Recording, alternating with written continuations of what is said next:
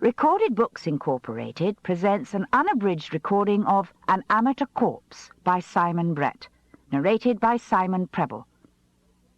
This work, copyrighted 1978 by Simon Brett, is recorded by arrangement with the JCA Literary Agency.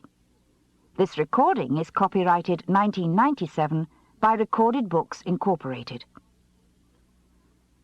Charles Paris had to admit that the Brechton backstagers' performance of The Seagull was a turkey. Some of the amateurs in the cast were terrible hams, others murdered their lines, and one gave the performance of a lifetime as a corpse. And now, An Amateur Corpse.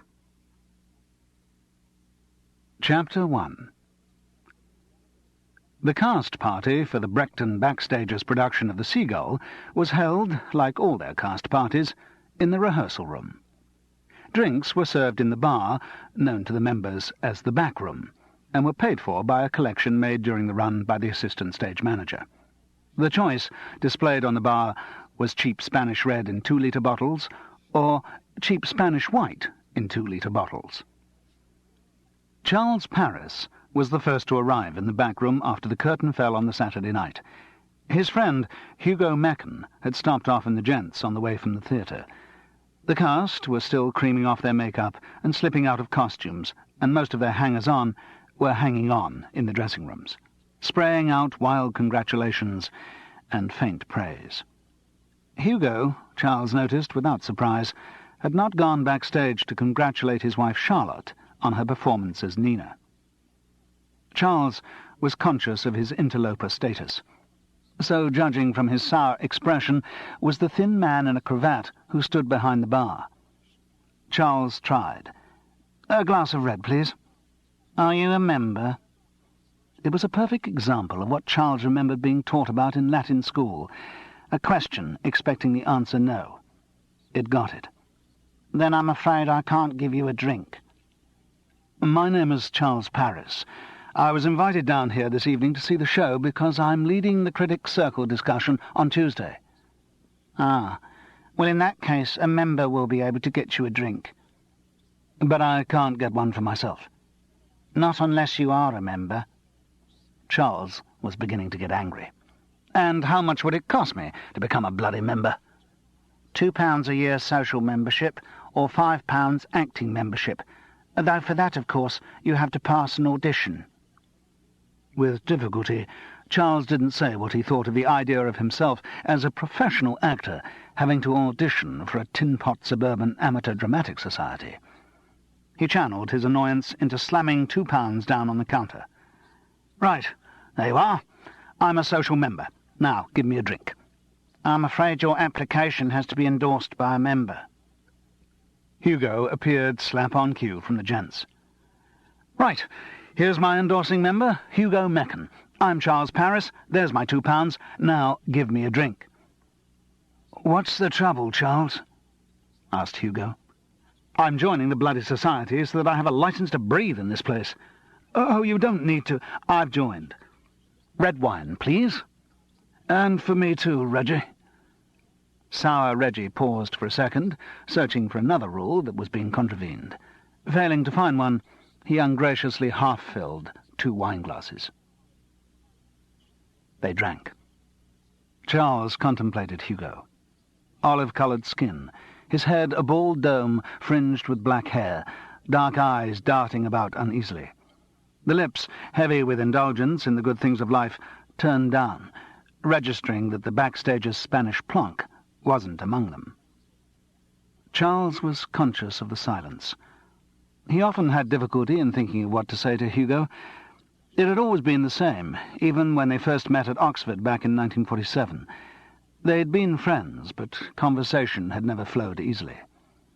And when they'd re-met a couple of months previously, it had been exactly the same. A great warmth, affection for each other, but not a lot to say. A good, working relationship. Socially no overt strain. Just a slight tension within Charles from a sense of Hugo's dependence on him. Hugo was almost too hospitable, inviting Charles down to Brechton all the time, pressing a spare house key on him, telling him to use the place as his own. But the re-established contact had been a godsend, at least from the financial point of view. Hugo seemed likely to put a lot of work his way, after what had been a very lean year, even by the modest standards of Charles Parris's theatrical career. Hugo Mechen was the creative director of Mills Brown Massini, a small but thriving advertising agency in Paddington, and he had introduced Charles to the lucrative world of commercial voiceover work. It was a strange world to Charles, one that he was still trying to come to terms with, to fit into his picture of what being an actor meant. The pause had gone on too long for comfort. "Charlotte's very good," Charles volunteered. "Should be. Professionally trained." The shortness of Hugo's response confirmed his suspicion that all was not well with the marriage. "I feel like getting obscenely pissed," Hugo continued suddenly, and drained his glass. It was a familiar cry. The word pissed was of the 70s, but the intention was one which Charles had often heard from Hugo 30 years before at Oxford. Sometimes it had been a danger signal, a sudden lurch of mood, a lot to drink, and then bizarre midnight exploits, wild destruction of college windows, or other fierce extravagances, until the passion subsided into somnolence, and later self-abasing recrimination. While Hugo outstared sour Reggie into refilling their glasses, Charles reviewed his friend's marital history. First wife Alice married straight out of Oxford, rather swish-do in Worcester College Chapel, at which Charles had been present. 2 children soon after, all set on conventional course. Then, over 20 years later, news from a mutual friend, Gerald Venables, that Hugo had contacted him in his professional capacity as a solicitor and wanted a divorce. He had upped and left Alice with 2 teenagers and moved in with some 22-year-old actress with whom he'd done a commercial. A couple of years later, a scribbled note on Snoopy paper, strong contrast to the heavy die-stamped invitation to Worcester Chapel, asked Charles to a post-registry office piss-up in an expensive Soho trattoria. Through hazes of alcohol, Charles could recall that riotous meal. Hugo and Charlotte, dressed in identical oyster-grey velvet suits, a lot of advertising people, a lot of showbiz, a truly glittering occasion. Charlotte, so young, so unbelievably beautiful, her complexion glowing and red hair sparkling in the coloured lights of the restaurant, and Hugo, boisterous as a schoolboy, his bald dome gleaming, his face alive with the knowledge that every man in the room envied him. Then it had all seemed possible, that one could start again. It even convinced Charles how right he'd been to leave his own wife Frances. Somewhere round some corner there was a perfect young girl waiting for him, someone who could make it all happen again. Mostly it had been the drink thinking for him, but there had been more than that. Hugo, in a good mood, was a fierce romantic, and he could infect others with his enthusiasm. He could make everyone believe that the world was perfectible, that it was only a matter of time before paradise was re-established on earth. Charles remembered acting in a play which Hugo had written at Oxford, a play full of soaring, impossible romanticism. But that had been a long time ago, when Hugo had been going to be the world's greatest playwright, when he'd been in love with Alice, when he'd been on a permanent high. As he returned with the drinks, Hugo was patently not on a high. He looked ill at ease, vulnerable, potentially petulant.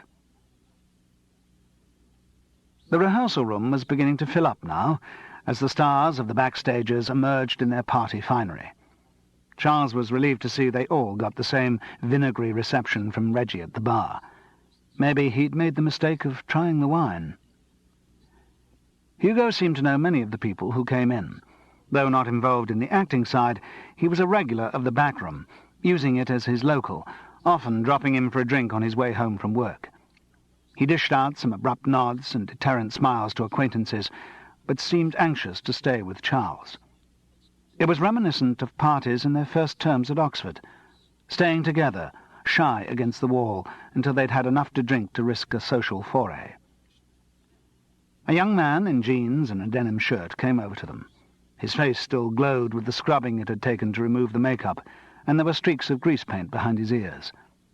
Charles recognized him from the stage, where less than a half an hour before he had gone out to shoot himself in the character of Constantin. In his own character, he didn't look suicidal. Cocky would be a better word. A handsome young face pulled out of true by lines of arrogance around the mouth. "Hugo, how'd you like it?" He must have been nearly 30 years younger, but the tone was patronizing. "Fine." Hugo was unexpensive. "Little lady did well." Hugo flicked a one-frame smile across his face. Constantin looked speculatively at Charles. Then, deciding that Hugo was not going to introduce them, he reached out a man-of-the-world hand. "I'm Clive Steele." "Charles Paris." "Thought you must be. Charlie said the old man was bringing you." Charles felt Hugo stiffen. Difficult to tell whether it was at his wife's nickname or his own designation. The boy continued with a self-deprecating smile. "Well, how did it seem to you, Charles? How did the stumbling efforts of the amateurs seem to you as a professional theatre man?" The boy was not really asking his opinion. He was fishing for compliments. Charles didn't know whether to give a vague reassurance, as he would to any professional actor after a performance, or to do exactly as he'd been asked and give professional criticism. It was something he was going to have to sort out before the critics' circle on the Tuesday. He made some trimming remark about the show, with an ambiguous comment on Clive's performance. It was a waste of ambiguity. Clive took it as a straight compliment. The conversation eddied. Clive, unprompted, but assuming its unfailing interest, provided his life story. He was becoming an accountant. The next week he had to go to Melton Mowbray on an audit, all bloody week. He had done a lot of productions with the Brechton backstagers, mostly leads. Charles couldn't resist it. Yes, amateur dramatic societies are always hard up for young men. But Clive was well armoured with self-opinion. Certainly for ones who can act and are anything like decent-looking. Charles didn't bother any more. The conversation was nearly dead, now he had withdrawn. But the boy kept talking. Like Hugo, Clive didn't seem to want to leave this particular corner. They both seemed to be waiting for something. Charles wondered if it was Charlotte. A new couple came over and gave the conversation the kiss of life. This time, Hugo remembered his social graces. "This is Charles Paris. Charles, Dennis and Mary Hobbs." "Oh, dear," Mary giggled. "You're the one who's going to pass judgment on our performance. Now, I do hope you'll treat us just like professionals." It took him a minute or two to place her. She looked so different in the turquoise trouser suit, orange silk blouse, and rainbow lame slippers, and the blonded hair and too young makeup. But when he added a rust-coloured pre-revolutionary Russian dress and a high-piled black wig... "Of course, Madame Acardina. I'm so sorry, I just didn't recognize you." Yes, he was full of admiration for her makeup. On her performance, he hoped he wouldn't be drawn. That kind of criticism could well wait till the Tuesday. In spite of himself, he found he was forming phrases of his real critical opinion. Such a pity that amateurs are always tempted by classic plays. Just because they're classics, it doesn't mean they're easy to do. In fact, often just the reverse. Acardina is one of the great roles of the theatre, and not to be handed out at random to anyone who happened to have recited nicely at the Women's Institute concert. Amateurs should stick to what's within their range. Agatha Christie's, frothy West End comedies. Nothing that involves too much subtlety of characterization. Leave Chekhov to the professionals. Good God, there were only 2 people in that cast tonight who got within a mile of what it was about. Charlotte, as Nina, and the guy who played Trigorin. The rest should take up something else to fill their evenings, like stamp collecting. Even as he framed the thoughts, he knew he was overreacting. It was the irrational but instinctive response of anyone who made his living by acting. The very existence of amateur dramatic societies seemed to cast doubt on the seriousness of his profession. Mary Hobbs was in full theatrical spate. Oh, God! There was a terrible moment in the first act when we were meant to be watching Constantine's play, and I had this line about there being a smell of sulphur, and I think one of the stage managers had brought some fish and chips into the wings because suddenly we all got this amazing whiff of vinegar across the stage, and I caught Jeff's eye, and I'm afraid I just went total absolute corpse. I turned upstage. I don't know if anyone noticed in the audience. Charles had noticed. Any experienced actor would have been aware of the telltale snort and sudden movement. And how typical of the backstagers that they should have all the theatrical slang. A corpse was a breakdown into laughter on stage. Mary Hobbs appealed to her husband. "Did you notice it, Den?" "Blimey, no. Couldn't take my eyes off your missus, Hugo. I didn't see much else, eh?" He erupted with laughter. Not particularly amused laughter, just the sort that some hearty people use around their speech, like quotation marks. The reactions to his remark were interesting. Hugo grimaced in an irritated way, as if he didn't want to be reminded of Charlotte's existence. Mary Hobbs flashed a look of reproof which quelled her husband. He looked like a schoolboy who had spoken out of turn, gauche, as if he shouldn't have said anything in his rough voice while his wife was present to elocute for the two of them. Mary's admonition was over in a second, and she resumed her theatrical reminiscence. "Of course Geoffrey didn't break up. He's marvellous. Didn't you think he was marvellous, Charles? Geoffrey Winter, our Trigorin. He's so clever. We really all think he ought to go on the stage professionally. He's so much better than most professional actors you see on the telly box." Charles didn't know whether this was meant to be deliberately rude, but let it pass. Mary Hobbs didn't seem to need reaction to impel her dialogue. She sighed dramatically. "Oh, it's all over. Quelle tristesse." "Till the next one," Dennis supplied her cue promptly, as if to make up for his earlier faux pas. "Till the next one. Winter's Tale. Dear old Shakespeare. Start rehearsing next week." There was a moment of silence, and Hugo seemed to wake up to some sort of social duty. But his question showed he had not been listening to the conversation. "Now the show's over, Dennis, will you be able to get some weekends down to the cottage?" Dennis gave his punctuation of laughter. "Yes, not before time. I must say we've been living Chekhov this last couple of months. And what with all these Sunday afternoon rehearsals, we only got away one weekend since August." "Still, we are going away this weekend." Again the edge of reproof in his wife's voice. Dennis compensated quickly. "Oh, yes. It's just one of the penalties of marrying talent, eh?" Another unmotivated eruption. Mary smiled, and he reckoned he could risk a little joke. "She's spent so much time here recently, I kept saying, why didn't she move in? After all, we're only next door."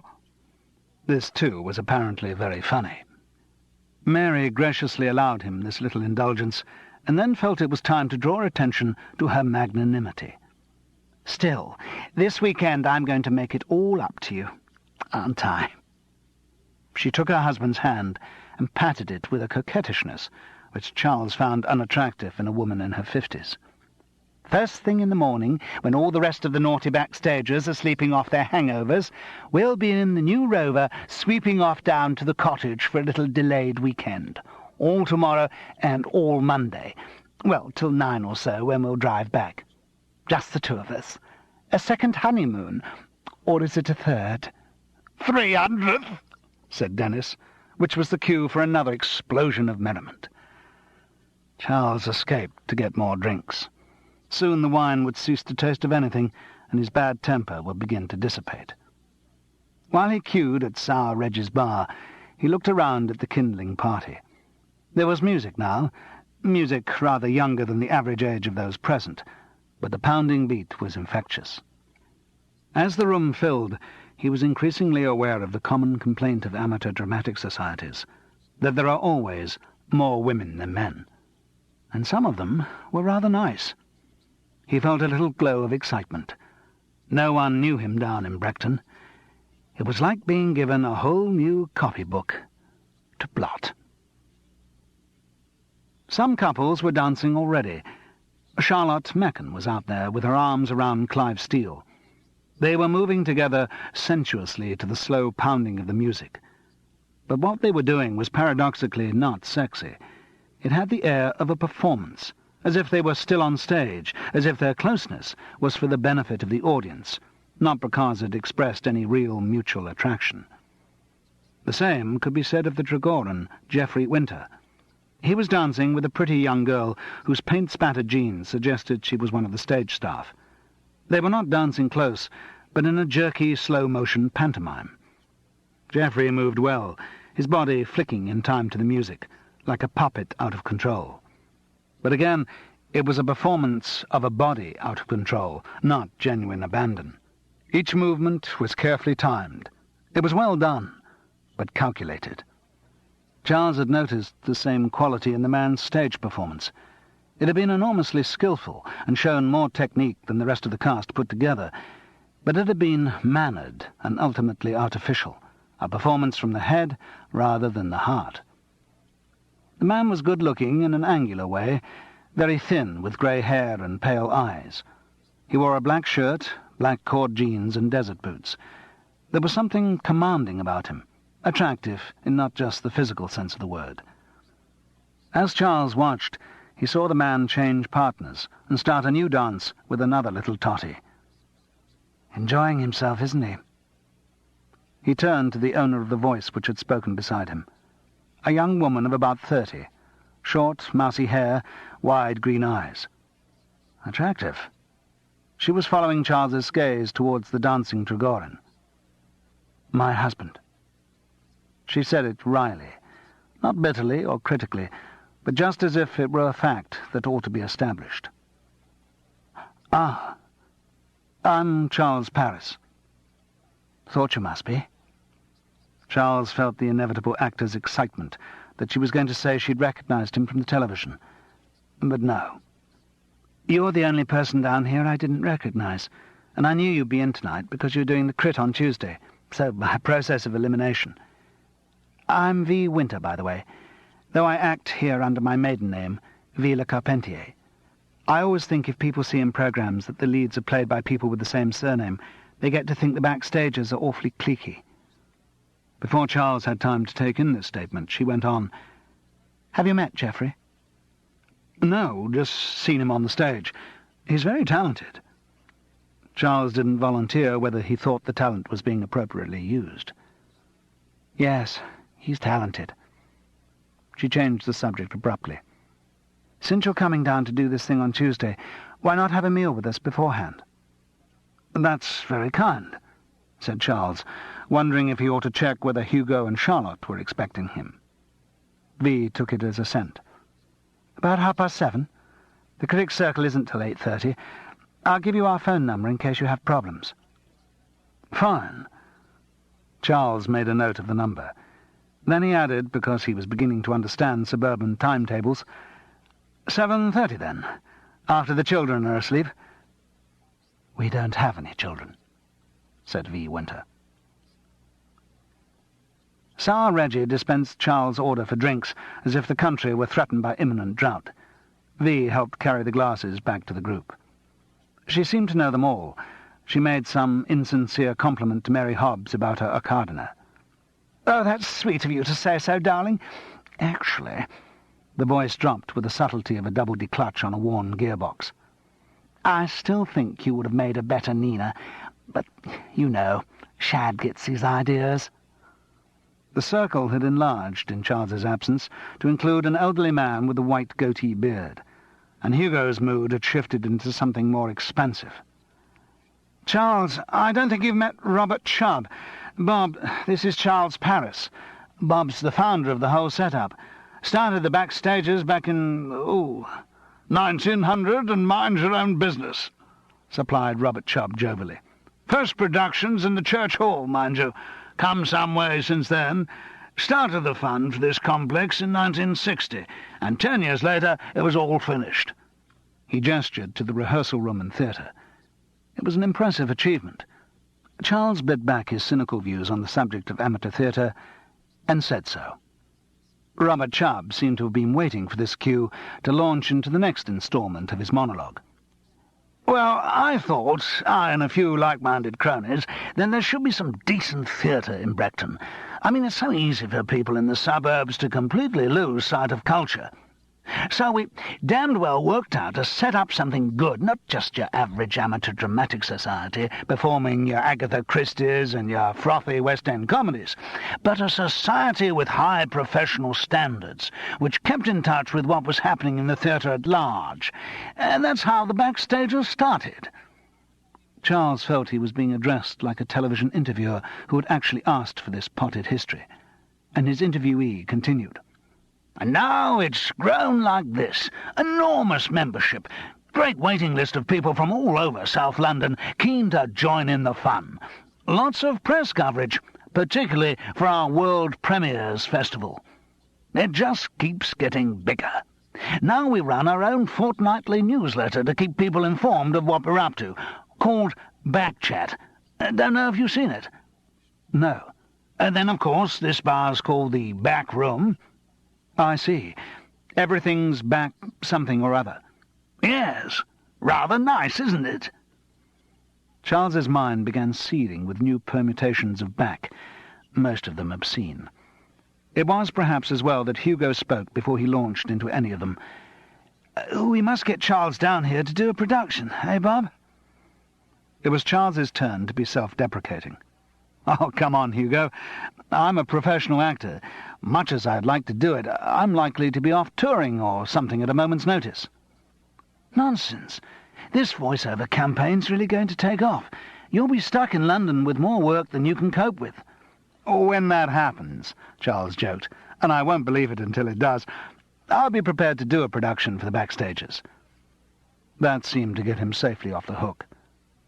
But a new voice joined the circle and qualified his remark. If, of course, you do a successful one-act productions audition and your choice of players approved by the Directorial Selection Subcommittee. Charles was not surprised to find that the voice came from Sour Reggie, the walking rule-book. Oh, Charles has had a rather lot of experience as a director. It was Hugo coming to his rescue. Charles didn't want rescuing. He thought doing a production for the Brechton Backstagers was a consummation devoutly to be avoided. The atmosphere was getting claustrophobic. But Hugo's defence was quite impassioned. Again Charles was conscious of the other man's need for him. He was being paraded for the benefit of Hugo's local crowd. In a strange way, it seemed to tie in with Charlotte's behaviour, as if Hugo's ignoring his wife was justified by the fact that he had a genuine professional actor to show off. Charles was being used, and he didn't like it. But Hugo continued with his sales campaign.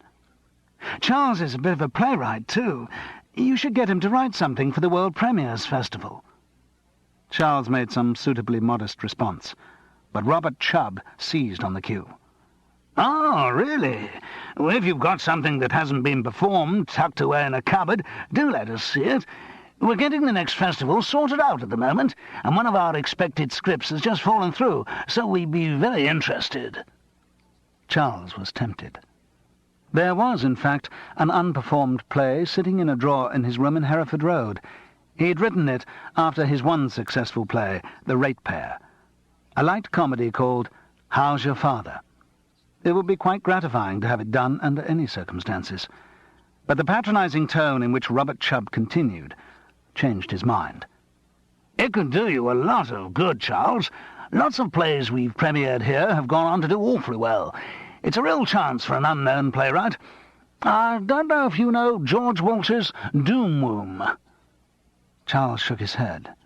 Robert Chubb smiled indulgently at his ignorance. That started here. Really? Suddenly he wanted to scream, wanted to do something appalling, be very rude to someone, break something, get the hell away from all these pretentious idiots. Rescue came from an unexpected source. He felt an arm round his waist, and a female body pressed close to his. "Dance with me." It was V. Winter.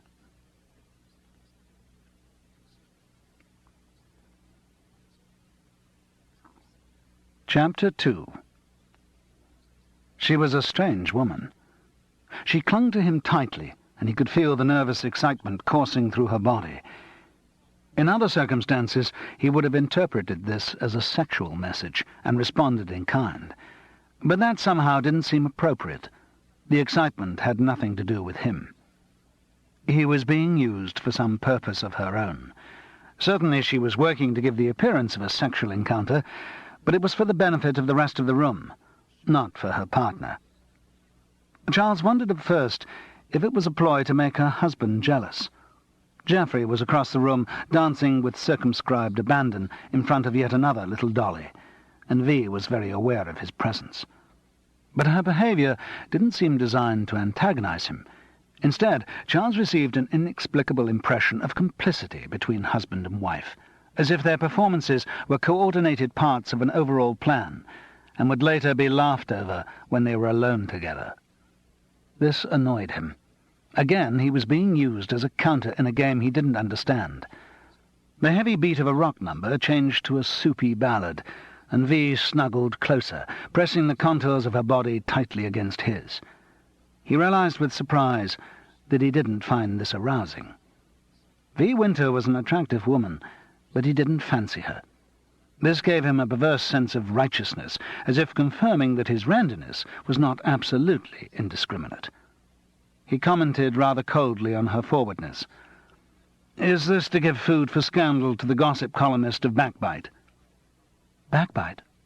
"Your fortnightly magazine." "That's called Backchat." She corrected him without humour. "Anyway, it doesn't have a gossip columnist." Charles unwisely chose to continue in facetious vein. "So there's no one to chronicle the backslidings of the backstagers bopping to Burt Bacharach and their bacchanalian orgies?" "No." V's reply was absolutely straight. Charles wouldn't have minded if she had said it as a put-down.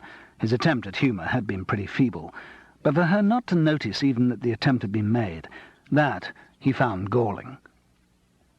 "Do you act much here?"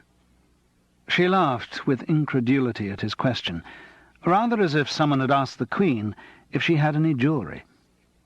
"Oh, I've done a few things, yes." "But not the Seagull?"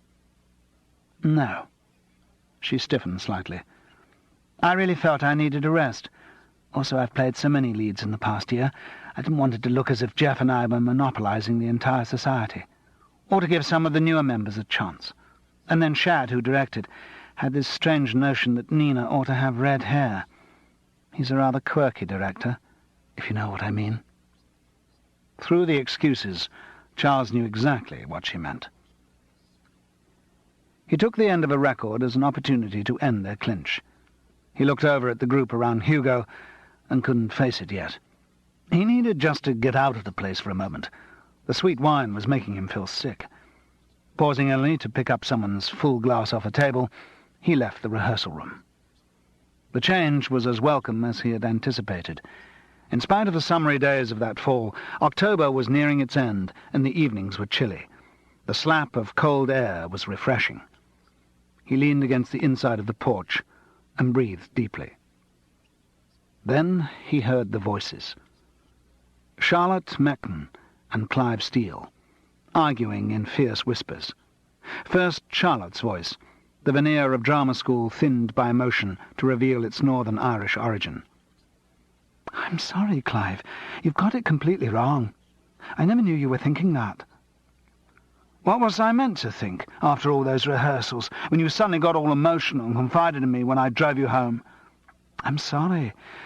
I shouldn't have broken down. I just... it was all too much." "Well, I made the perfectly natural assumption that it may have seemed perfectly natural to you, but it bloody well did. Look, if it's your husband you're worried about, forget it. It's bloody obscene you being married to him anyway. Reminds me of all those jokes about young girls on their wedding nights feeling old age creeping all over them." "Clive, stop it. You've got the wrong end of the stick. So completely the wrong end. It's all much more complicated than you can begin to imagine. Look, I'm sorry if you've been hurt, but I can assure you—" "Oh, stuff that. All right, you made your point. I see what's been happening now. There's a word for women who lead men on, you know." "Clive, if I'd had any idea of what was going through your mind—" "Oh, shut up. I'm going." "Be careful." "Don't worry. I will. I'm not like Constantin. I'm not going to go off and shoot myself because some tarts let me down. If I were to do anything, I can assure you it would be something a lot more practical. Goodbye. Charles heard a few brisk footsteps across the gravel, a car door open and slam, then a powerful sports car engine starting and tires screeching off down the road. He assumed Charlotte was still there. He gave her 2 minutes, then, not being an actor for nothing, did his impression of someone coming noisily out of the rehearsal room. He was aware of her perfume before he saw her. It was very expensive, very distinctive. Whatever Hugo's relationship with his wife, he didn't stint her expenses. Her clothes were also of the best. She was a trendy fashion plate amidst the pervading dowdiness of the backstages. She was leaning against the bonnet of a Volvo in the car park, and didn't look as if she'd moved for some time. Her face was infinitely miserable. "Hello, Charlotte. What's up?" "I don't know. Last night blues," she lied. "You should understand about that." "Yes. What I usually do is get wildly pissed, and then I don't notice. And the next morning I feel so bad physically that I forget about any emotional upset." "I'm rather off alcohol at the moment." Silence. She looked sensational in the bluish light shed from the rehearsal room. The pain of her expression increased rather than diminished her beauty. The face framed in red hair looked pale and peaky in the thin light. Very young, very vulnerable. A child being brave. Charles found being with her a relief. She seemed more like a real person than the lot in the rehearsal room. He felt protective towards her, and that made him feel better. He didn't like the boorish bloody-mindedness which the masked backstagers kindled in him. "You know, your Nina was very good." "Thank you. What are you going to say? I ought to take it up professionally." "Well, that's what you were trained for." "Yes. A bit pathetic, isn't it, really? Fully trained actress mucking about with amateur dramatics." "Oh, I don't know. I'm sure if you pass your juvenile lead audition and are approved by the big part selection subcommittee, you'll get some very juicy roles here." Charlotte laughed. "You seem to have caught on to the atmosphere of the place very quickly. God, what a load of creeps they all seem when you think of them objectively, all with their oversized egos and silly stage names, all those abbreviations and hyphens and extra middle names. It makes me sick when I think about it. I make a point of using their proper names just to annoy them." "Do you think you'll do more here?" "Maybe. I don't know. What's the alternative? I can't see Hugo being keen on my having a real acting career.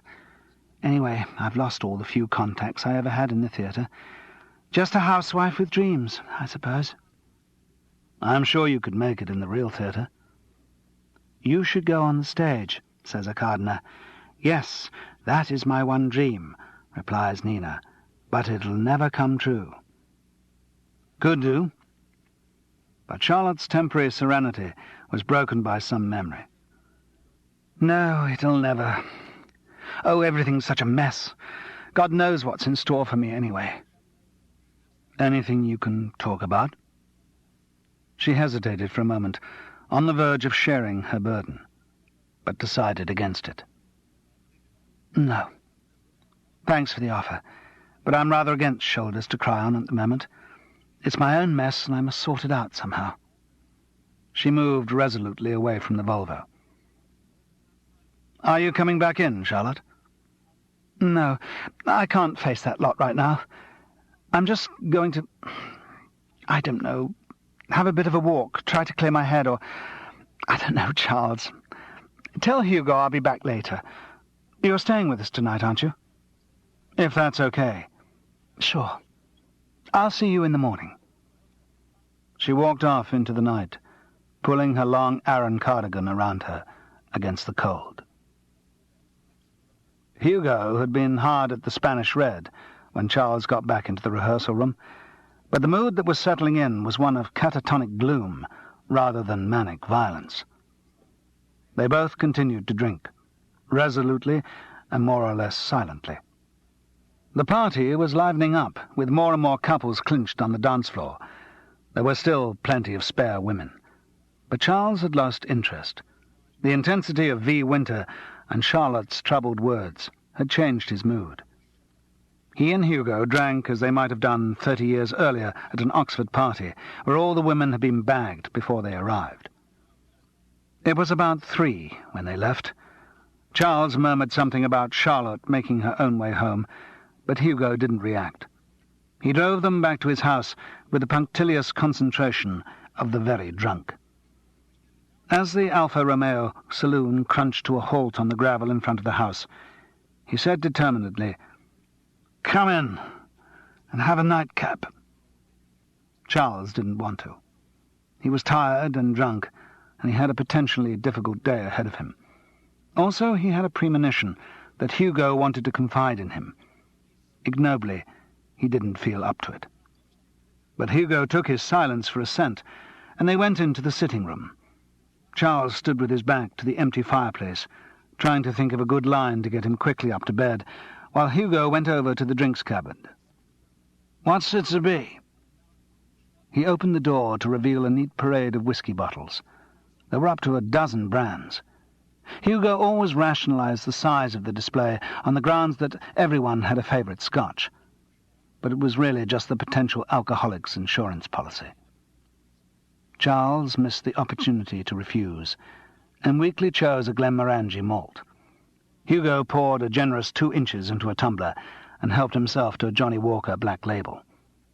Then they just stood, facing each other, and drank.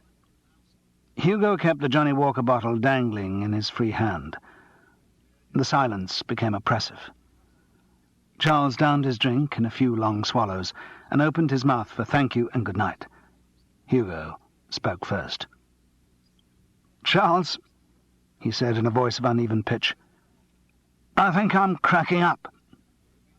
"What do you mean?" "Cracking up. Going round the bend. Losing control." The last 2 words came out in a fascinated whisper. "Oh, come on. You're pissed.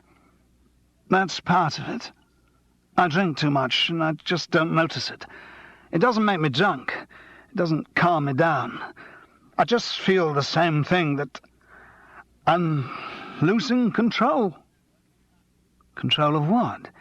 What do you think you're going to do?" "I don't know. Something terrible. I'm going to say something awful, hit somebody, or all the constraints I've built up over the years are just breaking down. He mouthed incoherently. "Oh, come on. You've just had too much to drink. It's nothing." "Don't tell me it's nothing!" Hugo suddenly screamed. As he did so, he hurled the whiskey bottle at the stone mantelpiece to the right of Charles. It shattered. Glass fell into the fireplace, and spirit dripped down onto it. Charles thought the outburst contained more than a dash of histrionics. If his friend wasn't going to believe him, then Hugo was damn well going to give a demonstration of his lack of control. "Like that, you mean?" asked Charles. "Out of control like that?" Hugo looked at him defiantly, then sheepishly, then with a hint of a smile, seeing that his bluff had been called. He sank exhausted into a chair. "No, not like that. That was just for effect. I mean worse than that. I get to a flash point and I feel I'm going to lash out. I don't know, to kill someone." Charles looked straight at him, and Hugo looked away again, slightly sheepish, admitting that the homicidal threat was also for effect. "Who are you going to kill?" Charles teased. "Charlotte?" Hugo was instantly serious. "No, not Charlotte. I wouldn't touch Charlotte. Whatever she did, I wouldn't touch her." "Then who?" Hugo looked at Charles vaguely, distantly, as if piecing together something that had only just occurred to him. Then he said slowly, as if he didn't believe it, "Friends. of Charlotte. Charles took a risk and laughed. Hugo looked at him suspiciously for a moment, and then laughed too. Soon after, they went to bed. Charles didn't think too much about what Hugo had said. Obviously his friend was under pressure, and all wasn't well with his marriage, but most of the trouble was the drink. Anyway, Charles had domestic problems of his own to worry about. The next day he had to see his wife for the first time in 5 months, at the christening of their twin grandsons. Grandsons, for God's sake.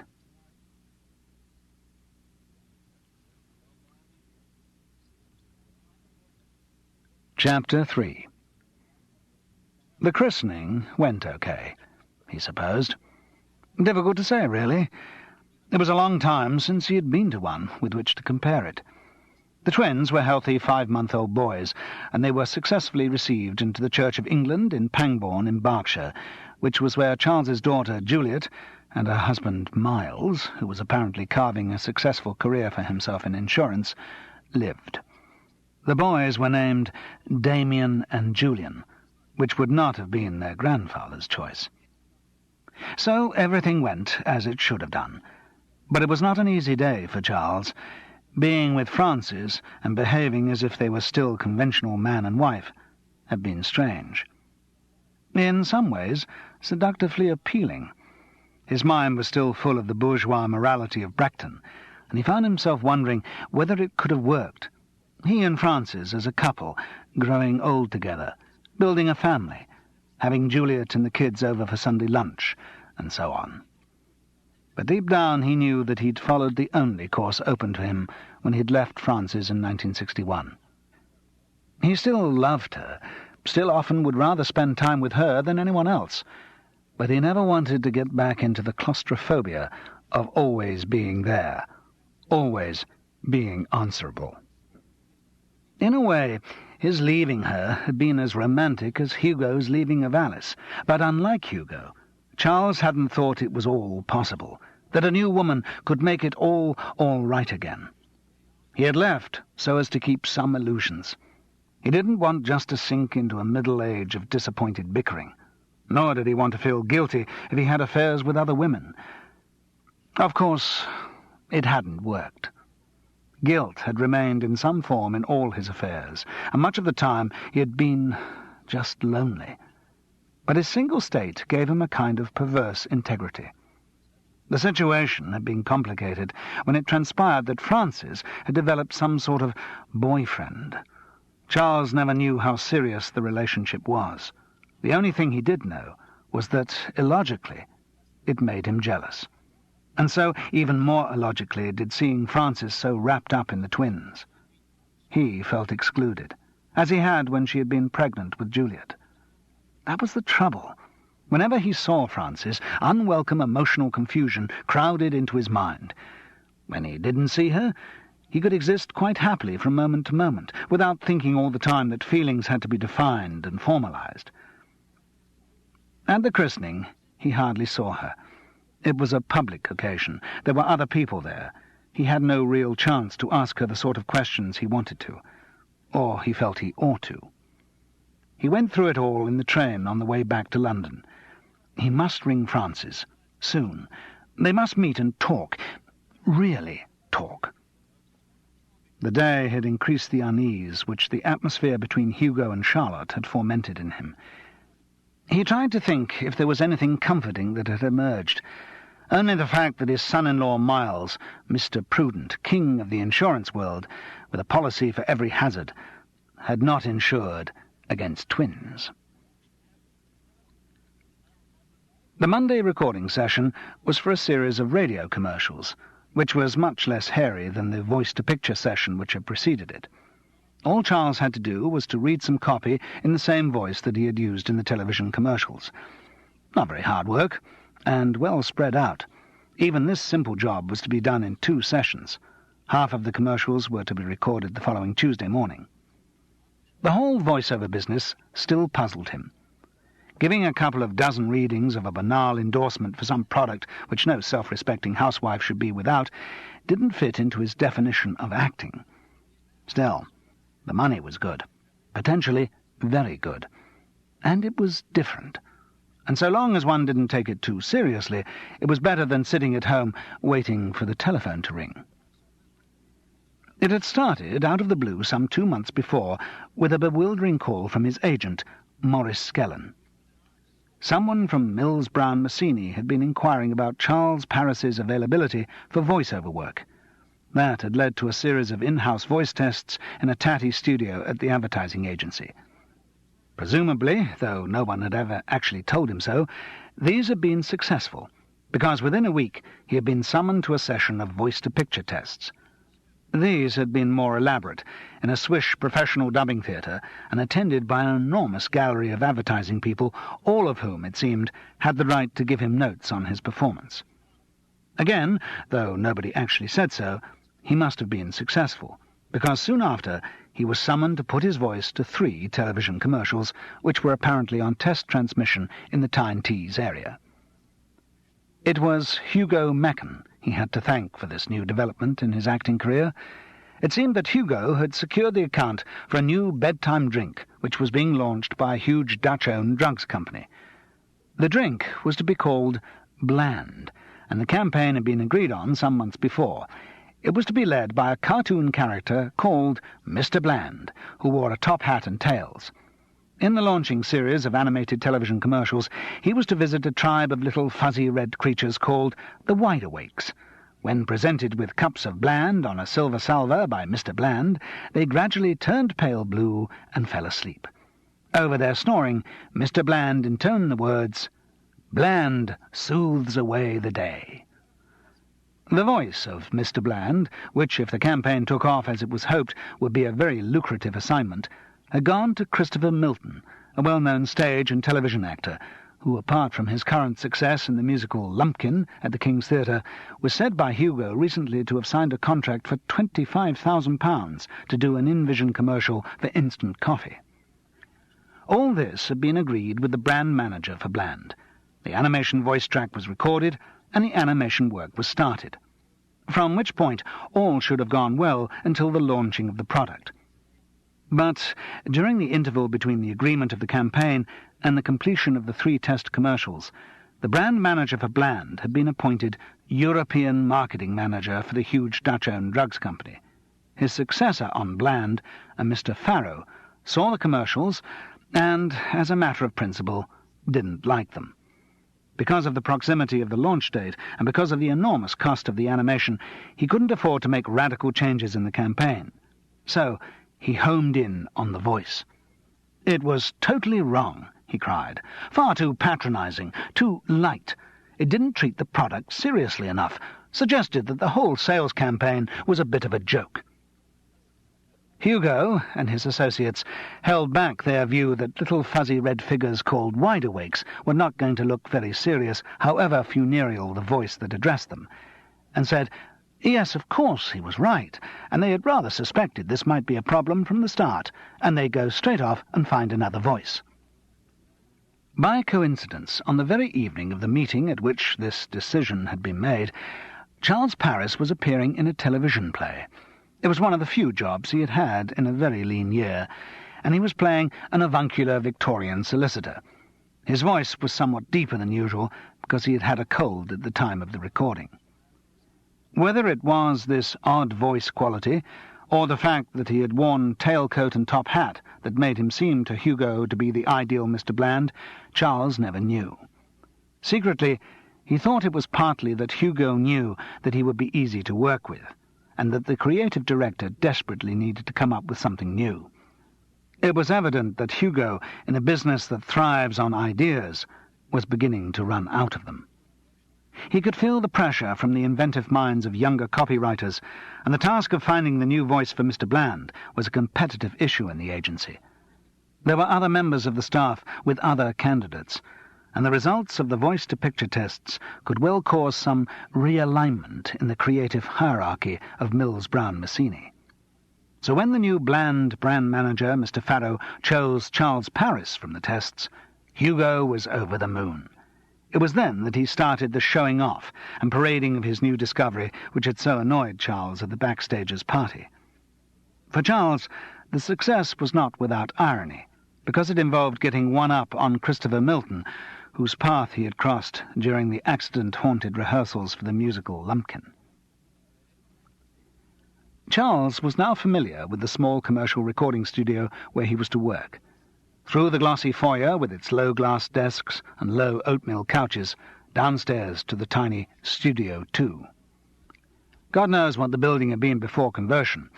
A private house, maybe, with the studio as a larder. The conversion had consisted mainly of sticking cork tiles on every available surface.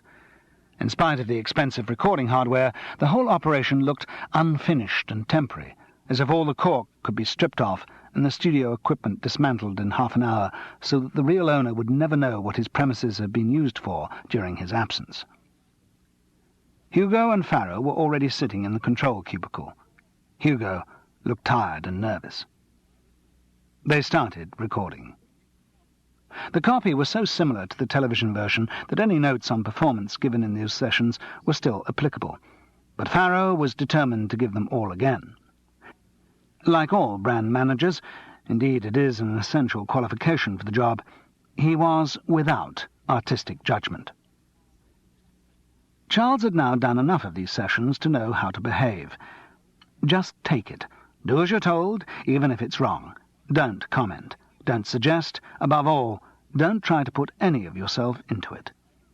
The agency, and indirectly the client, had hired his voice as a piece of machinery, and it was their right to use it as they thought fit, even if the owner of the machinery knew it wasn't being used in the best way. At worst, there was the comfort that the session was only booked for an hour, and he was being paid for it. 35 quid, basic, with possible repeats. So, with his voice lowered an octave to recapture the cold equality of his Victorian solicitor, Charles gave every possible reading of the lines. He hit each word in turn to satisfy Farrow. Bland soothes away the day. Bland soothes away the day. Bland soothes away the day. Bland... It did seem a rather pointless exercise for a grown man.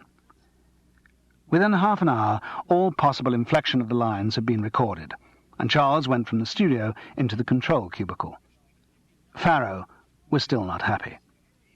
After some deliberation, he pronounced, "I think it may not be the actor's fault this time." Charles found that charming. "No, I think it's the copy that's wrong." Hugo's voice was extremely reasonable as he replied, "But you've already passed the copy as suitable for the television commercials, and I thought the idea was to keep the two the same." "If so, the idea was wrong," said Farrow accusingly. "Well, it was your bloody idea," Hugo suddenly snapped. Farrow looked at him in amazement, as if he must have misheard. In times when there was so much competition for big accounts, no member of an agency would dare to disagree with a client. After a pause, he continued as though Hugo had not spoken. "I'm afraid you advised us wrongly on that. The radio campaign must be entirely rethought. I can see it's easy for you to use the same copy, but I'm not the sort of man to take shortcuts. I care about this product, and I'm looking for a campaign that's going to be both effective from the sales point of view and also artistically satisfying." This was too much for Hugo. "Christ, now I've heard it all. Artistically satisfying? What the hell do you know what's artistically satisfying? I've listened to enough crap from you and all the other jumped-up little commercial travellers who try to tell me how to do my job. Stick to what you're good at, peddling pap to the masses, and leave me to get on with what I'm good at, making advertising." There was a long pause. Mr. Farrow collected together his papers and put them in his briefcase. Had he left the room in silence, it could have been a dignified exit, but he let it down by trying an exit line.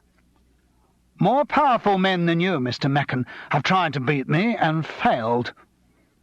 This, delivered in his nasal London whine, was suddenly unaccountably funny, and Charles and Hugo both erupted with laughter almost before the door had closed behind the aggrieved brand manager.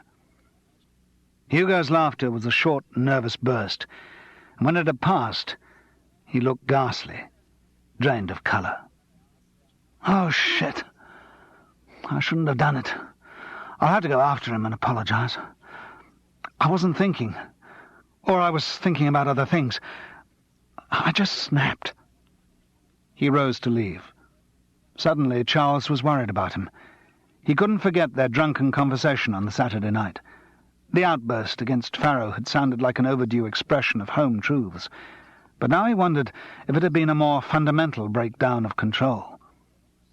Hugo stood dazed for a moment, and then started for the door.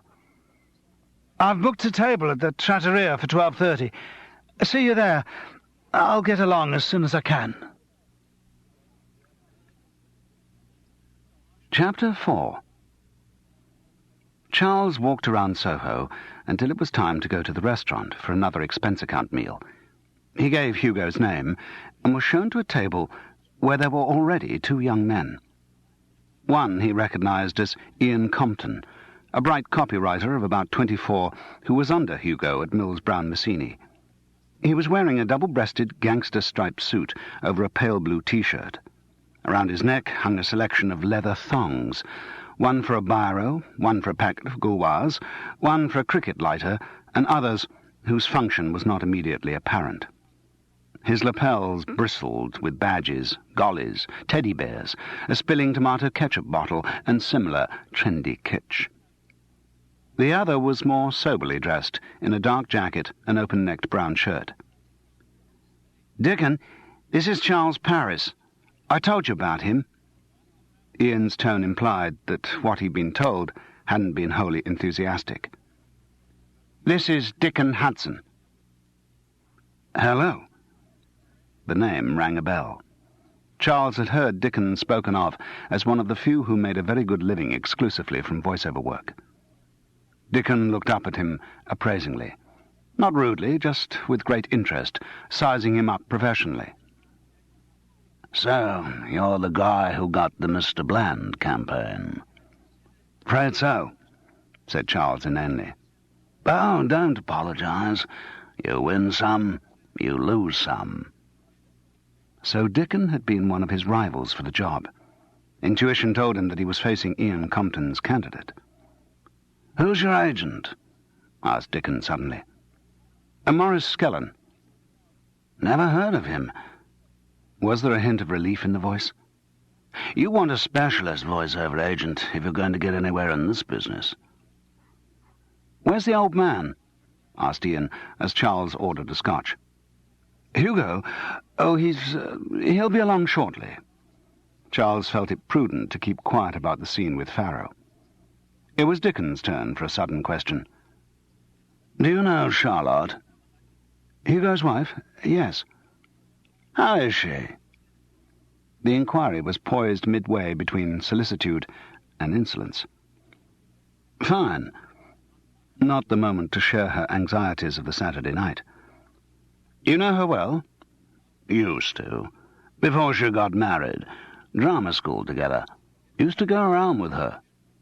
There was a shading of sexual bravado in his tone.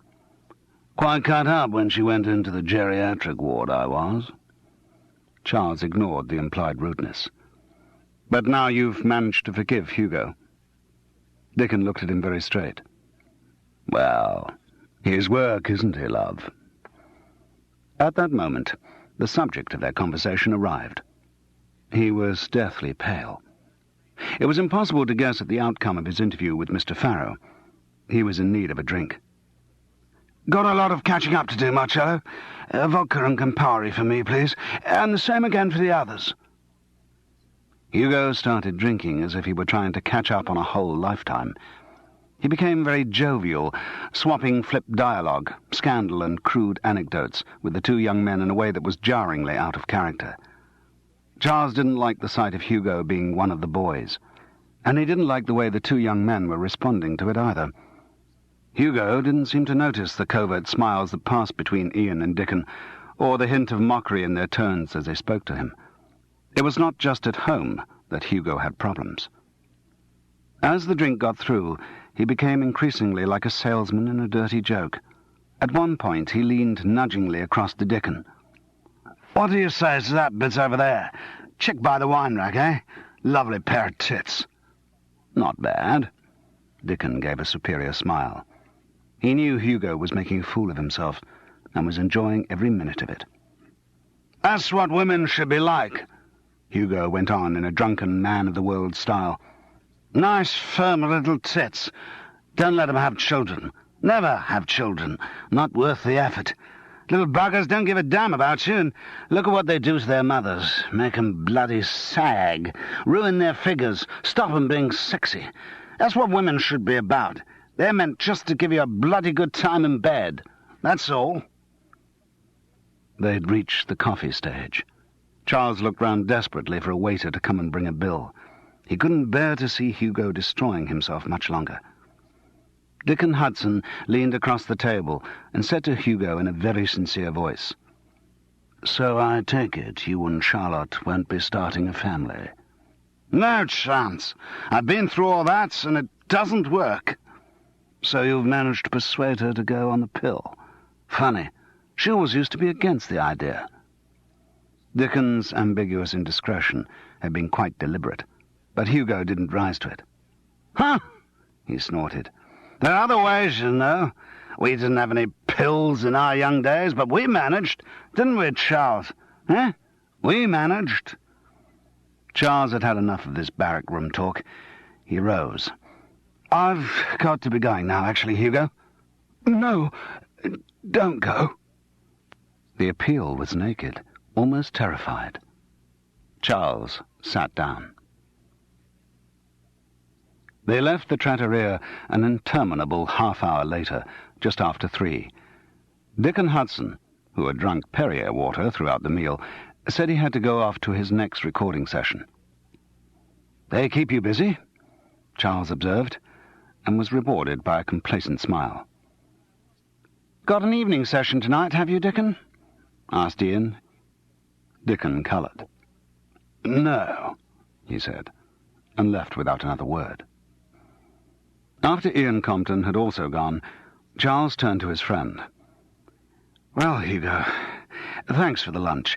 Look, I'll no doubt see you tomorrow down in Brechton for this critics—" "Don't go, Charles. Let's have another drink. It's a little club in Dean Street where I'm a member. Come on. Little quick one?" The club was a strip joint with gold chairs and a lot of hanging red velvet. A party of Japanese executives and a few morose single men watched a couple of girls playing with each other. Hugo didn't seem to notice them. He ordered a bottle of scotch. The boisterous, vulgar stage of drunkenness was now behind him. He settled down to silent, cold-blooded consumption. Charles drank sparingly. He had the feeling that Hugo was going to need help before the day was out. He tried asking what was the matter. He offered help. "I don't want help, Charles. I don't want talk. I just want you to sit and bloody drink with me. That's all." So they sat and bloody drank. Clients came and went. The girls were replaced by others who went through the same motions.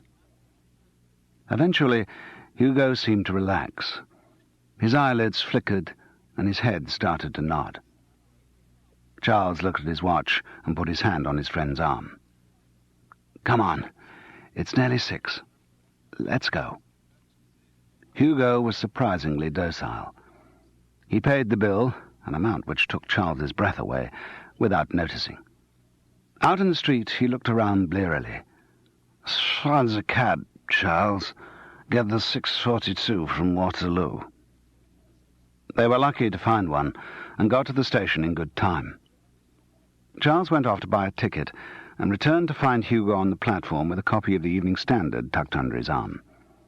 Charles made to move a little further down the platform. "No, Charles. Here. Right opposite the barrier at Brechton." Sure enough, 20 minutes later, they got out of the train opposite the ticket collector. Hugo showed his season ticket with an unconscious reflex movement, turning right out of the station and started to walk along a footpath by the railway line. After a few steps, he stopped. "Come on, Hugo. Let's get back to your place. See Charlotte?" "Charlotte?" There was a deep misery in his echo. "Yes. Come on." "No." Hugo dithered like a recalcitrant 2-year-old. "No. Let's go up to the backstages and have a drink." "Haven't we had enough drinks?" Charles spoke very gently. "No, we bloody haven't. Don't you try to tell me when I've had enough." Hugo bunched his fist and took a wild swing. Charles was able to block it harmlessly, but he felt the enormous strength of frustration in the blow. Hugo went limp. "I'm sorry, Charles. I'm sorry. Silly. Come on, come to the backstages, just for a quick one. Often go there for a quick one on the way home." "All right. A very quick one." In the backroom bar, manned that evening by Robert Chubb, Hugo recommenced his silent, systematic drinking. Charles, himself no mean performer with a bottle, was amazed at his friend's capacity. What made it unnerving was the fact that after the outburst by the station, it no longer seemed to have any effect. Hugo spoke with great care, but without slurring, and still the alcohol poured in, as if fueling some inner fire, which must soon burst out into a terrible conflagration. There were a good few backstages about. Apparently this was one of their rare lulls between productions. The Critics' Circle for the Seagull the next day, and then, on the Wednesday, rehearsals for the Winter's Tale would start. Charles visualized Shakespeare getting the same perfunctory treatment as Chekhov. Hugo introduced him liberally to everyone in sight, and then left him to fend for himself. Geoffrey Winter was lounging against the bar with a middle-aged, balding man dressed in a navy and white striped T-shirt, white trousers, plimsolls, and a silly little blue cap with a gold anchor on it. This refugee from HMS Pinafore turned out to be Shad Scott Smith, director of the Seagull. "Now, Charles," he emoted when they were introduced, "promise me one thing, that when you do the Critics' Circle, you will really criticize. Treat us just as you would a professional company. Be cruel if you like, but please, please, do be constructive. There's an awful tendency for these meetings to end up just as a sort of mutual admiration society, which really doesn't help anyone." "I'll do my best to avoid that." "Ah, super. I'm just here actually buying the odd drink of thanks for members of my hard-working cast.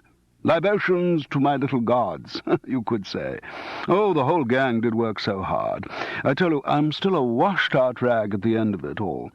Still, I at least get a bit of a break now. Do you know Jeff's going straight on to play Leontes in The Winter's Tale? Honestly, I don't know where he gets the energy. How do you do it, Jeff?" Geoffrey Winter shrugged. Charles thought that was a pretty good answer to a totally fatuous question. He warmed to the man. Shad went on. "Oh, something happens, I know. The old adrenaline flows. Leave it to Dr. Footlights. He'll sort you out." He breathed between gushes and changed the subject. "By the way, Jeff, do you know if Charlotte's going to be in this evening? I do want to buy my darling Nina a drink." "I've no idea what she's up to. Ask Hugo." Charlotte's husband was hunched over a large scotch at the bar. Shad swanned over. "Any idea what the little woman's up to this evening?" "Little woman?" Charles heard a dangerous undertone in Hugo's echo. "Darling Charlotte," Shad explained. "Darling Charlotte," Hugo began, unnecessarily loud. "Darling Charlotte may be in hell for all I know. Don't ask me about Charlotte the harlot. She's a bloody whore." An Amateur Corpse, Cassette 2. After the shocked silence which followed this pronouncement, Shad decided that he'd ring Charlotte from home. As he minced away, other backstagers joined the exodus with desultory farewells. Charles felt guilty, responsible. "Geoffrey, Has Hugo driven them away? He's drunk out of his mind. No, it's not that. This place is used to dramatic outbursts. The mass evacuation is due to the telly. I, Claudius, tonight. 9 o'clock. Becoming a great cult show. I haven't seen any, been rehearsing, but I'm told it's just the thing for bourgeois commuters' wish fulfillment. Lots of rapes and murders. Living vicariously? Yes, well, we don't all get that at home. At least, not many of us. Charles laughed. Actually, I'd better get Hugo home. I hate to think how much alcohol he's got inside him. He moved over to the bar. Hugo, time to go, don't you think? Once again, this suggestion touched some trigger of violence. Hugo shouted, "Just keep your bloody mouth shut!" and dashed his glass of scotch in Charles's face. Charles was furious. Unaware of the shocked gaze of the remaining backstagers, he turned on Hugo. "You're drunk and disgusting. Get lost. You ought to go home. You've had enough." "I'll go home when I bloody choose to, and that won't be before closing time." Hugo banged his glass down on the bar, and then, as if to deny the force of his outburst, asked politely, "May I have another scotch, please?" As Robert Chubb obliged with the drink, Charles stormed out. In the lobby he found Geoffrey Winter had followed him. Geoffrey offered a blue and white handkerchief to mop up his jacket. "Thanks. Is there a phone?" "There, just behind the door." Charles got through to Charlotte. "Look, I've just left Hugo. He's in the backstagers' bar. Says he won't be leaving till it closes. He's extremely drunk." "Won't be the first time," she said dryly. "Thanks for the warning." Geoffrey Winter was still waiting outside. "I'd offer you a lift, but we don't run a car. Still, I can show you a quick way down to the station. There's a footpath." "Thank you." They walked past a large house next door to the backstagers. It was neo-Tudor, with diamond window panes. No lights on. Outside the porch, horribly out of period, a pair of grotesque stone lions stood on guard. Charles drew in his breath sharply with distaste. Geoffrey followed his glance and chuckled. "The Hobbses, Mr. and Mrs. Arkadiner, advertising their money. Ostentatious buggers, but nonetheless a good source of free drinks." Charles laughed, though inwardly he was still seething from the encounter with Hugo. "By the way," said Geoffrey, "I gather we see you tomorrow." "Yes, V invited me down for a meal, if that's still okay." "Fine. Love to see you. I'll show you the way when we get to the main road." They walked across a common, where a huge pile of wood and rubbish announced the approach of bonfire night. "Good God, November already," observed Geoffrey. "Guy Fawkes to be burnt again on Friday. How time flies as you get older." "You think you've got problems?" Charles mourned. "It's my 50th birthday this week." They talked a little on the way to the main road, but most of the time there was silence, except for the soft pad of their rubber soles on the pathway. Charles didn't notice the lack of conversation. His mind was still full of hurt after the clash with Hugo. He didn't really notice saying goodbye to Geoffrey, or the train journey back to Waterloo. He was still seething, almost sick with rage.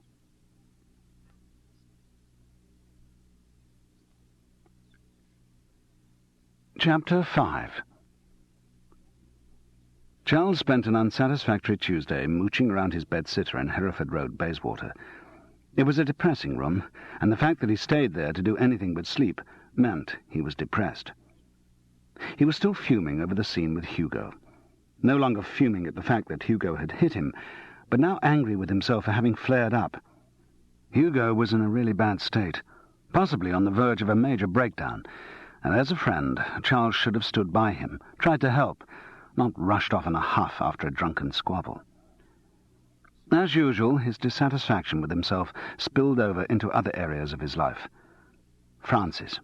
He must sort out what his relationship with Frances was. They must meet. He must ring her. Early in the afternoon he went down to the payphone on the landing, but before he dialed her number, he realized she wouldn't be there. She was a teacher. Tuesday, in term time, she'd be at school. He'd ring her about 6, before he went down to Brechton. To shift his mood, he started looking through his old scripts. How's Your Father? He read the first few pages. It really wasn't bad. Light, but fun. A performance by the Backstagers would be better than nothing. Rather sheepishly, he decided to take it with him. He left without ringing Francis. V. Winter opened the door. She had on a PVC apron with the design of an old London omnibus. She looked at him challengingly again, part provocative, part exhibitionist. Sorry I'm a bit early, V. The train didn't take as long as I expected. No, they put on some fast ones during the rush hour. But don't worry, supper's nearly ready. Jeff's just got in. He's up in the study. Go and join him. He's got some booze up there. The house was a small Edwardian semi, but it had been rearranged and decorated with taste and skill. Or rather, someone had started rearranging and decorating it with taste and skill. As he climbed the stairs, Charles noticed that the wall had been stripped and rendered, but not yet repapered. In the same way, someone had begun to sand the paint off the banister. Most of the wood was bare, but obstinate streaks of white paint clung in crevices. The house gave the impression that someone had started to renovate it with enormous vigour, and then run out of enthusiasm or money. The soprano wailing of the Liebestod from Wagner's Tristan und Isolde drew him to Geoffrey Winter's study. Here the conversion had very definitely been completed. Presumably the room had been intended originally as a bedroom, but was now lined with long pine shelves which extended at opposite ends of the room to make a desk and a surface for an impressive selection of hi-fi. The shelves were covered with a cunning disarray of books, models, old bottles, and earthenware pots. The predominant colour was a pale mustard, which toned in well with the pine. On the wall facing the garden, French windows gave out onto a small balcony. Geoffrey Winter was fiddling with his hi-fi. The Wagner disc was being played on an expensive-looking grey metal turntable. Leads ran from the tuner to a small Japanese cassette radio. "Sorry, Charles. Just getting this onto cassette. So much handier. It's nearly finished." "This room's really good, Geoffrey." "I like it. One of the advantages of not having children. You have space. And more money." Geoffrey grimaced. Depends on the size of your mortgage. And your other bills. And how work's going." "What do you do?" "I'm an architect." Which explained the skill of the decor. "Work for yourself?" "Yes. Well, that is to say, I work for whoever will pay for my services. So at the moment, yes, I seem to work just for myself. No one's building anything. Can I get you a drink?" "Thank you." "It's sherry or sherry, I'm afraid."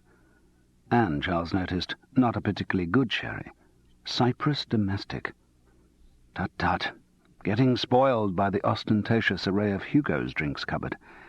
It would take a distressingly short time to pick up all the little snobberies of materialism. While Geoffrey poured the drinks, Charles moved over to the shelves to inspect a theatrical model he had noticed when he came in. It was a stage set of uneven levels and effectively placed columns. Plastic figures were grouped on the rostra. Geoffrey answered the unspoken question as he handed Charles his sherry. "Sent for the Caucasian Chalk Circle. I'm directing it for the Backstagers in the new year." "You're a meticulous planner." "I think as a director you have to be. In anything to do with the theatre, in fact, you have to have planned every detail." "Yes, I could tell that from your Trigorin." "I'm not sure whether that's meant to be a compliment or not, Charles." "Nor am I." Geoffrey laughed. "No, Geoffrey, what I mean is, you had more stagecraft than the rest of the company put together, but occasionally one or two tricks, like that very slow delivery on key lines, separating the words, giving each equal emphasis. Well, I was conscious of the artifice." Geoffrey smiled, perhaps with slight restraint. "Don't waste it, Charles. Keep it for the critic circle. Professional criticism." The record had ended. The stylus worried against the centre groove. Geoffrey seemed suddenly aware of it, and with a look at Charles, he switched off the cassette player. He replaced the disc in its sleeve and marshalled it into a rack.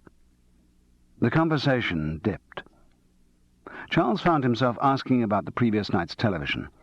Dear, oh dear, slipping into commuter habits. Did you get back in time for your ration of rape and murder in I, Claudius last night? No, I was back in time, but I left V to watch it on her own. I did some work on Leontes, trying to learn the bloody lines.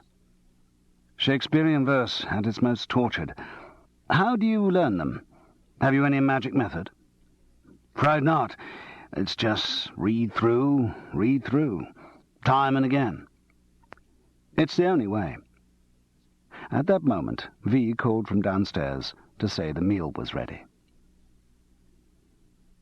There was quite a crowd in the back room before the critics' circle, and for once they had a topic of conversation other than the theatrical doings of the Brechton backstages.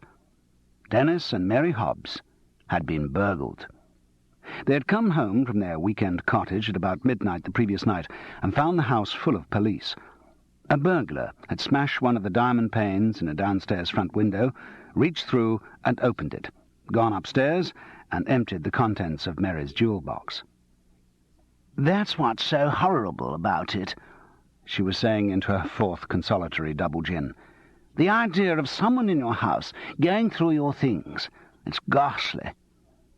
"Were they vandals, too? Did they dirty your bedclothes and scrawl obscenities on your walls?" asked Sour Reggie, hopefully. "No, at least we were spared that. Remarkably tidy burglars, closed all the cupboards and the doors after them. No fingerprints either, so the CID boys tell us. But," after her proprietary reference to the police force, she warmed to her role as tragic queen, "that only seems to make it worse. It was so cold-blooded, and the idea of other people invading our privacy makes me feel cold all over." "Did they get much?" asked Reggie with morbid interest. "Oh, yes. There's quite a lot of good stuff in my jewellery box.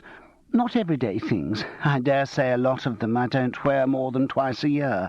But I got them out of the bank for this Masonic do of Dennis's last Monday. It didn't seem worth putting them back, because next week there's this dinner dance thing at the Hilton. Did I tell you about that?"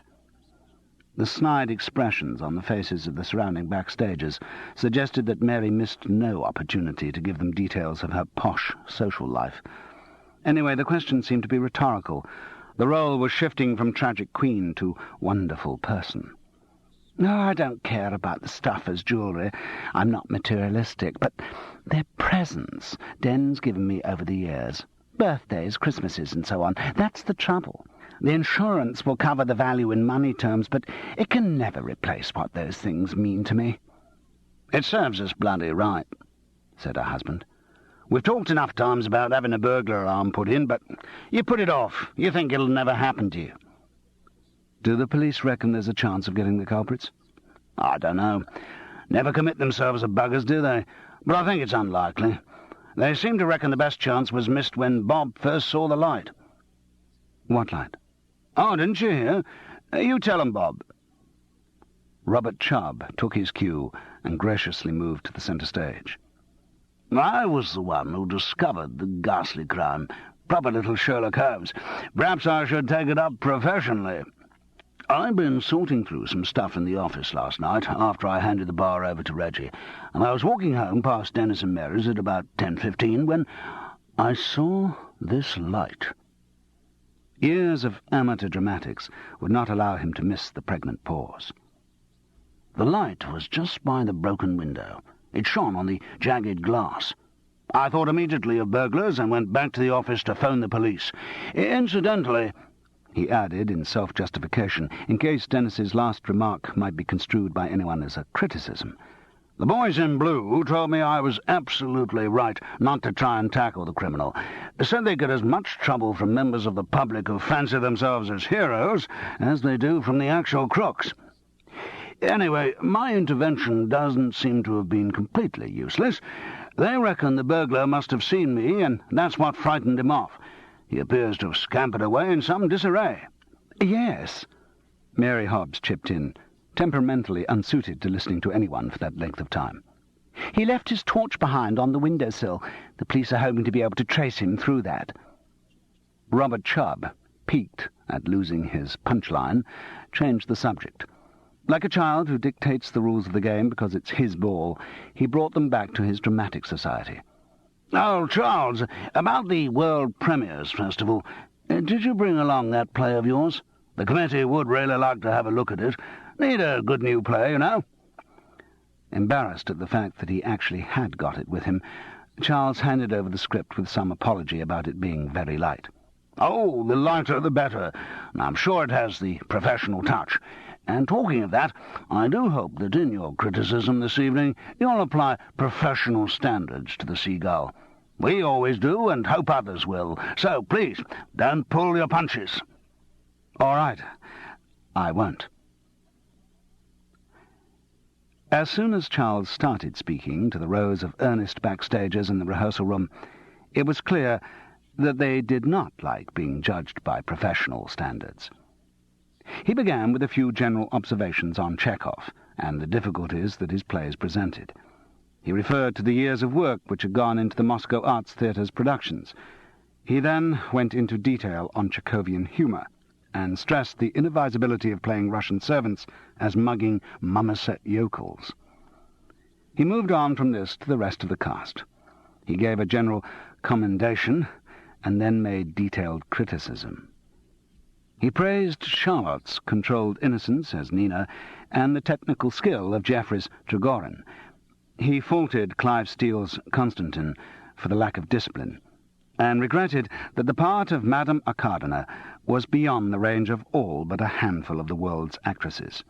But rather against his better judgment, and to sugar the pill, he congratulated Mary Hobbs on a brave attempt. He thought he'd been fair. Out of deference to their amateur status, and because he had no desire to cause unpleasantness, he had toned down the criticism he would have given a professional cast. He thought his remarks might have been overindulgent, but otherwise unexceptionable. The shocked silence which followed his conclusion indicated that the backstagers did not share his opinion. Reggie, who seemed to get lumbered with, or perhaps sought after, all official functions, was chairing the meeting. He rose to his feet. "Well, some fairly controversial views there from Mr. Parrish. I don't think everyone's going to agree with all that." A murmur of agreement came back from the audience. "Still, thank you. Any questions?" There was an after-you silence, and then Shad Scott Smith rose to his feet. He spoke with a heavy irony which obviously appealed to the mood of the gathering.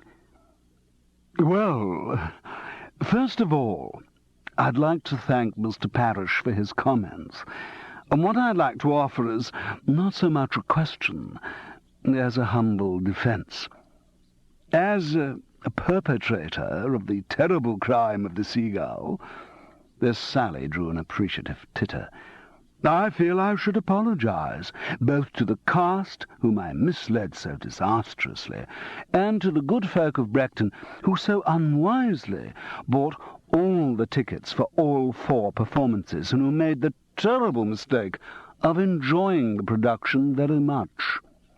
This got an outright laugh of self-congratulation. "And I would also like to apologise to the local newspaper critics, who, out of sheer malice and stupidity, gave such good reviews to my production of The Cherry Orchard last year, since they didn't know they were dealing with someone who had no appreciation of Chekhov. And while I'm at it, I'd better tick off the adjudicators of the Inter-Regional Drama Festival, who were foolish enough to award my production of The Bear a special commendation." He sat down to a riot of applause. Charles saw he was going to have an uphill fight. "All right, I'm sorry. I had no intention of offending anyone. I'm here as a professional actor and director, and I'm giving you my opinions as I would to the members of a professional company.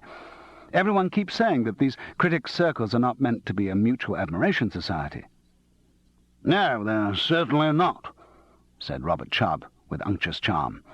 "I set them up as a forum for informed discussion, for the give and take of intelligent ideas. I'm sure we can all take criticism, and that's what we're all here for."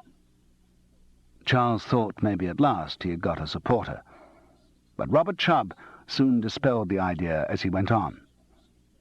The only comment I would have is that it does seem to me rather a pity that the only member of the cast for whom you managed unstinting praise was one of our newest members, and that you were somewhat dismissive of some of our most experienced actors and actresses, particularly of a lady to whom we all owe many splendid performances, not least her Lady Macbeth last year." This spirited defence of Mary Hobbs produced another warm burst of applause. Charles was tempted to ask what relevance a performance in a production of Macbeth he couldn't possibly have seen should have to a production of The Seagull he had seen, but there didn't seem any point. He had misjudged the nature of the meeting entirely.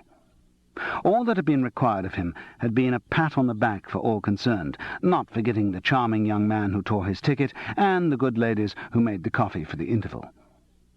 All he could do now was to ensure that the meeting ended as soon as possible and get the hell out of the place, and never come back. Mentally he cursed Hugo for ever letting him in for it, or at least for not briefing him as to what to expect. Then he realized with a slight shock that Hugo wasn't there, nor was Charlotte, nor Clive Steele. It seemed strange. As he thought about it, he started again to feel guilty about the way he had left Hugo the night before. He hated to let things like that fester. Stupid misunderstandings should be cleared up as soon as possible. He was too old to lose friends over trivialities. Once he'd stopped the backstagers baying for his blood, he'd go round and see Hugo and apologize. But there was still more critics circling to be weathered. It was hard work.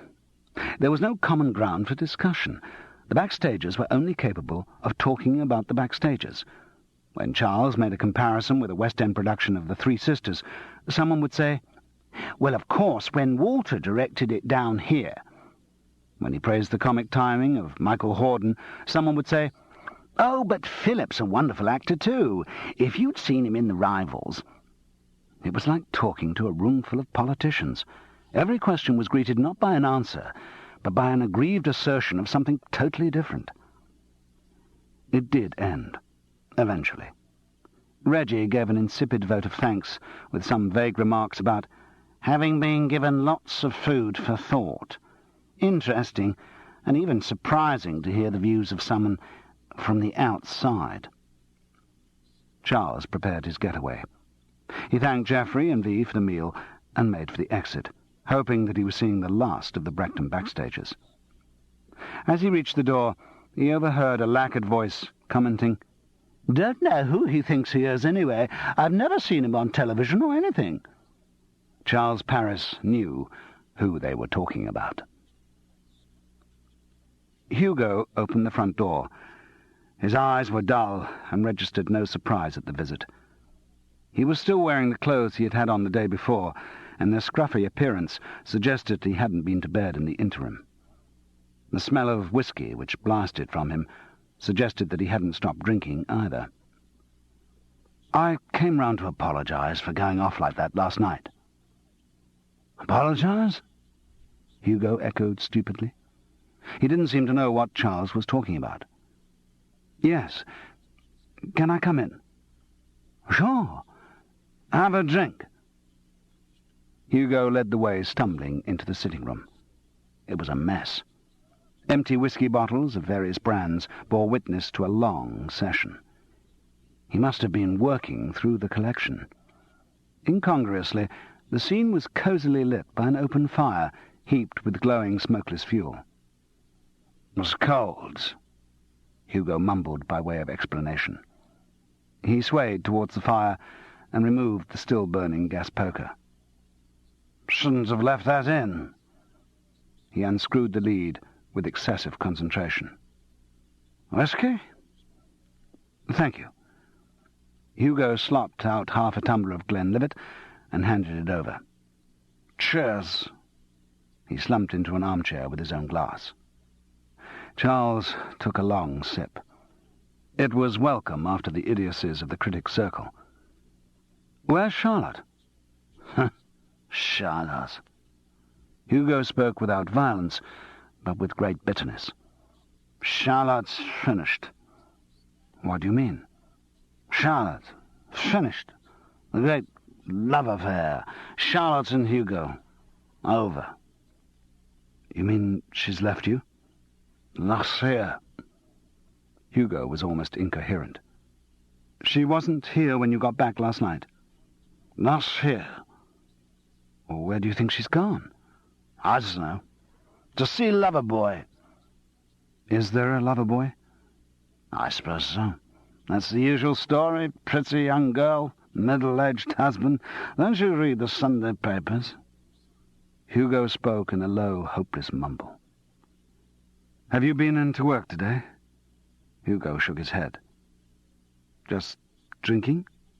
A small nod. They sat and drank. Charles tried to think of anything he could say that might be helpful. There was nothing. He could only stay, be there. After a long, long silence, he started to feel cold. The fire was nearly dead. Charles got up briskly. "Where's the coal, Hugo? I'll go and get some." "You'll never find it. Let me. Come on, I'll show you." Hugo led the way unsteadily into the kitchen. He picked up a torch and fumbled it on. They went out of the back door. There was a shed just opposite. "In there," said Hugo. Charles opened the door. Hugo shone the torch. In its beam, they saw Charlotte. She was splayed unceremoniously over the coal. A scarf was knotted unnaturally around her neck. She was very dead.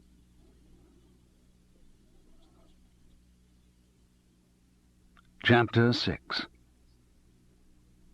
Charles rang the police and stayed beside Hugo in the sitting room until they arrived. Hugo was catatonic with shock. Only once did he speak, murmuring softly to himself, "What did I do to her? She was young.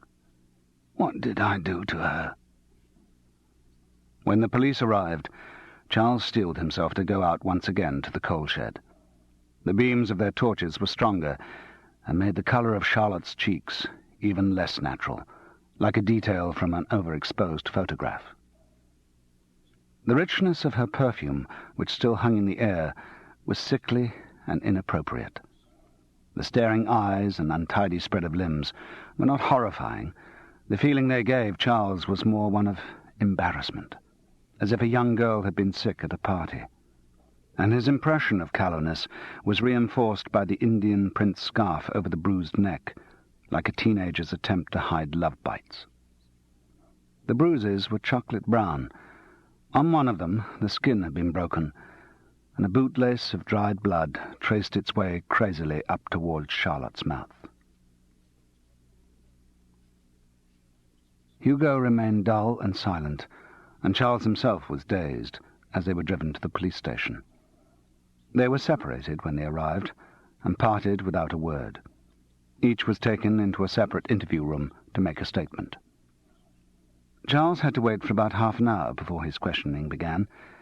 A uniformed constable brought him a cup of tea and apologized for the delay. Everyone was very pleasant, but pleasant with that slight restraint that staff have in hospitals, as if something unpleasant is happening nearby, but no one is going to mention it. Eventually 2 policemen came in. One was in uniform and carried a sheaf of paper. The other was fair-haired, early 30s, dressed in a brown blazer and blue trousers. He spoke with the vestiges of a South London twang. "So sorry to have kept you waiting. Detective Sergeant Harvey. Mr. Paris, isn't it?" Charles nodded. "Fine. I must just ask a few personal details, and then, if I may, I'll ask a few questions about what happened. Then Constable Renton will write it down as a statement, which you sign if you're happy with it. Okay?" Charles nodded again. "It's late, and I'm afraid this could take some time. Say if you'd like more tea, or a sandwich or something." "No, I'm fine, thanks." So it started. First, simple information, name, address, and so on. Then details of how he came to know Mr. and Mrs. Mechen. And then a resume of the last 2 days. As he spoke, Charles could feel it going wrong. He told the truth. He told it without bias, and yet he could feel the false picture that his words were building up. Everything he said seemed to incriminate Hugo. The more he tried to defend him, the worse it sounded. Detective Sergeant Harvey was a good poker-faced questioner.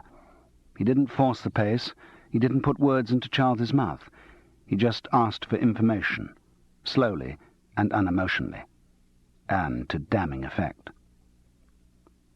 After your lunch on Monday, you say that you and Mr. Mencken went on to a drinking club? Yes, a sort of strip joint in Dean Street.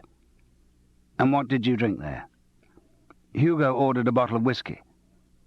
So, by the time you left there, you'd both had a considerable amount to drink. I didn't drink a great deal in the club. Immediately, Charles kicked himself for prompting the next question. But Mr. Mencken did. I suppose he had quite a bit by some people's standards, but you know how it is with advertising people. They can just drink and drink. The attempt at humour didn't help. It made it sound more and more of a whitewash. Yes. But you then both returned to Brechton and continued drinking at the theatre club. Surely that made it rather a lot of alcohol, even for an advertising man. Well, yes, I agree, we wouldn't normally have drunk that much, but you see, Hugo was a bit upset, and realizing that once again he had said exactly the wrong thing, Charles left the words hanging in the air. Upset, Detective Sergeant Harvey repeated without excitement. Have you any idea why he should have been upset? Charles hedged. Oh, I dare say it was something at work. He was involved in a big campaign to launch a new bedtime drink. That's what I was working on with him, and I think there may have been some disagreements over that. You know, these advertising people do take it all so seriously. Yes, of course. The slow response seemed only to highlight the hollowness of Charles's words. You have no reason to believe that Mr. Mechen was having any domestic troubles? Domestic troubles? Charles repeated idiotically. Worries about his marriage. Oh, I shouldn't think so. I mean, I don't know. I don't think anyone can begin to understand anything about another person's marriage. But I mean, Charlotte is, was a beautiful girl, and he trailed off guiltily. Mr. Paris, would you describe Mr. Mechen as a violent man? No, certainly not. If you're trying to suggest that... I'm not trying to suggest anything, Mr. Paris. I'm just trying to get as full a background to the death of Mrs. Mechen as I can. Detective Sergeant Harvey replied evenly. Yes, of course, I'm sorry. Blustering wasn't going to help Hugo's cause. As his interrogation continued, Charles kept thinking of his friend in another interview room being asked other questions. Where were Hugo's answers leading? You say Mr. Mechen is not a habitually violent man. Is he perhaps the sort who might become violent when he's had a few drinks? I mean, for instance, did he show any violence towards you during your long drinking session on Monday? Charles hesitated. Certainly he wasn't going to go back to Hugo's bizarre outbursts while an undergraduate, and his instinct was to deny that anything had happened on the Monday. But Hugo's second swing at him had been witnessed by a bar full of backstagers.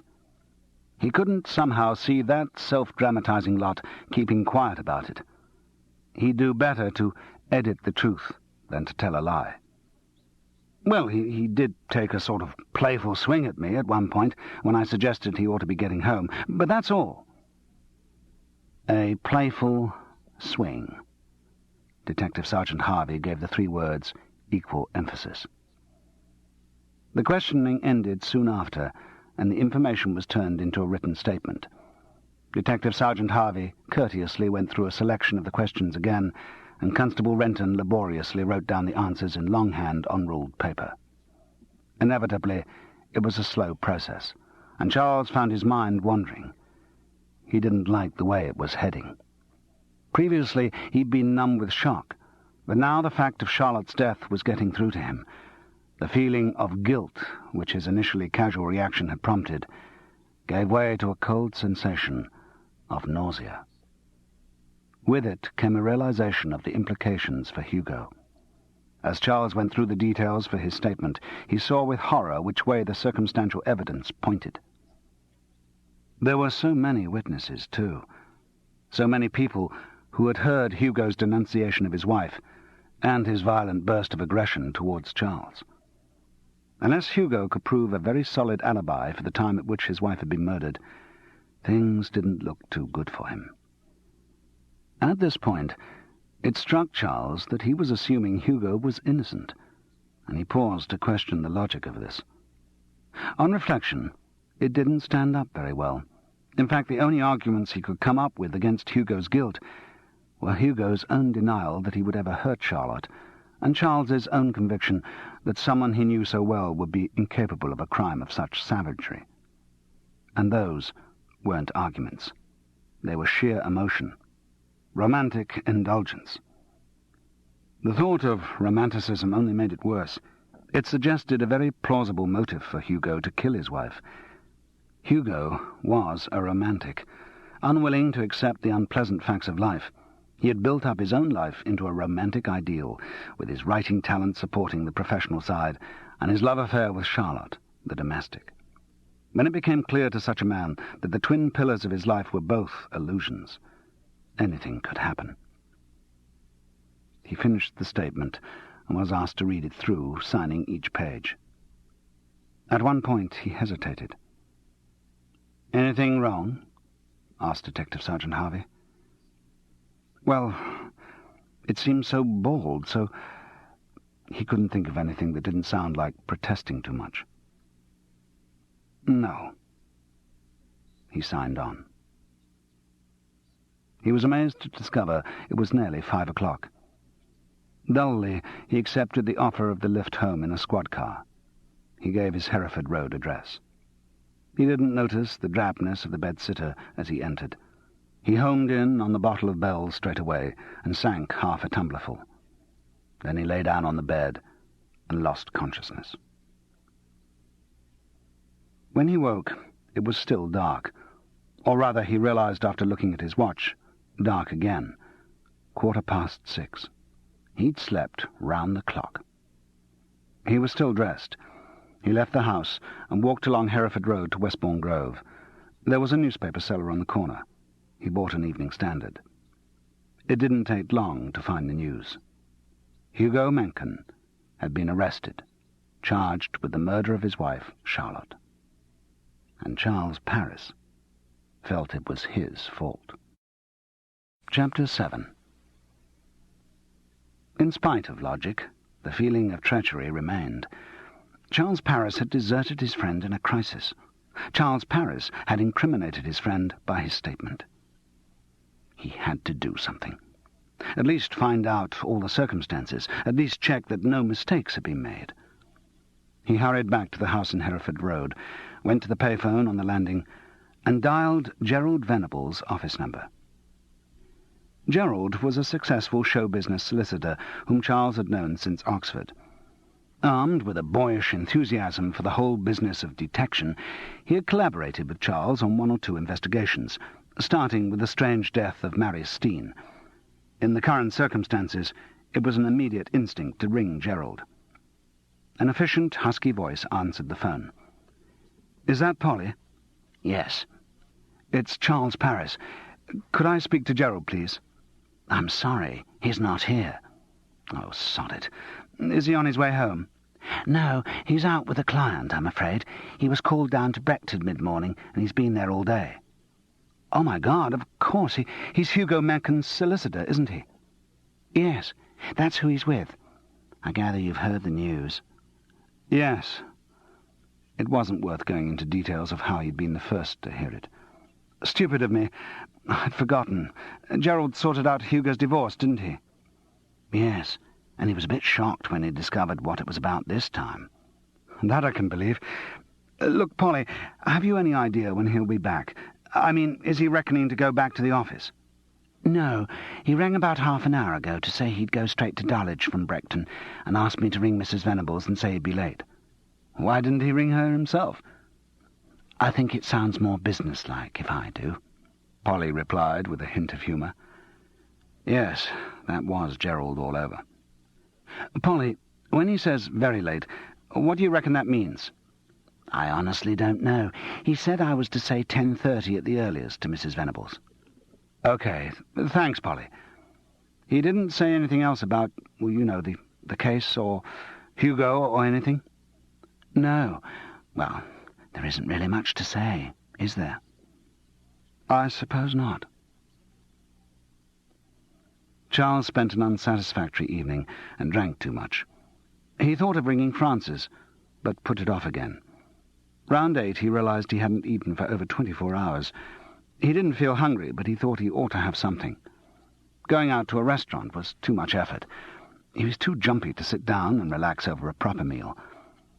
He looked round the room. There was an opened packet of cornflakes on the table. No milk. He tried a handful. They were soft. Cardboard. He rooted through the grey-painted cupboard, shoving aside scripts, half-finished plays, empty bottles, socks and crisp packets. All he came up with was a tin of sardines, without a key, and a tin of curried beans. The menu was dictated by his antiquated tin opener, which wouldn't grip on the sardine tin. He slopped the beans into a saucepan still furred with boiled milk from the previous week, and put it on the gas ring, which was hidden discreetly behind a plastic curtain. The curried beans didn't improve anything. He took a long swill from the Bell's bottle as a mouthwash, except he didn't spit it out. Then he addressed his mind to thought. Serious thought. He'd been in criminal situations before, and he had even, by a mixture of luck and serendipity, solved crimes before. But this one mattered. He had to concentrate, sort it out. He was motivated by his affection for Hugo and his abiding sense of guilt. His first assumption remained Hugo's innocence. No logic for this, just a conviction. If only he could see Hugo face to face, talk to him, ask him. Then he would know, he felt sure. But how do you get to see a man who has just been arrested for murder? Gerald would know. All action seemed to hinge on speaking to Gerald. 9:30. The evening was passing, but slowly. Perhaps another generous bells would speed up the process. He looked at the floor through the slopping spirit in his glass. The image was refracted and distorted, like his thought processes. The obvious solution was that Hugo had killed his wife. In a wild reaction to the collapse of his dreams, he had taken the terrible kamikaze course of the disillusioned romantic. Yet each man kills the thing he loves, as Oscar Wilde wrote in his despair. The only way to escape the obvious solution was to provide a feasible alternative, either to prove Hugo was doing something else at the time that Charlotte was killed, or to prove that someone else did it. Charles's brief experience of the backstagers told him that emotions ran high in the group. Charlotte had antagonized the established stars by her success as Nina. V. Winter, for one, felt herself usurped by the newcomer. But that kind of jealousy wasn't sufficient motive for murder. A sexual impulse was more likely. A woman as beautiful as Charlotte was bound to cause reverberations wherever she went, and no doubt her appearance among the backstagers had led to the snapping off of a few middle-aged husbands' heads by middle-aged wives who saw eyes lingering with too much interest.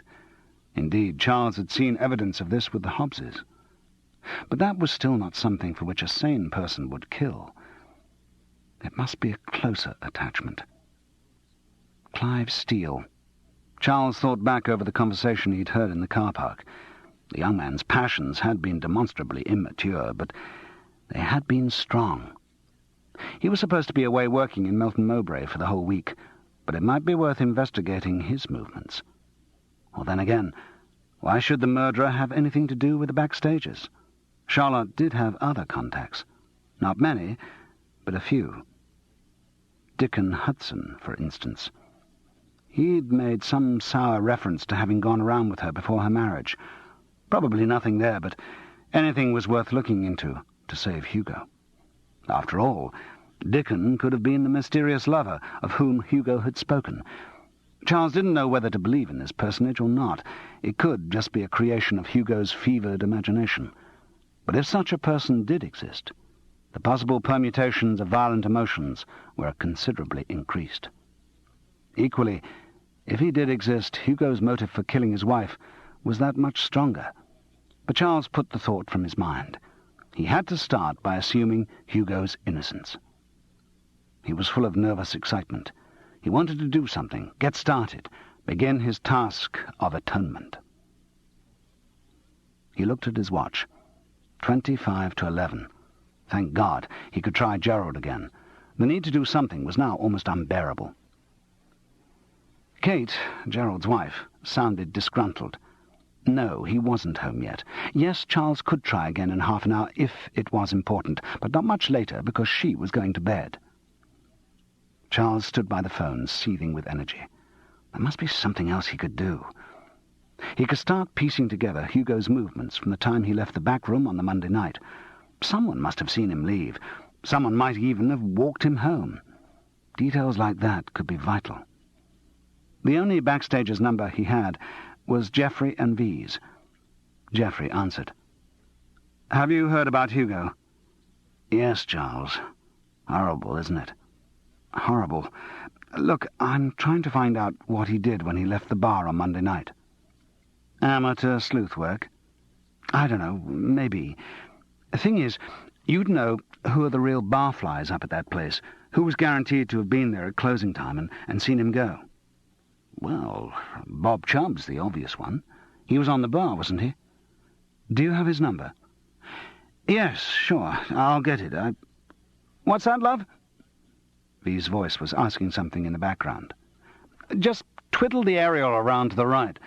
"Sorry, Charles. Our television's on the blink. Extremely unwilling to get a decent picture on BBC Two. Comes of buying cheap junk." "Ah, here it is." He gave Charles Robert Chubb's number. "I only hope it bears fruit. It seems incredible, doesn't it? The idea that Hugo... I keep thinking that it'll all turn out to be a mistake and all be cleared up somehow." "It depends what you mean by cleared up.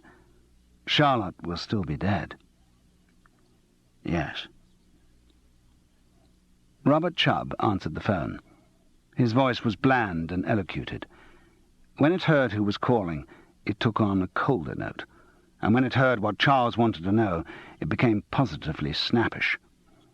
"As I've already told the police, Mr. Mecken left the bar at about 10:30 on his own. I don't really know why I should waste my time repeating this to you. I know everyone likes to see themselves as a private eye, but I really do suggest, Mr. Parrish, that you should leave criminal investigation to the professionals.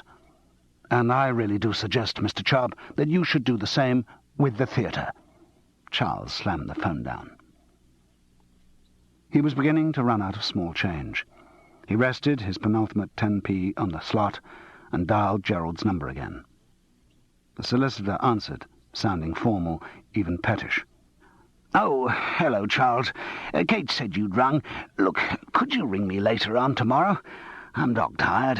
I've just got in, and I'm sure whatever you've got to say will keep."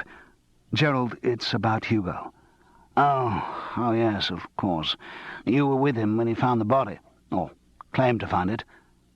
"Yes. How's it going?" "What do you mean, how's it going?" "With Hugo." "Charles, I'm sorry." Gerald sounded exasperated and professional. "I know you're a friend, and we are talking about a mutual friend, but I'm afraid, as a solicitor, I can't discuss my client's affairs." "You can tell me where he is, can't you? Is he in prison or where?" "He'll be spending tonight in the cells at Brechton Police Station." "And then what?" Gerald sighed with annoyance. "Tomorrow morning he'll appear at Brechton Magistrates' Court, where he'll be remanded in custody, which means Brixton. And then he'll be remanded again every week until the trial." "When can I get to see him?" "See him? What do you mean?" "Well, you know, see him. I want to ask him some questions." Well, I don't know. I suppose it may be possible for him to have visitors when he's in Brixton. I'm not sure how soon. No, I want to see him tomorrow. That's impossible. Will you be seeing him? Yes, of course. As his solicitor, I'll be in court and see him before he's taken off to Brixton. Well, can't I come along with you and be passed off as one of your outfit? One of my outfit? Gerald italicized the last word with distaste. Yes, surely you have colleagues in your office, article clerks and what have you. Pretend I'm one of them. Charles, do you realize what you're saying? You're asking me to indulge in serious professional misconduct. Have you been drinking? Yes, of course I have, but that's not the point. I'm completely serious. Charles, I am also serious. This is an extremely serious matter. We're talking about a case of murder. What about the death of Willie Mariello? Wasn't that a case of murder? You were keen enough to help me on that. Indeed, whenever I meet you get all schoolboyish and ask me when I'm going to get involved in another case and beg that I'll let you know and work together with you on it. Yes, but, well, that's different. No, it isn't. The only difference is that this case happens to be one in which you're already involved professionally. So as far as I'm concerned, this is a case of murder which might well need investigation, and according to your frequently expressed desire, I am asking you if you will help me on it. Gerald was silent for a moment. When he spoke again, it was with less certitude. But, Charles, this is a fairly open and shut case. I mean, I know I shouldn't say this about a client, but it seems to me that there's little doubt Hugo did it. It all fits in too neatly. And anyway, the police wouldn't have arrested and charged him so quickly if it hadn't been pretty definite. Okay, I agree. It is most likely that Hugo murdered Charlotte. But I feel that so long as there's even the vaguest alternative possibility, we should investigate it. Well, I should, anyway. Just for my peace of mind. What do you mean by an alternative possibility? Say an alibi? Suppose Hugo saw someone, talked to someone during that missing 24 hours. But if he did, surely he would have told the police. Yes, probably.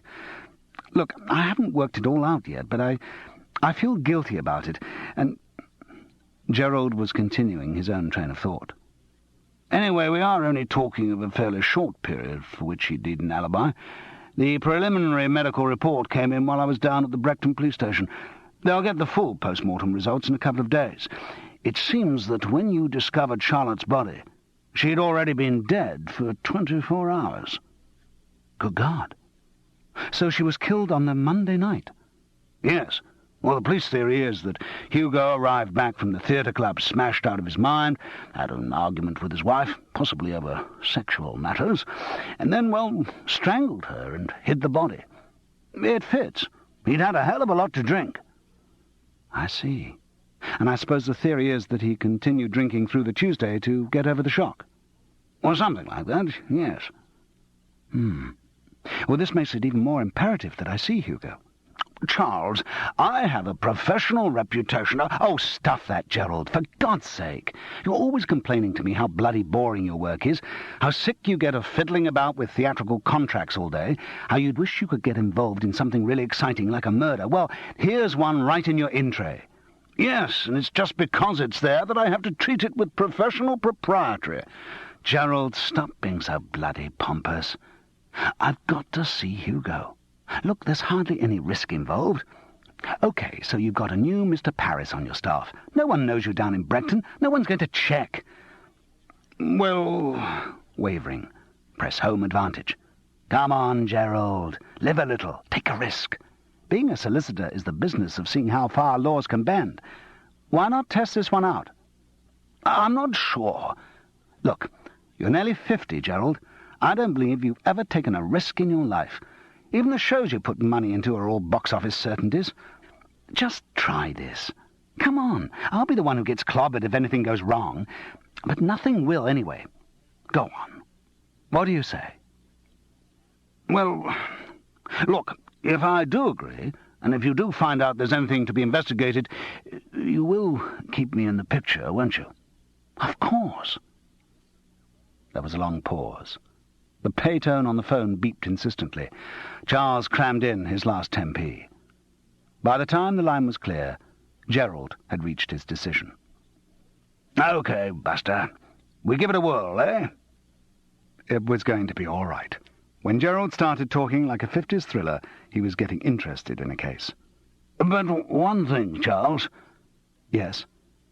People who work in my office tend to look extremely smart and well-groomed. So will you see to it that you're wearing a suit, that you're shaved, and that you've brushed your hair? I don't want you rolling up in your usual guise of an out-of-work gamekeeper who's just spent a long night with Lady Chatterley." "Don't worry, Gerald. I'll look as smooth as you do." Chapter 8. Gerald was grudging. "Well, I suppose it'll do." "What do you mean, do?" Charles was aggrieved. He had spent the journey down to Brechton in vivid fantasies of Charles Paris, the legal whiz-kid. As an actor, he could never escape being dictated to by his costumes. "Never mind, I suppose there are scruffy solicitors," Gerald conceded. "Scruffy? I'll have you know, in 1965 this suit was considered daringly trendy." "Yes, maybe, but one or two things have changed since 1965. In fact, most things have." "Except the British legal system, which hasn't changed since 1865. Gerald ignored the jibe. He looked preoccupied. "Charles, I've been thinking about this business. As a solicitor, I'll be taking a risk which is really unjustifiable, in the sense—" "It's decided. I've got to see Hugo." "Well, you'll have to give your name when we enter the court. If there ever is any follow-up—" "Let's assume there isn't. Come on, Gerald, where's your spirit of adventure?" "Currently hiding behind my fear of being struck off." They entered the magistrates' court building. Mr. Venables and his colleague from the office, Mr. Paris, checked in and were directed to the relevant court. They sidled onto a solicitor's bench, on which the profession was represented by every level of sartorial elegance. "That suit on the end's a darn sight older than mine," Charles hissed. "Looks like it escaped from a Chicago gangster movie." Gerald switched him off with a look. Charles scanned the courtroom. It all seemed a bit lethargic, like a rehearsal where some of the principal actors were missing and their lines were being read in. The court was as empty as a summer matinee, and as in a theatre where the audience is scattered in little groups, he was more conscious of the comings and goings in his immediate vicinity than of the main action taking place between the magistrate's dais and the dock. Solicitors shuffled in and out, reading long sheets of paper to themselves in states of bored abstraction. One disturbing feature of the proceedings, for which his ignorance of the British legal system had not prepared him, was the large number of policemen around. That in itself was not worrying, but it soon became apparent that for each case the arresting officer had to be present. He wasn't sure who the arresting officer would be in Hugo's case, but if it were one of the policemen he'd met on the Tuesday night, Charles's imposture would have serious consequences. He decided not to mention this new anxiety to Gerald. It would only upset him. It was after 12, and after some dreary cases of drunkenness, thefts, and a taking and driving away, that Hugo was called. He came up into the dock, accompanied by a policeman whom, thank God, Charles had never seen before. The prisoner was not handcuffed. In spite of the seriousness of the charge, he was not regarded as a public danger. Charles turned round with some trepidation, and discovered to his relief that there were no familiar faces among the policemen who had just entered the court. He transferred his attention to his friend. Hugo looked lifeless. There was a greyish sheen to his face and bald dome. His eyes were dead like pumice stone. Charles recognized that extinguished expression. He'd seen it in Oxford tutorials, in recording studios, at the various ports of call during their Monday drinking session. Hugo had retreated into his mind, closing the door behind him. Nobody could share what he found there. No friend, no wife. This time, the deadness seemed total, as if Hugo had withdrawn completely from the body. His movements, when brought to the dock, had been those of an automaton. Presumably he must still be suffering from a brain-crushing hangover. It would take a week or so to get over the sort of bender he'd been on. But that wasn't sufficient to explain the absolute impassivity of his expression. It was as if he had opted out of life completely. The proceedings were short. The charge was read by the magistrate, the police said that they were not yet ready to proceed, and the accused was remanded in custody for a week. Suddenly, Hugo was being led off down to the cells again. Gerald shook Charles by the shoulder. "Come on, we go down now." The jailer was in a lenient mood and gave the two solicitors permission to go into the accused's cell rather than leaving them to conduct their interview through the covered slot in the metal door. The door was unlocked with caution, but as it swung open it was apparent that no one need fear violence from the inmate. Hugo sat on the bed, looking straight at the wall ahead of him. He didn't stir as the genuine and false solicitors were ushered in, or as the door clanged shut and was locked behind them. "How are you feeling?" asked Gerald with professional joviality. "All right," came the toneless reply. "Headache better?" "Yes, thank you." Charles took the moment for his revelation. Perhaps it would be the necessary shock to shake Hugo out of his lethargy. "Look, it's me, Charles." "Hello." The response was again without animation, without even surprise. Unwilling to lose his coup, Charles continued, "I came in under cover of Gerald's outfit." The solicitor winced predictably at the final word. To gain another predictable wince, and maybe to shift Hugo's mood by humour, Charles added, "There's no substitute for knowing a bent lawyer." Gerald's reaction was as expected. Hugo still gave none. Charles changed tack. "Look, Hugo, I know this is one hell of a situation, and I feel partly responsible for it, because I'm sure if I hadn't said certain things in my statement, you wouldn't be here, and—" Hugo cut him off, which at least demonstrated that he was taking in what was being said, but the voice in which he spoke remained lifeless. "Charles, if it hadn't been you, it would have been someone else. You only told them the truth, and that was all they needed." "Yes, but—" "So there's no need for you to feel guilty about me, or feel you have to make quixotic gestures and come down here to save me from a terrible miscarriage of justice. I don't blame you. I'm the only person to blame, if blame is the right word." "What? You mean you think you killed her?" "That's what I told the police." "You've confessed?" "Yes." Charles looked at the solicitor. Gerald shrugged. "I didn't tell you because you didn't ask. You swept me along with some wild scheme of your own, and—" "But, Hugo, is it true?" "Oh, Charles." The voice was infinitely weary. "I've spent some days going through this, both on my own and with the police. And yes, I think I did it." "But you can't remember?" "Not the exact details. I know I staggered back from the backstages when the bar closed, and I was full of hatred for Charlotte and drunk out of my mind. Next thing I remember with any clarity is waking up on the sitting-room floor on Tuesday morning, with the feeling that I'd done something terrible." "But everyone feels like that when they've had a skinful." Hugo ignored him. "It's no secret that Charlotte and I hadn't been getting on too well, that the magic had gone out of our marriage."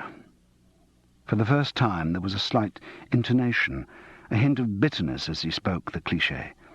"And it's no secret that I'd started drinking too much, and that when I drank, we fought. So I imagine it's quite possible that if I met her, smashed out of my mind, on Monday night, I laid hands on her, and—" In spite of the detachment with which he was speaking, he was unable to finish the sentence. "But you can't remember doing it?" "I can't remember anything when I'm that smashed." "Then why did you confess to killing her?" "Why not? It fits the facts remarkably well. The motivation was there, the opportunity. I think my guilt is a reasonable deduction." Did the police put pressure on you to—" "No, Charles, for Christ's sake." He mastered this momentary lapse of control. "I reached the conclusion on my own, Charles. I was under no pressure." Realizing the irony of his last remark, he laughed a little laugh that was almost a sob. "So you're prepared to confess to a murder you can't even remember just because the facts fit?" Gerald came in at this juncture with the legal viewpoint. "I think this may be one of the most fruitful areas for the defence, actually. If you really can't remember, of course we won't be able to get you off the murder charge, and that's mandatory life, but the judge might well make some recommendation, and you could be out in 8 years. You're talking as though his guilt were proven, Gerald." "Yes, Charles. To my mind—" "Oh, for Christ's sake, both of you shut up. What does it matter? What's the difference?" Charles came in hard. "The difference is that if you are found guilty of murder, you'll be put away for life, and if you're not found guilty—" He petered out. "Exactly." It was only then that Charles realized the depths of Hugo's despair. His friend was bankrupt of any kind of hope. It made little difference whether he spent the rest of his life in prison or at large. Except, if he were free, drink might help him shorten his sentence. Gerald got to his feet in an official sort of way. "You see, Charles, I didn't really think there was much point in your coming down here. I'm afraid it's an open and shut case. All we can do is to ensure that it's as well presented as possible. Actually, Hugo, I wanted to discuss the matter of instructing counsel. I felt—" "Stop, Gerald, stop!" Charles also stood up. "We can't just leave it like this. I mean, as long as there's even a doubt—" "I'm afraid a signed confession doesn't leave much room for doubt. Now, come on, Charles. I've taken a foolish risk in bringing you down here. I think we should move as soon as possible and—" "No, just a minute. Hugo, please, just look at me and tell me that you did it. Tell me that you strangled Charlotte, and I'll believe you." Hugo looked at Charles. The eyes were still dull, but somewhere deep down there was a tiny spark of interest. "Charles, I can't say that definitely, because I can't remember. But I think there's a strong chance that I killed Charlotte." "And you're prepared to leave it like that?" Hugo shrugged. "What's the alternative? I don't see that it's going to be possible to prove that I didn't." "Then we'll just have to prove that someone else did." The remark came out with more crusading fervour than Charles had intended. It affected Hugo. A new shrewdness came into his eyes. "Well, if you think that's possible, then you have my blessing to investigate until you're blue in the face." The new animation showed how little Hugo had even considered the possibility of his innocence. Whether from his own remorse or because of the promptings of CID men anxious to sew up the case, he had not begun to think of any alternative solution. But the shift of mood didn't last. Hugo dropped back into dull despair.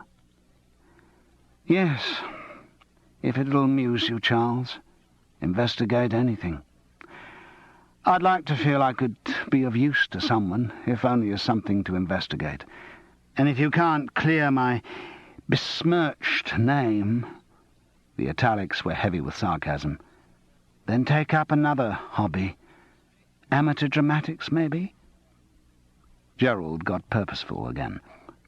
"Charles, I think Hugo and I—" Just a minute. Hugo, I've got to ask you a couple of things." "Okay." The voice had reverted to tonelessness. "You said the other evening that Charlotte was having an affair. Do you know who her lover was?" "Oh, God, here we go again. I've been through all this with the police, and— Look, Charles, I don't think—" Gerald butted in instinctively to defend his client. "No, it's all right, Gerald. I can go through it once again. No, Charles, I don't know who Charlotte's lover was. No, I'm not even certain that she was having an affair. It just seemed a reasonable assumption, like so much else." What led you to that assumption? She was a young, attractive woman. She was trapped in a marriage that was getting nowhere. She was bored, lonely. I spent more and more time out getting pissed. If she didn't start something up, then she had less initiative than I gave her credit for. But you had no proof. What sort of proof do you want? No, I never caught her in flagrante delicto. No, I never saw her with a man. But if coming in at all hours, if going out on unexplained errands during the day, if saying she didn't have to stay with me, she could go elsewhere, if that kind of thing's proof, then I had it. But you never asked her directly? No.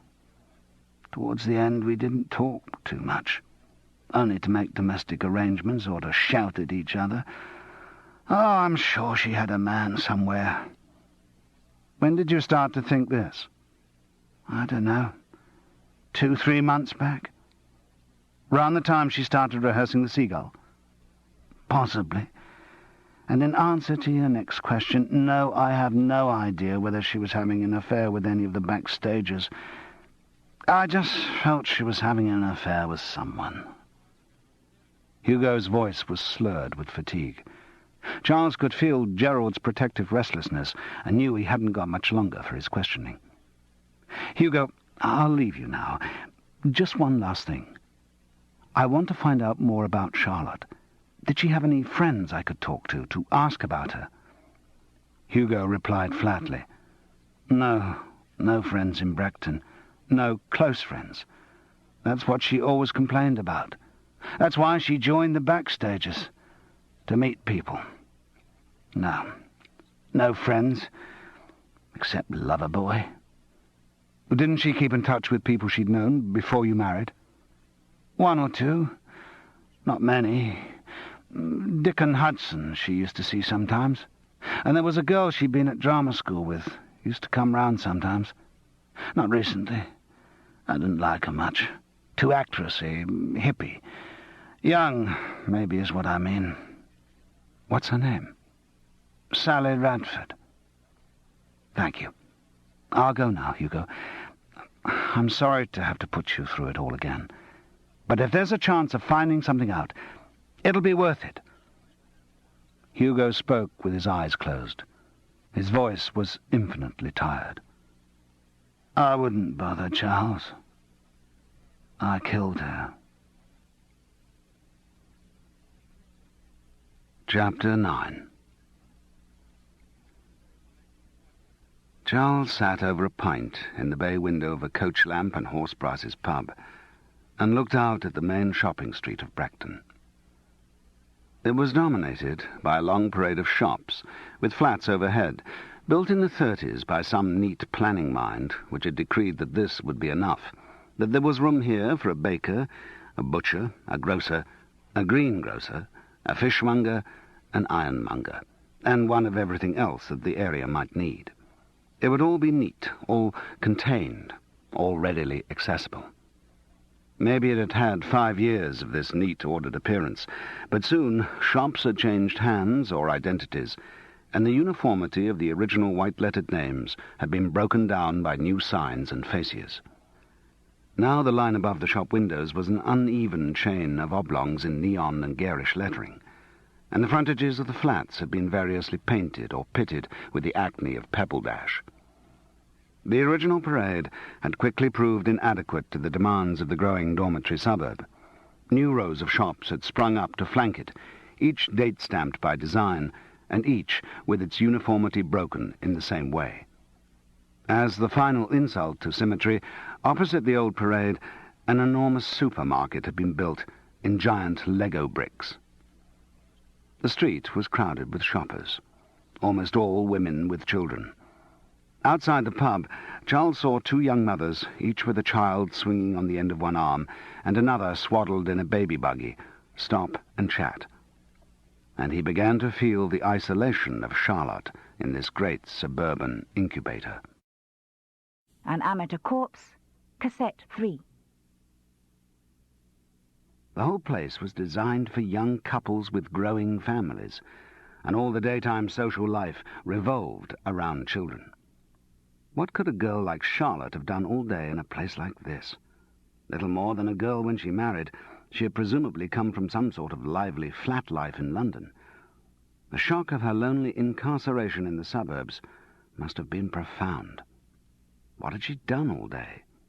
At first, there had been thoughts of her continuing her acting career, but as time went on, the terrible slump of unemployment, which all young actors go through while they're building up their contacts, must have extended hopelessly to the point where she lost those few contacts she had. Hugo, while probably not actively discouraging her career, had come from nearly 20 years of marriage to a woman who had done nothing but minister to him, and however vehement his protests that his second marriage was going to be totally different from his first, was too selfish to give real encouragement to something that could take his new wife away from home. So Charlotte's horizons were limited before the marriage had gone sour. What had gone wrong with the marriage? Charles felt he knew. Something comparable had happened to him. With a mental blush, he remembered himself equally dewy-eyed 2 years before, equally certain that a young girl called Anna could put the clock back for him, that he could fall in love like an adolescent in a romantic novel. In his case, the disillusionment had been rapid and total, but he could still feel the pain of it. With Hugo, the realization must have been slower, but even more devastating. As the relationship progressed, he must have understood gradually that he'd not married a goddess, only a girl. She wasn't a symbol of anything, just a real person, with all the attendant inadequacies and insecurities. Even her beauty was transient. In the short years of their marriage, he must have seen her begin to age, seen the crinkles spread beneath her eyes, and know that nothing had changed, that he was the same person growing older, yoked to a different woman, and a woman in many ways less suitable than the wife he had left for her. No doubt the sexual side of the marriage had also palled. Charles knew too well the anxieties men of his age were prey to. Perhaps Hugo had left Alice when their sex life had started to fail, making the common male mistake of blaming the woman. He had married Charlotte as the new cure-all, and then, slowly found that all the old anxieties had crept back and left him no better off than before. Once the marriage had started to go wrong, deterioration would have been rapid. Hugo had always had the ability to shrink back into himself. No doubt when love's young dream began to crack, he didn't talk to Charlotte about it. He probably ceased to talk to her at all, morbidly digging himself into his own disappointment. He took to drinking more, arriving home later, leaving her longer and longer on her own. Again the question, what did she find to do all day? Charles decided that that was the first thing for him to find out, and he knew where to start. Still in his pocket was the spare key which Hugo had pressed on him so hospitably. He set off towards the Meccans' house. The road of executive residences was almost deserted. Distantly, an old lady walked a dog. The houses looked asleep, their net curtains closed like eyelids. Charles felt chilly as he crunched across the small arc of gravel in front of Hugo's house. There was a strong temptation to look around, to see if he was observed, but he resisted it. There was no need to be surreptitious. He was not doing anything wrong. Inside, everything was tidy, very different from the Tuesday night. The police had been through every room, checking, searching, and they had replaced everything neatly, too neatly. The house looked like a museum. He didn't know what he was looking for, but it was something to do with Charlotte, something that would explain her, maybe even answer the nagging question of how she spent her time. He had thought he understood her at the Backstage's car park on the Saturday night, but it was only since her death that he was beginning to feel the complexity of her character and circumstances. Like the Winters, Hugo and Charlotte had had the luxury of space in a house designed for a family. Their double bed was in the large front bedroom, which had a bathroom en suite. But when Charles had come to stay with them for the first time, some 3 months before, Hugo had slept in one of the small back bedrooms and used the main bathroom. Husband and wife lived in a state of domestic apartheid. The bed in the mistitled master bedroom was strangely pathetic. It was large, with a white fur cover, a defiant sexual status symbol. It had been bought for a new, hopeful marriage, a marriage that was going to work. But now the pillows were only piled on one side, and one of the bedside tables was empty. He looked through the books on the other side. Nothing unexpected in Charlotte's literary taste. A few thrillers, a Gerald Durrell, a copy of The Seagull. All predictable enough. On the shelf below was something more interesting. A copy of a family health encyclopedia. It was not a new book, printed in the 50s, probably something Hugo had brought from his previous married home. Not a great work of medical literature, but useful for spot diagnosis of childish ailments. But why was Charlotte reading it? Was she ill? And why was she reading it in a slightly surreptitious way, half hiding the book? Surely, if she thought she were really ill, she'd have gone to a doctor, or at least consulted some more detailed medical work, unless it had been the only work of reference to hand, unless she had a panic about something she didn't dare to discuss. Good Lord! Had Charlotte been worried that she was pregnant? Suddenly the thought seemed attractively plausible. A lot of what she had said in the Backstage's car park would be explained if that were the case. That business about being off alcohol, it could be checked through the police post-mortem. Mental note to ask Gerald. If she were pregnant, a whole new volume of possible motives for killing her was opened. He felt a catch of excitement. He tried the drawer next. That didn't seem to offer anything unexpected. A couple of rings, a broken string of beads, no doubt awaiting mending, a polythene bag of cotton wool balls, a nail file, an empty key ring, a jar of nail polish, and... what was that at the back? He pulled it out. A small book covered in red leather. It was a Roman Catholic missal. Inside the cover was written, "To Charlotte, on the occasion of her first communion, with love from Uncle Declan and Auntie Wynne." Yes, of course. The Northern Irish background. Good little Catholic girl. Which might raise problems if she had got herself pregnant, and moral issues over contraception. Difficult to know how strong the Catholic influence would have remained. She had married Hugo in spite of his divorce, but Charles had gathered from his friend's unworthy ramblings in the trattoria that she had let Hugo take the responsibility for birth control in the relationship, which might mean that Charlotte would be in danger of getting pregnant if she started sleeping with someone else, which would make sense. He opened the fitted wardrobe on Charlotte's side of the room. The sight of her fashionable clothes gave him a sharp pang. She had worn them so well, been so beautiful, and now they hung lifeless, misshapen by the bony shoulders of the clothes-hangers. Charles ruffled through the dresses and looked with care among the litter of shoes in the bottom of the wardrobe. He still didn't know what he was looking for, but he didn't feel the time was wasted. Somehow, among her things, he felt closer to Charlotte, closer to understanding what had been going through her mind in the days before her death. Her clothes smelt strongly of her scent, as if she were still alive. He wouldn't have been surprised to see her walk in through the door. The wardrobe revealed nothing unexpected, nor did the rows of drawers which flanked it. He was about to start looking round the bathroom when he stopped. There had been nothing unexpected among her clothes, but equally there had not been something that might have been expected there either. Charlotte had been strangled with a scarf. Hugo had identified it as her own scarf, and yet there were no others among her clothes. There were any number of dresses, skirts, and shirts for her to choose from, any number of pullovers and pairs of shoes. But only one scarf? When he came to think of it, Charles realized he had never seen Charlotte wearing a scarf, and what was more, even his sketchy knowledge of current fashion told him that scarves were not in. Certainly not those crude Indian prints like the one he had seen knotted around Charlotte's neck. No, those had had a vogue in the late 60s. They now looked rather dated.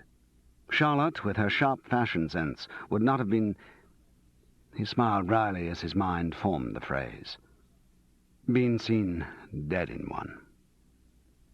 What it meant was that Charlotte was most unlikely to have been wearing the scarf with which she was killed, which made the accepted picture of the murder of Hugo reaching out to her in a drunken fury and throttling her unlikely. Whoever killed Charlotte must have gone to get the scarf with which to do it. The bathroom didn't offer much space for secrets. The pale green bath, basin, bidet, and lavatory were modern and functional. Fluffy yellow towels hung from the heated rail.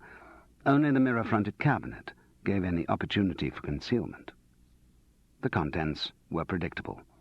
Makeup, various creams, nail scissors, a tin of throat sweets, shampoo, an unopened box of Tampax, cough medicine, a roll of sticking plaster. The decor of the bathroom was recent. The walls were olive green, and the floor was covered with the same mustardy carpet as the bedroom. It was all very neat, very attractive, like a picture out of Homes and Gardens. The only blemishes were two small screw holes above the cabinet. It must have been set too high initially and been moved down to the right level for Charlotte. Maybe it had been moved when Hugo exiled himself to the other bedroom and bathroom. Now it had been moved down, the cabinet's bottom edges rested on the top row of the white tiles which surrounded the wash basin. As a result, it was tilted slightly, and there was a narrow triangle of space between it and the wall. Charles knew there would be something in there. He didn't know why. It was part of the understanding he was beginning to feel for Charlotte. She had been so young, almost childlike in some respects. It was in character for her to have a hiding place for her secret things, like a girl at boarding school making one little corner of total privacy that the teachers would never know about. It was a way of maintaining her identity in a challenging situation. Charles pressed his face to the wall and squinted along the gap. Then, very calmly, he fished in with a pen and slid out a brown envelope. It was not sealed. As he raised it to shake out the contents, the front doorbell rang. He shoved the envelope in his pocket and swallowed his first impulse to run and hide. After all, he wasn't doing anything wrong. Hugo had given him the key without prompting. He wasn't even trespassing on his friend's property. He tried to calm himself with such thoughts as he walked sedately downstairs, but he still felt as guilty as a schoolboy caught with an apple in his hand in an orchard. This mood was intensified when the open front door revealed a uniformed policeman. "Good afternoon, sir," said the policeman in a tone that indicated that he was prepared to start quite reasonably, but was ready to get tough when the need arose. "Good afternoon," Charles echoed foolishly. "Might I ask what you're doing here, sir?" "Yes, certainly." Charles affected man-of-the-world affability, to which the policeman seemed immune. "My name's Charles Paris. I'm a friend of Hugo Mechen. I've stayed here a few times. He gave me a key, actually." Charles reached into his pocket, as if to demonstrate, until he realized the fatuity of the gesture. "Said I could drop in any time." "I see, sir." The policeman's tone remained reasonable, but it had a strong undercurrent of disbelief. "Rather an unusual time to drop in, sir? Or haven't you heard what's been happening here?" "Oh, yes, I know all about it," Charles replied eagerly, and, as he said it, recognized his stupidity. If he had claimed ignorance of the whole affair, he could just have walked away. "I see, sir. In fact, we had a call from someone in the road who'd seen you go into the house and who thought, under the circumstances, it was rather odd." "Good God, you couldn't blow your nose in Brechton without someone seeing. There must be watchers behind every curtain. Time for a tactical lie." "In fact, officer, the reason I'm here is that, as I say, I stayed with the Mechens a few times, and on the last occasion Mrs. Mechen was good enough to wash out a couple of shirts for me. Now all this terrible business has happened, I thought I'd better pick them up without delay." The policeman seemed to accept this. "And have you found them?" "Found what?" "Oh, the shirts. No, I haven't yet. I've been looking around, but I'm not sure where Mrs. Mechen would have put them. Ah. Well, would you like me to accompany you around the house while you find them? It was phrased as a question, but it wasn't one. Like Siamese twins, they went through the house. They looked in the airing cupboard, they looked in the wardrobes. Eventually, Charles produced the solution he had been desperately working out for the last few minutes. Do you know, I think Mrs. Mechen must have mixed them up with her husband's clothes and put them away in his drawer. Well, sir, I dare say you'll want to be off now. Charles didn't argue. And, sir, I think if you don't mind, you'd better give me that key. I'll see that it gets put with the rest of Mr. Mechen's belongings. I think under the circumstances, with the possibility of further police investigations, the less people we have walking around this property, the better. I quite understand why you came in, sir, but if a key like this got into the wrong hands, well, who knows, it might be awkward. Of course. Charles had no alternative but to hand it over. Thank you, sir. The policeman ushered him out of the front door and closed it behind them. Then he stood in the middle of the doorstep. Goodbye, sir. Charles walked across the gravel and along the road in the direction of the station, conscious of the policeman's eyes following him. He wasn't going to get another chance to get inside that house without breaking and entering. Still, the search had not been fruitless. In his pocket, there was an envelope. Chapter 10. You realize it's probably illegal, said Gerald grumpily. It's withholding evidence, or stealing evidence, or... I'm sure there's something they could get you for. Gerald was being unhelpful over the whole thing. He didn't want to hear how Charles had spent the rest of the morning and manifested the minimum of interest in his findings. Also, it was clear that he didn't like having his friend round the Grosvenor Street office. Charles Paris was a reminder of the Mechen case, and Gerald didn't want to be reminded. He wanted to re-immerse himself in his regular work, wrangling over small clauses in film and television contracts, or even sorting out the odd divorce. Having clients charged with murder upset him. He thought it was irresponsible and didn't want to dwell on it. "I don't care," said Charles. "I think it's important. I had a look at the book on the train, but couldn't make much of it, so I thought 2 heads might be better than 1. You always said you wanted to be included in any of my cases." Charles, there's a difference between what one does professionally and what one does as a hobby. Gerald could be insufferably stuffy. Murder's a funny sort of thing to have as a hobby. Anyway, just give me 5 minutes of your time to look at this stuff, and then I'll leave you alone. Gerald looked dubious. "Good God, do I have to pay for your time?" This, at least, brought a smile to Gerald's lips. "You'd never be able to afford my rates, Charles." He took advantage of the shift of mood to redirect attention to the envelope on the desk. He shook it, and out came a thin, blue-covered book and a beige plastic envelope. "Let's concentrate on the diary first." He flicked through the pages. Gerald, in spite of himself, craned over to look. "Not much in it, Charles." "No, that's what makes it interesting. Why make such a palaver about hiding a book that contains so little information?" "Presumably because the little information it does contain is extremely secret." "Yes. In other words, it had to be kept secret from Hugo. I mean, there was no one else in the house to hide things from, was there?" "No." "The interesting thing is that there's nothing at all until May. Then we have this entry. Saturday, May 23rd, Backstage's party. Now, I know that Charlotte hadn't been a member of the society long, so I reckon that could have well been her first contact." "Seems reasonable, but it doesn't get us far." "No. Then we get these 4 dates in early June. Seagull auditions. That's self-explanatory. And isn't it typical of that Backstage's lot to make a big production out of it and have 4 whole evenings of auditions?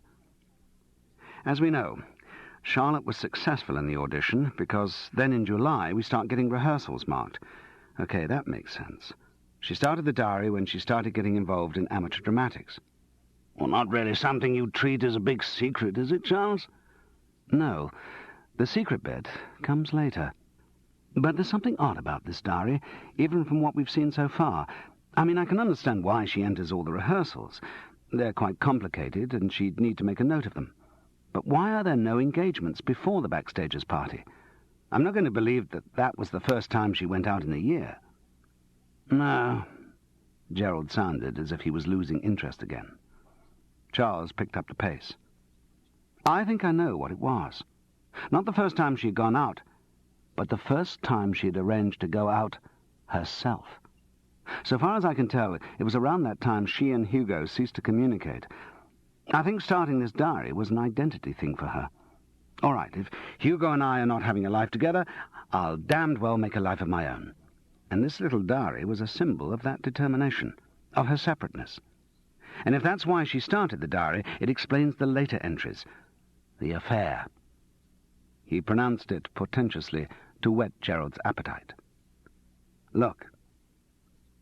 Starting late August, in the midst of all the Seagull rehearsals, there was a new series of notes. Lunchtimes. 1 o'clock, Waterloo. 1 o'clock, Charing Cross. 1 o'clock, Charing Cross again. Then back to Waterloo, a whole sequence of them. The last was different. It was for the Tuesday of that week. 1 o'clock, Victoria. But that was one railway station rendezvous Charlotte Mechen did not make, because by then she was dead. You reckon it was a lover? It would fit rather cosily, wouldn't it, Gerald? But I thought you were working on the idea that she was having an affair with someone in the Backstagers. Well, surely that'd be strictly local. Not if they wanted any degree of privacy. To have an affair in a place like Brechton would be like having it off in the middle of Wembley Stadium on Cup Final Day. Ah, so you reckon it was someone who worked in town? Which would apply to every man in Brechton. Yes. Still seems odd to me that she should write all these things down. Surely it was courting disaster. I mean, if Hugo had found this book... I think that danger was part of the excitement. Anyway, it would have been just as damning if Hugo had found these. Charles indicated the small beige plastic envelope. Gerald picked it up and slid out a rectangle of foil, round the edge of which was a line of transparent blisters, some of which contained small white pills. The solicitor looked up blankly. "What is it?" Charles laughed. "Oh, Gerald, what touching naivety! Have you never seen these before? Of course, they're not really of our generation. We and our wives and girlfriends didn't have such modern conveniences at our disposal." Gerald coloured. "You mean these are contraceptive pills?" "Exactly." Charles couldn't resist a little further tease. "I think that's a very heartwarming comment on your marriage, Gerald, that you shouldn't even recognize these newfangled inventions. Fidelity is not dead.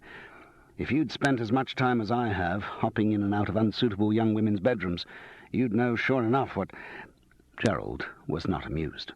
"I think you'd better put them away, Charles. Polly might come in."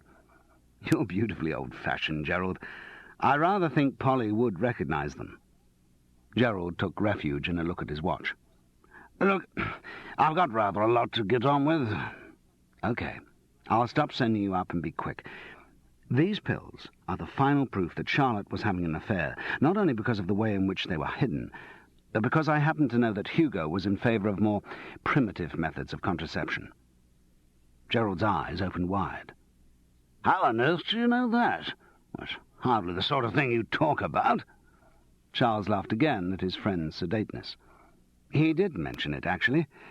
But look, that's not the only thing these pills tell us. There's something else strange about them.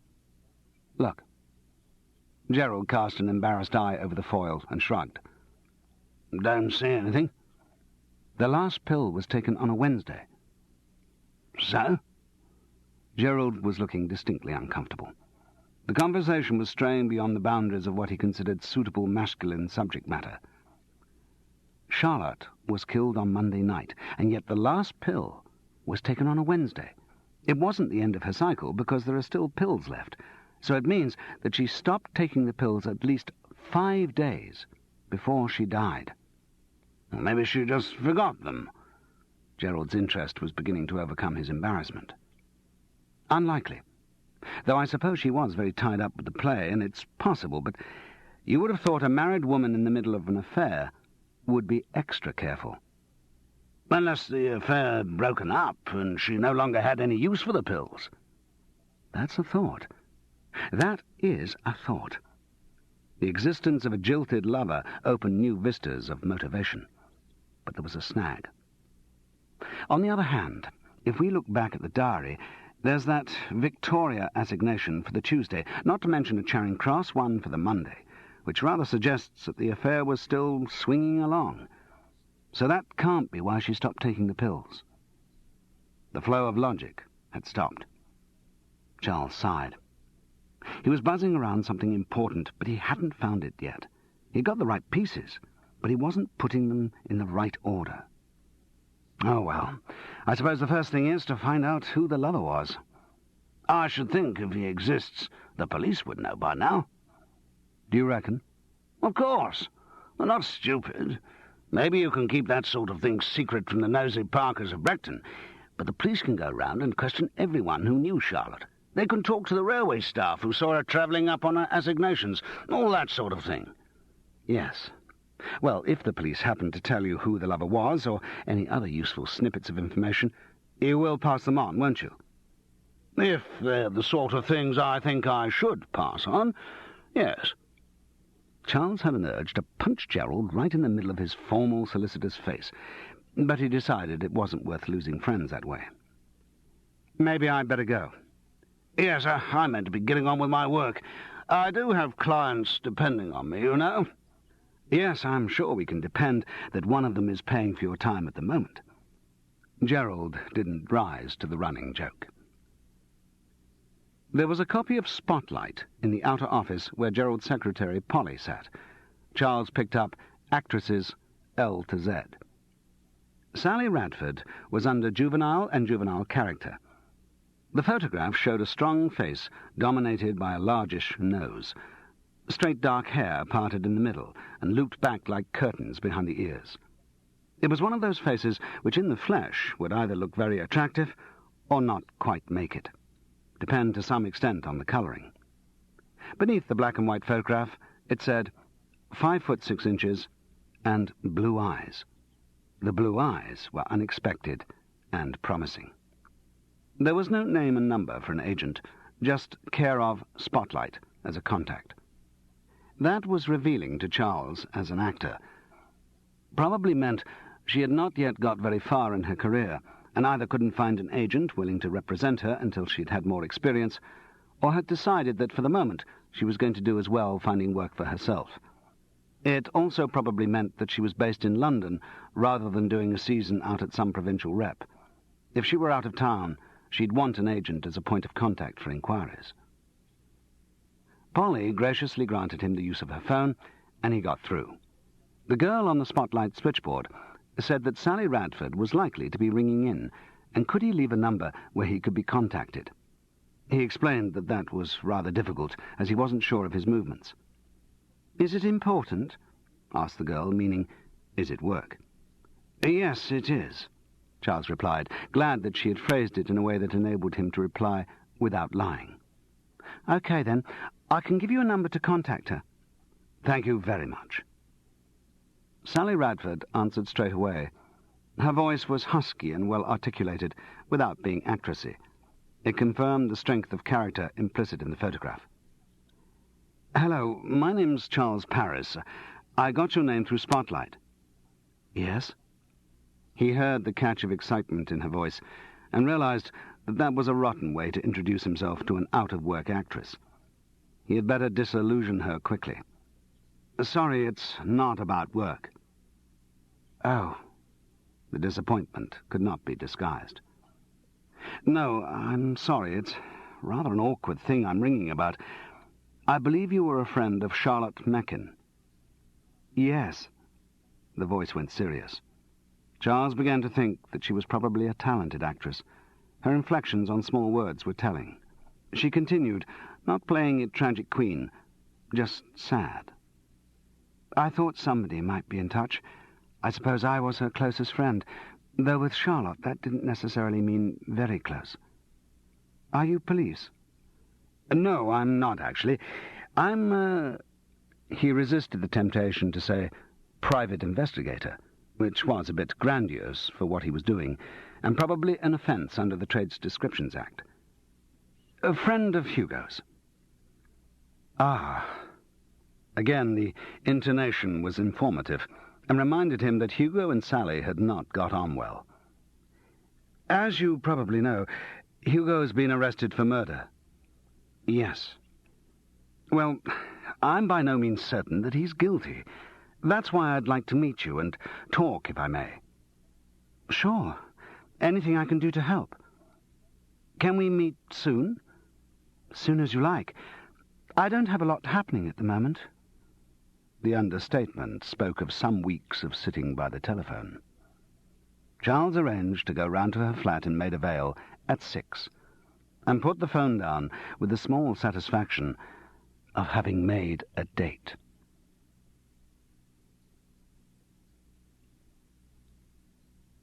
Chapter 11.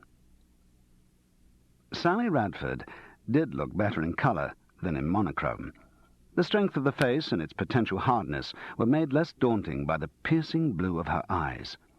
She was dressed in a collarless man's shirt with a brown stripe, well-cut jeans, and cowboy boots.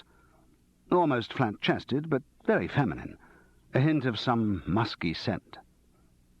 Her flat showed the same kind of style, obviously rented furnished, but with sufficient touches of her own to take the curse off the identikit furniture. A Japanese paper kite in the shape of a bird dangled over the fireplace. Tall grasses in the old green bottle balanced the slumped display of books on a low shelf. The decor was minimal, but assured. The girl emanated the same confidence.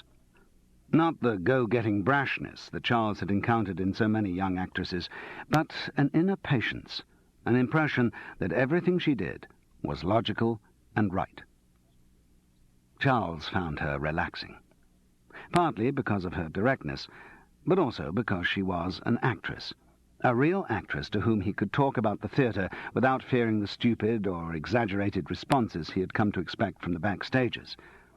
It was only as he talked to her that he realized how long it was since he had been with real actors. She sat him down and offered him tea or coffee. He chose tea, which came in a blue and grey earthenware mug. China with lemon. Good. Okay, what do you want me to tell you? Down to business, as soon as the social formalities have been observed. Let me fill you in a bit on what I'm doing first. I was with Hugo when he found Charlotte's body. He then filled her in on the background of Hugo's confession and his own reasons for believing that it was not necessarily conclusive. Sally was silent for a moment, then made up her mind. Okay, let's accept your hypothesis for the time being. What can I do for you? Just a few questions about Charlotte.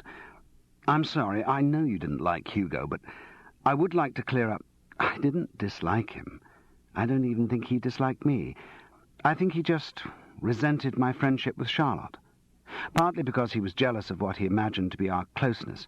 He was terribly aware of their age difference and was afraid of Charlotte seeing too much of her contemporaries in case they took her away from him, which is ironic, seeing how the marriage turned out. Also, I'm an actress, and I tended to talk about the theatre. I don't think Hugo really wanted Charlotte's career to develop, in case that took her away from him. That's rather what I thought. So he got very uptight if I started talking about contacts, or auditions coming up, or prospects for jobs, or... Though, she added on a personal note of bitterness, I don't think he need have worried if Charlotte's success had been anything like mine over the last couple of years. Work not coming? She shook her head wryly. You're a master of understatement. No, I'm not exactly fighting the offers away from my door. I had a few radios, 1 or 2 close calls on West End auditions, but... She straightened up. But you know all that. It's familiar country. Right. There was a pause of great togetherness, of shared experience. I don't know Charlotte well, Sally. I only really met her through Hugo. And you know, you view your friends' wives and girlfriends through a kind of refracting glass of the friends themselves. What I've been trying to do since Charlotte was killed is to see her on her own, to know what her own personality was like, apart from Hugo. What I really want you to do is tell me if I'm on the right lines in understanding her, or if I'm hopelessly wrong. How do you see her? It's funny, I keep coming back to the image of her as terribly young. I don't mean just in age, I mean young for her years. Immature, even. Sally nodded slowly. That's quite shrewd. Yes, she was. I knew her right through drama school, and she was always very naive, sort of wide-eyed about things. She never looked it. So beautiful for a start, and she had such superb dress sense that everyone thought she was the ultimate sophisticated woman. But it was only a front. No, not even a front, because she didn't put it up consciously. It was when I realized this that I first started to like her. Suddenly I saw that she wasn't a daunting, challenging woman, but just a rather earnest child.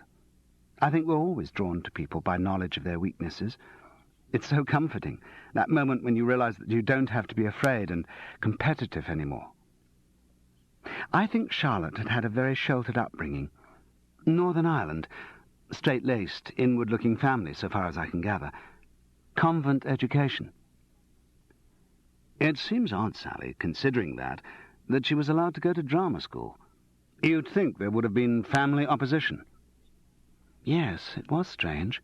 But she was strong-minded about certain things, and she knew she could act, and that was what she wanted to do. I don't think anyone could cross her once she'd really made up her mind about something. She was a good actress. I only saw her in one thing, tatty amateur production of The Seagull, but, by God, it was all there. Oh, yes, she was good. That's what made her marrying Hugo so sad. He didn't want her to be a successful actress.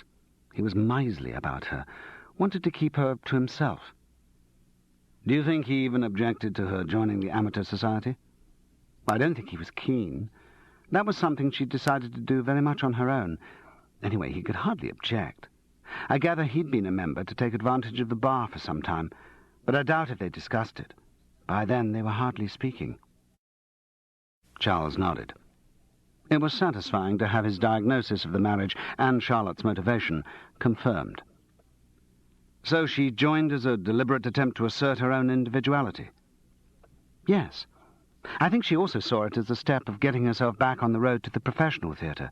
You know how it is in the business. If you don't work for a bit, you lose confidence. I think she had to do something to prove to herself that she could still act.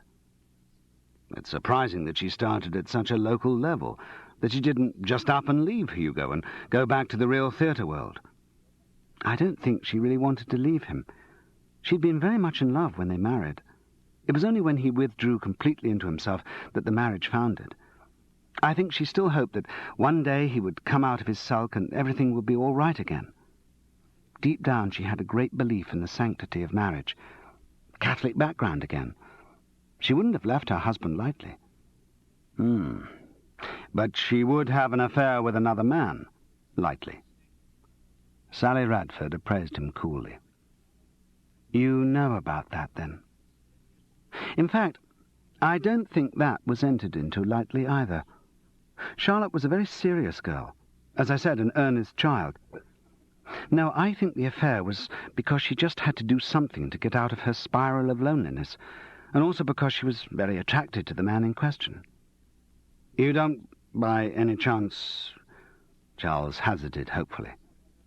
Sally shook her head. Afraid not. I have this sneaking feeling that she did once mention a man's name to me, but I'm sorry, I can't for the life of me remember what it was. But she did tell you she was having an affair? Not directly, but she came to me for practical advice, and I put two and two together. Practical advice? Yes. It's back to the naivety we were talking about. Charlotte had always been a bit backward in sexual matters. I mean, at drama school, where all the rest of us were screwing away like rabbits, she kept herself to herself. You don't mean she managed to come through drama school a virgin? I thought that was a technical impossibility.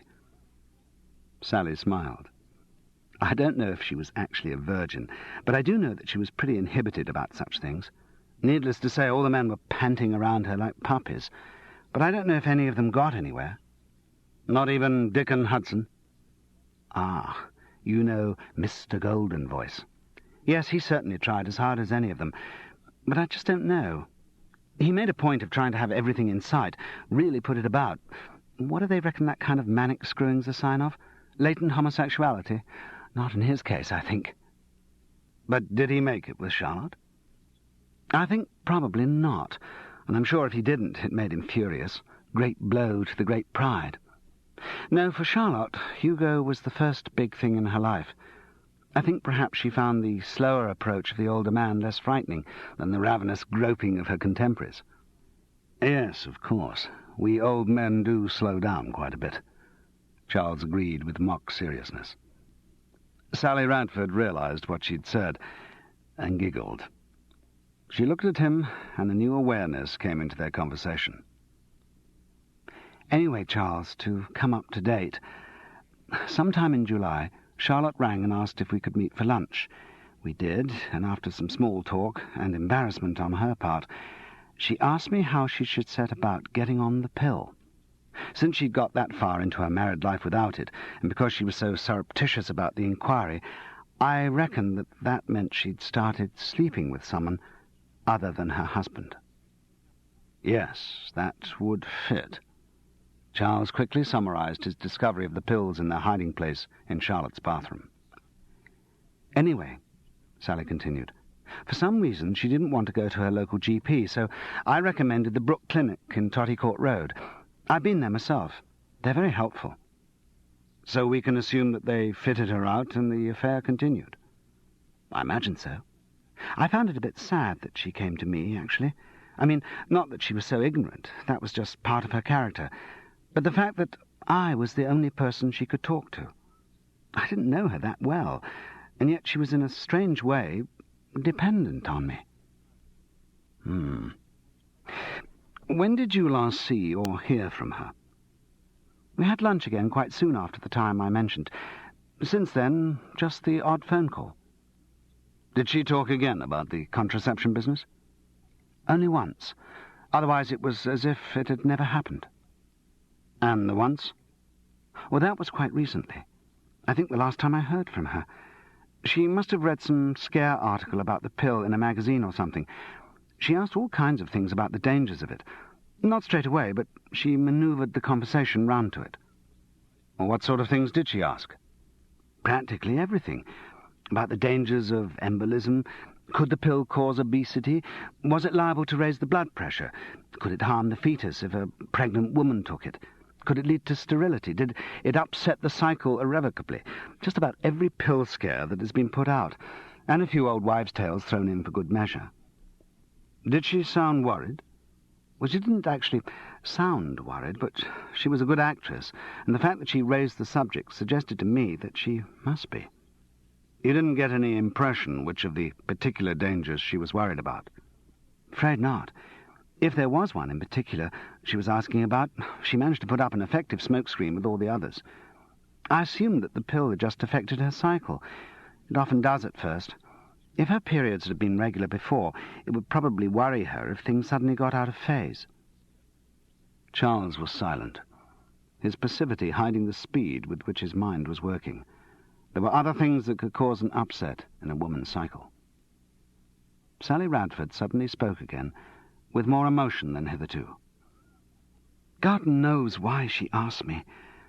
That's what I meant by being sad, that there was no one else she could ask. No family, no friendly doctor. As if I were an international expert on contraception. The bitterness in the last sentence made Charles look up, and he was surprised to see the glint of a tear in her eye. She dashed it away. I'm sorry. It's just that it seems so inhuman. Charlotte dead and presumably dissected on some police mortuary slab, while we meticulously pick through her gynecological history. Yes. But there's something else worrying you, isn't there? She looked up at him, giving the full benefit of those blue eyes. You're shrewd, Charles Paris. Yes, it was ironical, her coming to me with her contraceptive problems. I learned the hard way. An abortion? Yes. Sixth form at school. I'm sorry. He offered the useless comfort of someone who knew nothing of the circumstances. Oh, yes. She tossed her head back to signify her return to a controlled mood. Yes, it's not really the emotional shock in my case. It's just the fear that, something might have gone wrong, that I might not be able to conceive again as a result. I mean, not that there's anyone around at the moment whose baby I want to have, but, I don't know, you just have this fear that if you couldn't have children, it'd warp you in some way. Oh, it's all irrational. Forget it. Charles changed the subject, but he didn't forget it. Sorry to have dragged you through all this, but I'm very grateful to you for giving me your time, and for being so frank. Can I take you out for a drink to say thank you? Why not? She consulted her watch. 20 to 8? Yes, I think we can safely assume that all the major impresarios of London have packed their briefcases for the night, and that I can leave the telephone unattended, without jeopardizing my chances of becoming a star. They went to a rather camp Victorian pub in Little Venice, and drank large amounts of red wine. Then Charles took Sally to a little Italian restaurant, where they drank more red wine. When he saw her back to her flat, there didn't seem to be any question of his leaving. "Why are we going to sleep together?" asked Charles with the deep philosophy of the drunk, as he hopped round the bedroom trying to get his trousers off. In my case, Sally replied, pulling her shirt over her head, because I like you, and on the whole I do sleep with people I like. Also, she paused profoundly, I'm after experience. Experience that will one day be seen in a stage performance before the paying public? Maybe. Well, it may surprise you to know that even at my advanced age, I'm still after experience. He mused. Do you know, I'm 50 this week. 50. There. She took him in her arms. Rejuvenate yourself with the body of a young woman, like Dracula. You're nothing like Dracula. If you were, you'd have run screaming from the garlic in the Polo Soppresso. There. Let's hope your body's not as decrepit as your wit, otherwise I'm left out in the cold. There, and there. She drew in her breath sharply as he touched her. I think you'll find all's in working order.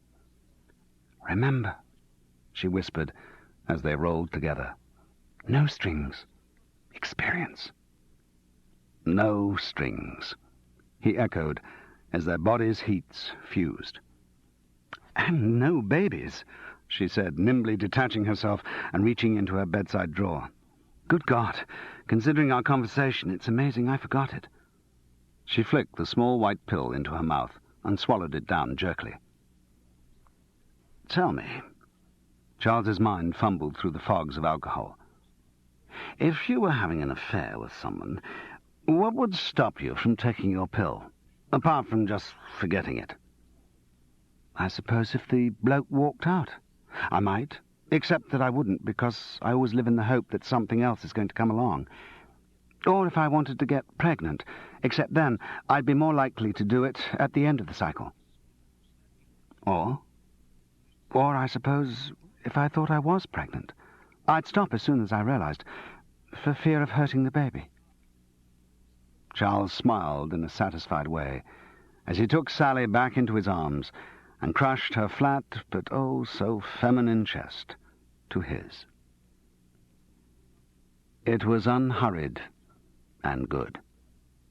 As they snuggled together to sleep, Charles murmured, "It simplifies everything, doesn't it? Sex therapy. Frees the mind."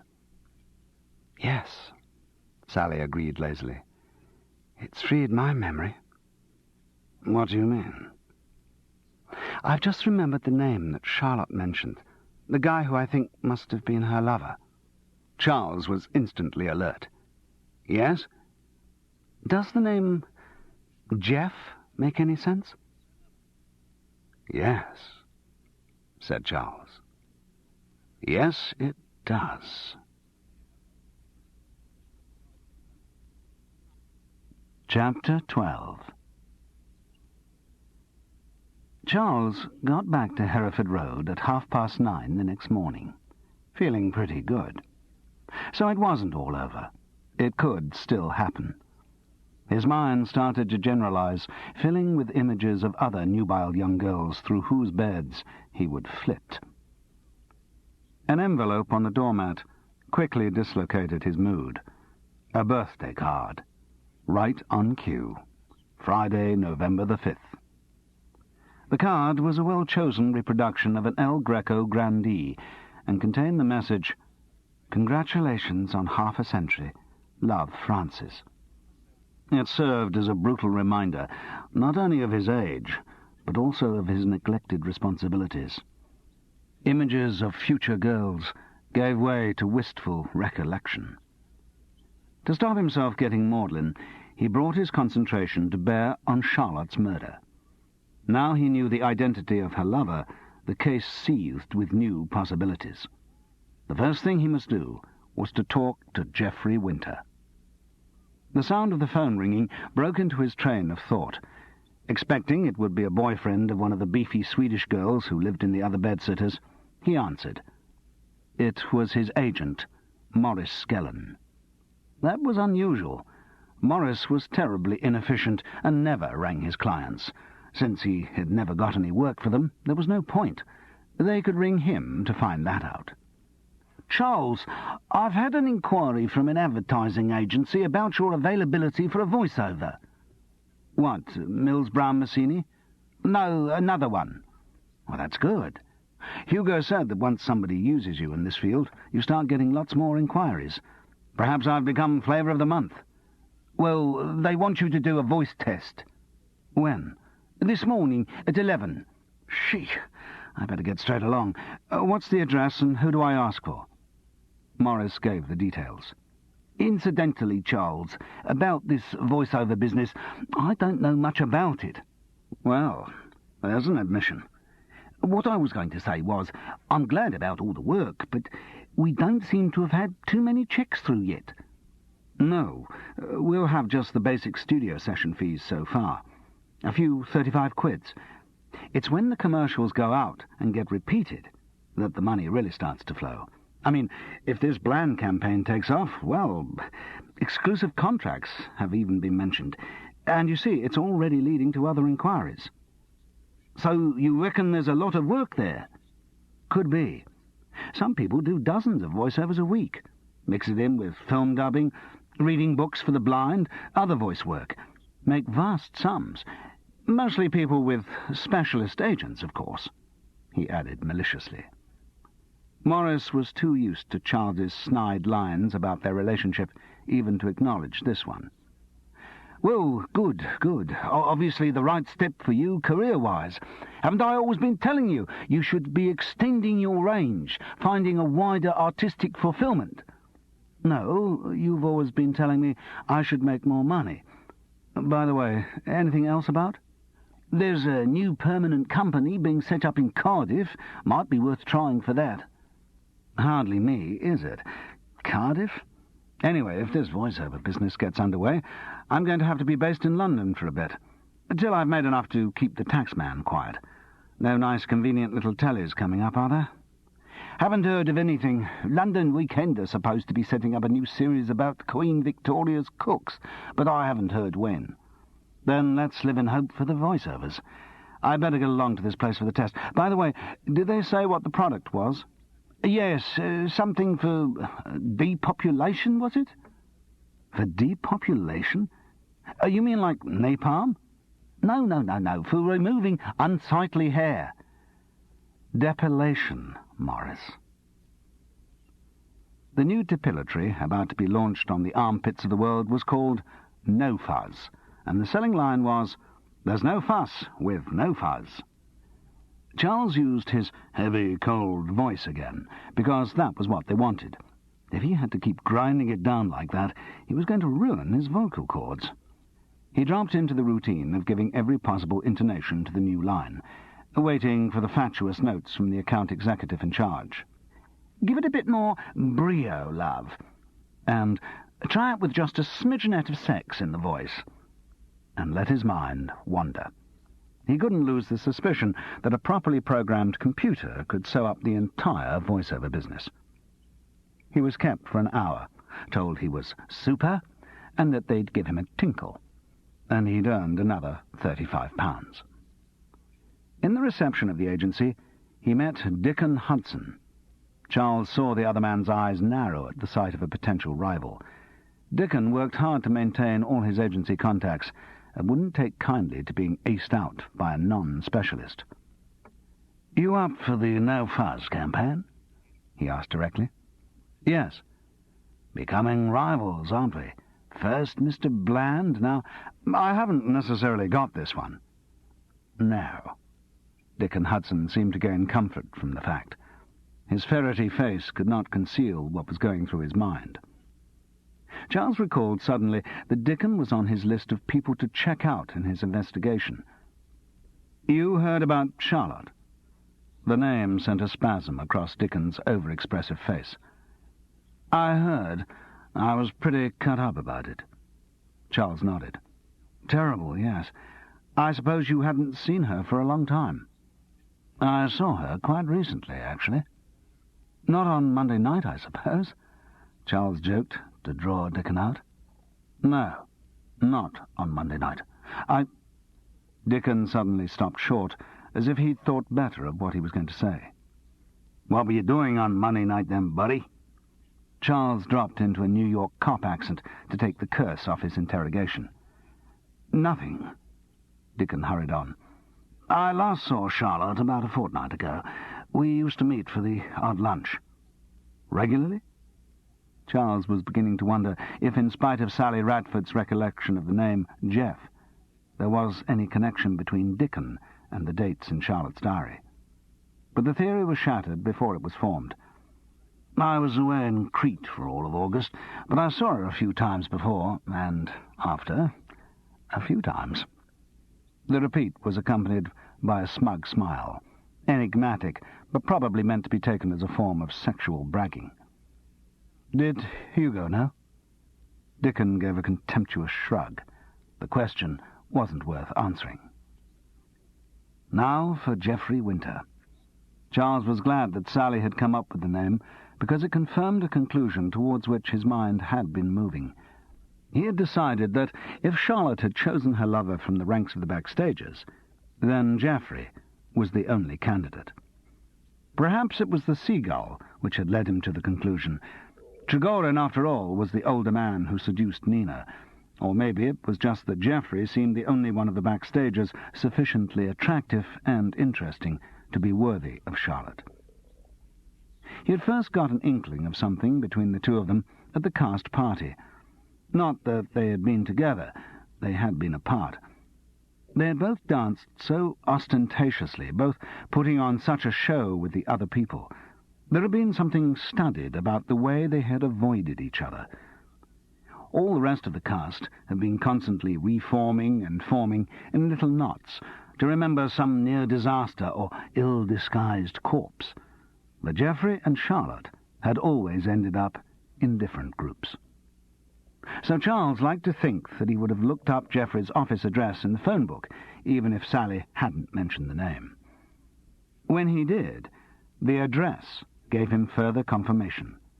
Listed under Geoffrey Winter Associates, Architects, and an office in Villiers Street, adjacent to Charing Cross Station and just over Hungerford Bridge from Waterloo.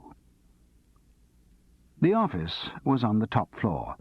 A door with a frosted glass window bore the name on a stainless steel plaque. He tapped on the window, but getting no response, tried the handle. The door was opened. He found himself in a small outer office. It was very tidy, box files upright in rows along the shelves, cardboard tubes of plans stacked on brackets on the walls. The colour scheme and the choice of the sparse furniture showed the same discrimination as Geoffrey's study. But the outer office gave no feeling of work. It was like the Meccans' house after it had been tidied by the police. Too neat to be functional. The typewriter on the desk was shrouded in its plastic cover as if its typist had long gone. There were no coats on the rows of aluminium pegs. But there was someone in the next room, or presumably more than one person, because Charles could hear a voice, talking loudly in a rather stilted way. He drew close to the connecting door, but couldn't make out the words. He couldn't even be sure that they were in English. He tapped on the door, but there was no break in the speech. He turned the handle and pushed the door open. There was only one person in the room. The first thing Charles saw was the soles of a new pair of shoes resting on the desk. Behind them, a pair of hands holding an Arden edition of The Winter's Tale. And behind that, the surprised face of Geoffrey Winter. Good God! Charles Paris! Yes. Have you come to commission me to build a second National Theatre? No such luck, I'm afraid. It's not work. It never is. Bad at the moment? Not a good time for the architect on his own. No one's building anything. The economic situation? Yes. Like everything else. Like why theatres are cutting down on resident companies, why managements are putting on less shows. This banter was conducted at a pleasant enough level, but they both knew that it was only a formal observance, preceding something more important. Charles decided there was little to be gained by further prevarication. I've come to talk about Charlotte Mecken. Ah. Geoffrey Winter tensed fractionally at the name, but he didn't give anything away. Charles got the same message that he had got from the performance as Trigorin, that here was a man of considerable emotional depth, but with great control over his reactions. He didn't let anything emerge until he had fully considered how he wanted to present it. Charles had hoped for more reaction, and was thrown when he didn't get it. So he blundered on, and after a brief explanation of his belief in Hugo's innocence, asked point-blank if Geoffrey had been Charlotte's lover. The response was an O, delivered absolutely flat. It gave nothing. But Geoffrey Winter was only playing the pause for maximum dramatic effect.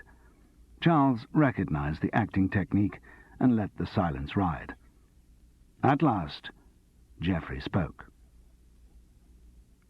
Well, congratulations. You've done your homework well. There's no point in my denying it. You're right.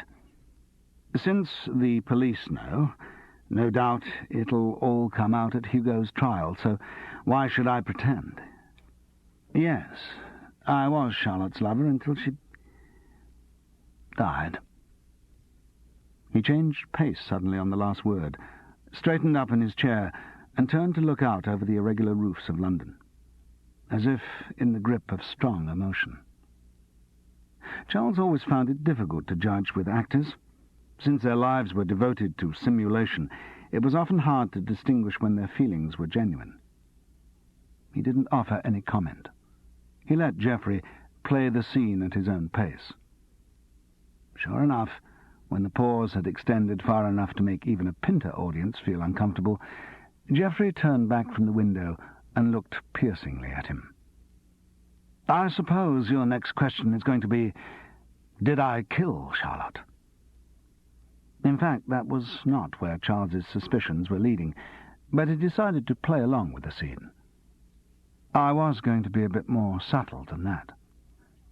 Well, Charles, the answer is no. I didn't kill her.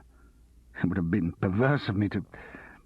I had no cause to break up what was happening, about the best thing that... Again, he was overcome by real or simulated emotion, or most likely an amalgam of the two. He turned back to the window.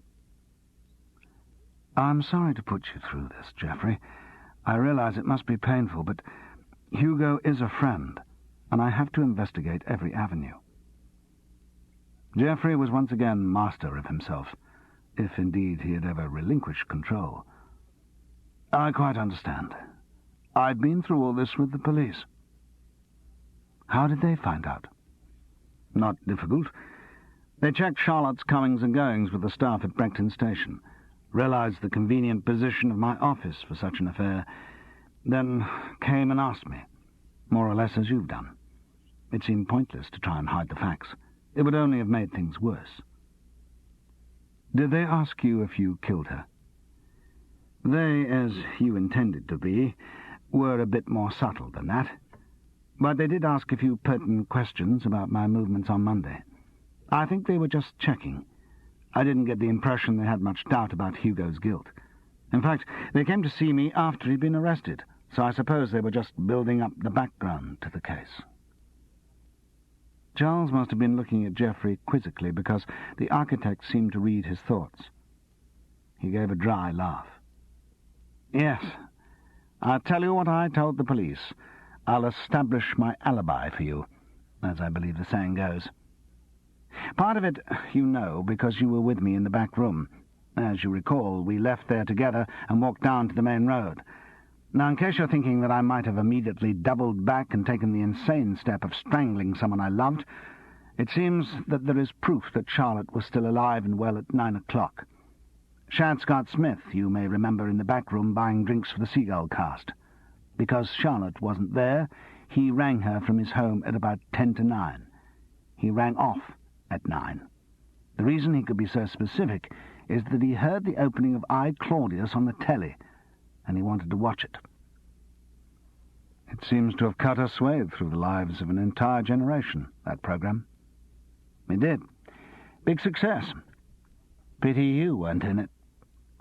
Yes, there'd be some pretty useful repeats on something like that.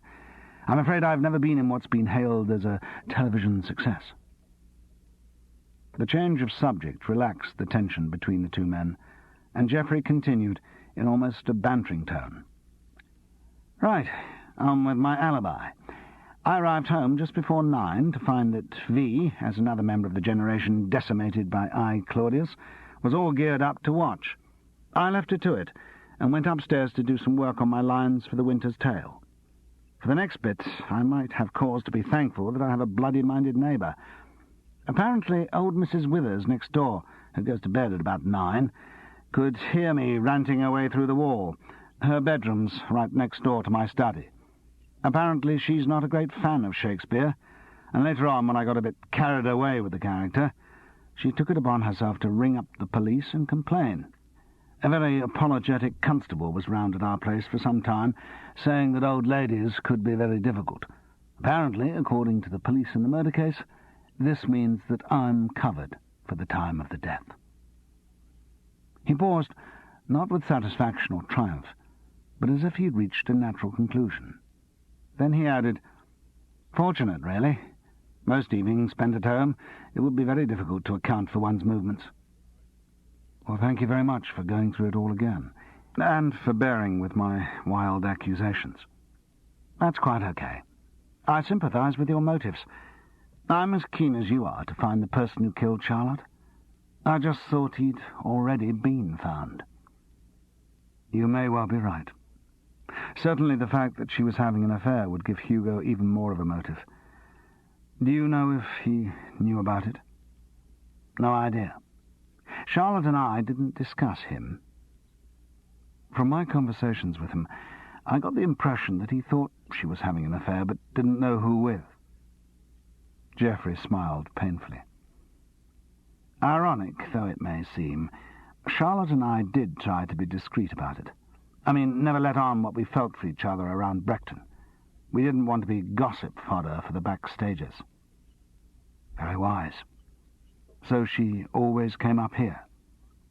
Geoffrey nodded sadly. "Yes. It started in the summer. You remember the long, hot summer." This new note of wistfulness, like everything else, sounded contrived. Charles didn't respond to it. "Tell me, why did Charlotte come sometimes to Charing Cross and sometimes to Waterloo?" Geoffrey raised his eyebrows and nodded in appreciation. 10 out of 10 for homework. To answer that question, I think you have to understand what Charlotte was like. It was her first affair. She treated it with great excitement, and I think much of the excitement came from the secrecy. Coming to different stations was her idea of discretion, of covering her tracks. She was very young. As you see, he continued with irony, the smoke screen was not very effective. It didn't take the police, or you, long to see through it. Charles felt a glow of satisfaction for his understanding of Charlotte's character. And was it for the same reason that she planned to go to Victoria on the day after she died? Victoria? I'd better explain. I found Charlotte's engagement diary down at the house. She listed all your meetings by a time and the name of the terminus she was coming to. The last two entries were 1 o'clock at Charing Cross on the Monday, the day she died, and then 1 o'clock on the Tuesday at Victoria. Ah, I didn't know she'd done that. What, put the places down in the book? Yes, that must have been it. For the first time in the interview, he seemed to be in the grip of some emotion that was more powerful than his control. I'm sorry, it's just so typical of her to think that that kind of subterfuge would fool anyone. Going to Victoria instead... to go out of her way like that to be inconspicuous and then write all the details down in a diary. I think a lot of the affair was just a game for her, like a schoolgirl having a midnight feast. But it was serious on your side. Geoffrey looked pained. Serious on both sides, in our different ways. It was very good. And it was still going well when she died? You hadn't had a row or... Geoffrey looked at Charles with some distaste, pitying his lack of subtlety. I know what you mean. No, we hadn't had a lover's tiff which would inspire me with hatred to go and kill her. It was all going very well. He was becoming wistful again. And was it going to change? Change? Were you likely to get divorced and marry? Geoffrey shook his head slowly. No. It was an affair. I wanted to go on as long as possible, but I suppose sometime it would have ended. I've had other affairs. They all end sooner or later. I wouldn't have left V. People can never understand how close V and I are. I'm just one of those men who's capable of loving more than one woman at a time. Do you understand? I think I do. Did V know about Charlotte? I assume so. I never told her, but she's not stupid. Didn't she get jealous? V would only get jealous if she thought someone was likely to take me away from her. She knew that no one would. According to my own rules of morality, I'm very loyal. Charles nodded. Geoffrey had a male chauvinist vanity which was quite strong enough to blind him to his wife's real feelings. No woman, however liberated, actually welcomes the knowledge that her husband is sleeping around. And Charles knew from the way that V had watched her husband at the cast party, she had a strong possessive instinct. There wasn't a lot more Charles could find out. I must go.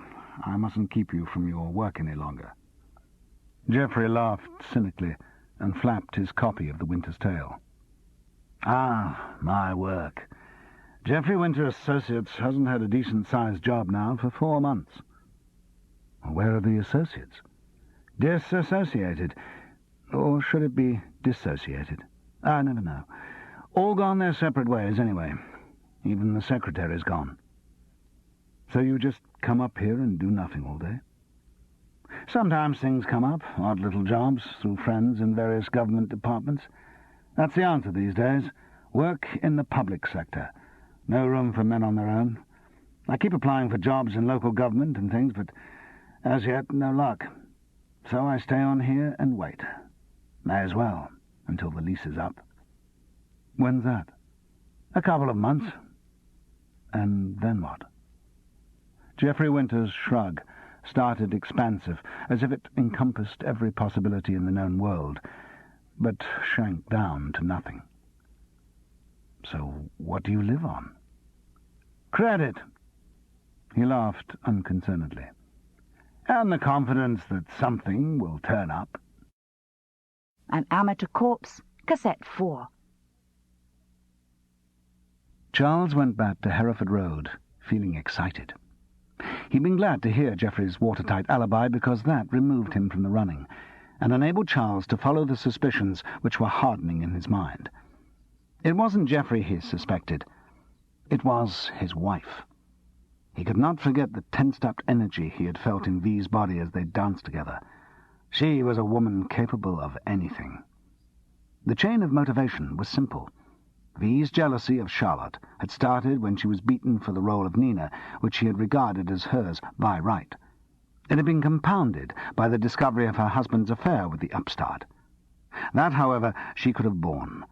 What drove her to murder was the discovery that Charlotte was giving Geoffrey the one thing that their marriage could not: a child.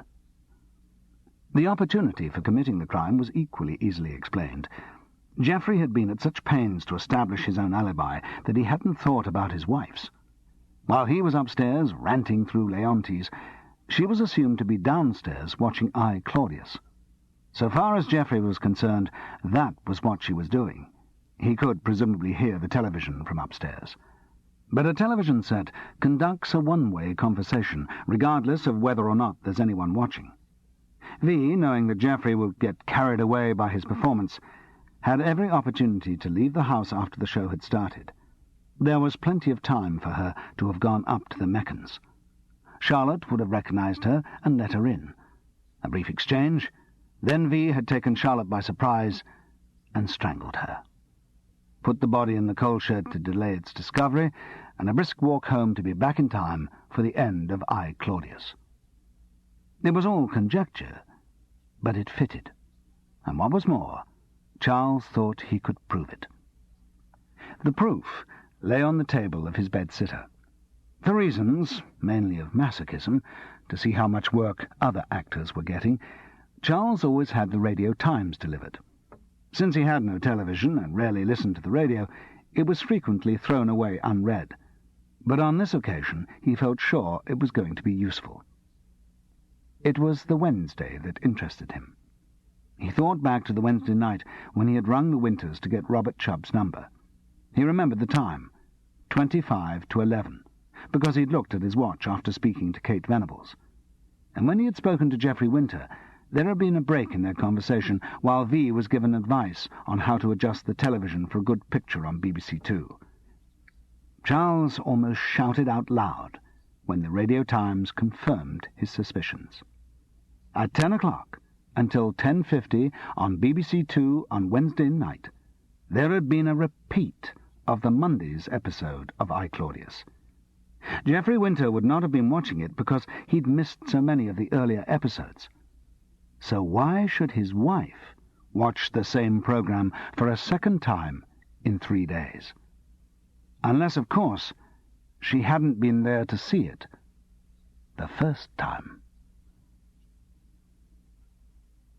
Chapter 13. Charles had cause to be grateful to Sour Reggie for forcing him into joining the Brechton backstages. As a social member, it was quite legitimate for him to be propping up the backroom bar at 7:15 that evening. There were not many faces he recognized. Robert Chubb gave him the sort of glance most people reserve for windows, and a few others offered insincere half-smiles. The only person who greeted him with anything like conviviality was Dennis Hobbs, who brought him a large bells. "You're going to do some show or something down here then, Charles?" Dennis, without Mary Hobbs, was a refreshing change.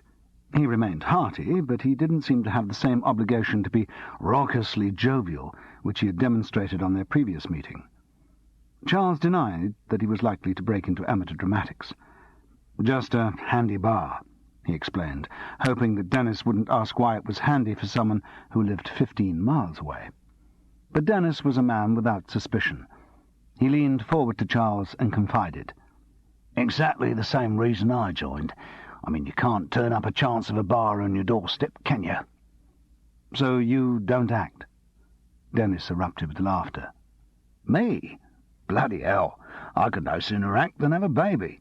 Blimey, me an actor? No, I'm a builder, that's what I am. Although Mary keeps trying to get me to say I work in the construction industry. The mimicry which he put into the last two words suggested that he was not as devoid of acting talent as he had implied. Nah, the acting bit's all Mary's. Very keen she is on all this arty-farty stuff, I tell you.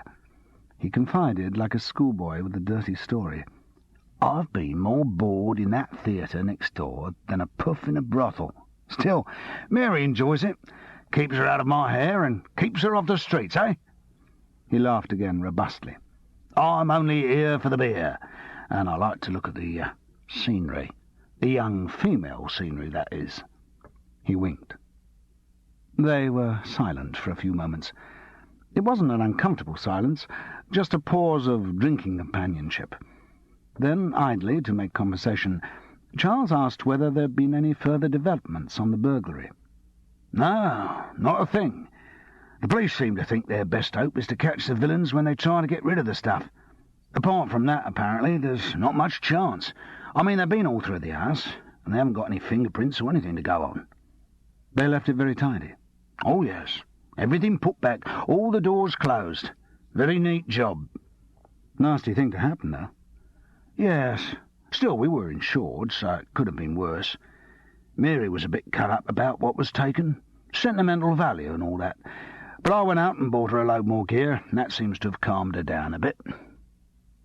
At that moment, the Winters came in.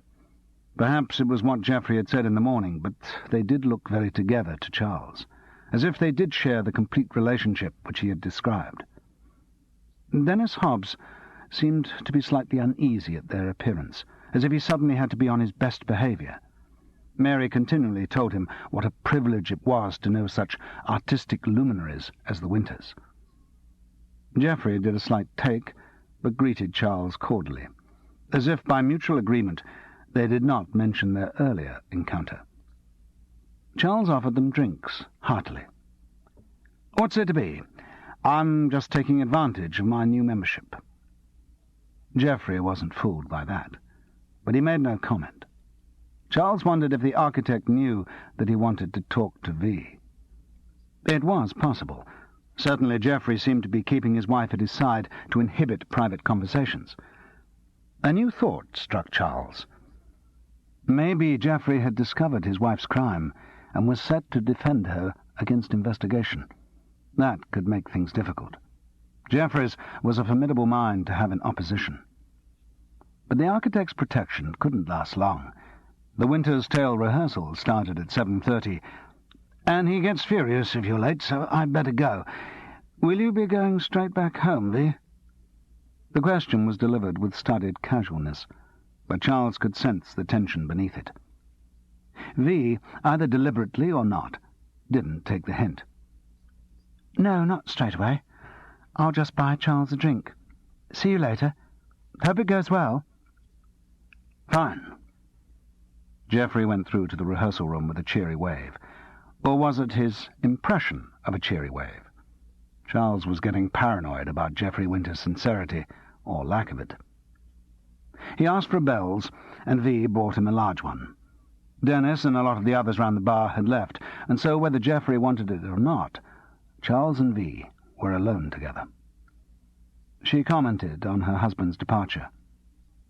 "You know, he almost sounded as if he was jealous." "What, of us?" V shrugged. Charles laughed loudly, as if it was the best joke he'd heard for a long time.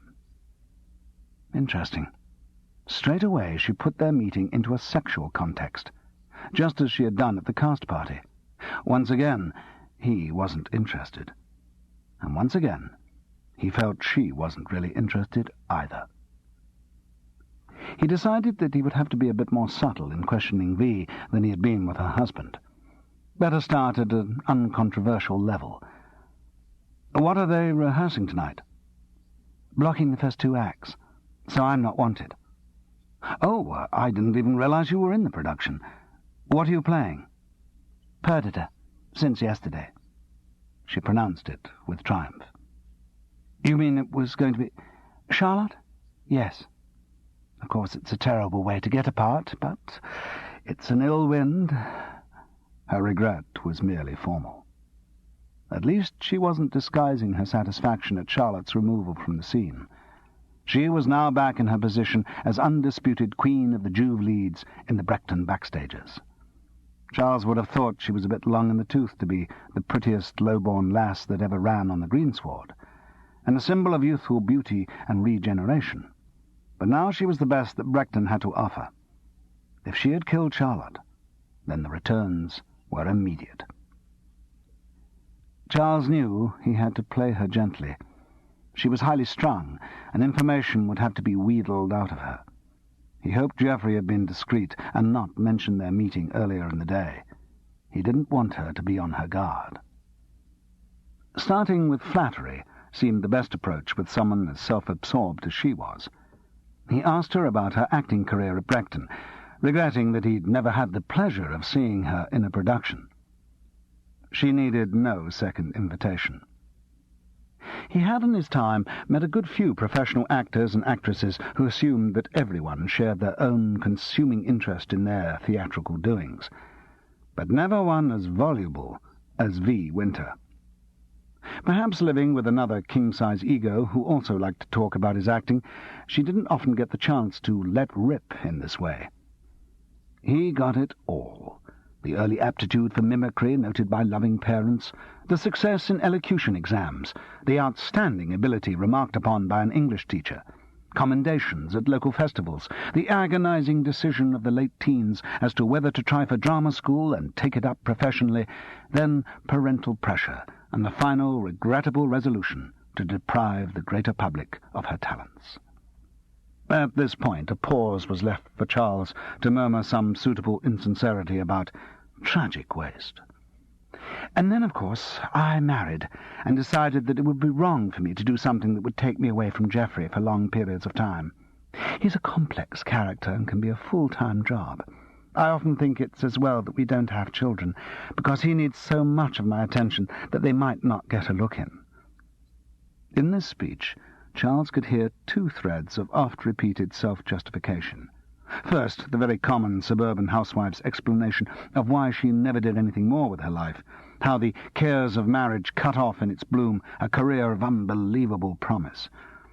In some cases, like, he reflected, that of Charlotte Mechen, it's true, but in most, where only moderate talent is involved, it's no more than a comforting fiction. There was also the second well-rehearsed self-justification, for her childlessness. It was sad that this was felt necessary, but there was a defensive quality to her remarks about Geoffrey's demands on her time. Ironic to Charles, with his knowledge of the other women among whom Geoffrey spread those needs. But she gave him a cue to find some purely practical information. "You talk about Geoffrey being a full-time job. Do you actually have a real one?" "Job? Yes, I teach speech and drama at a local private school." "Oh." This again seemed to need justification. "It's very close and convenient. I get home for lunch, and of course I think one can give a lot to young minds.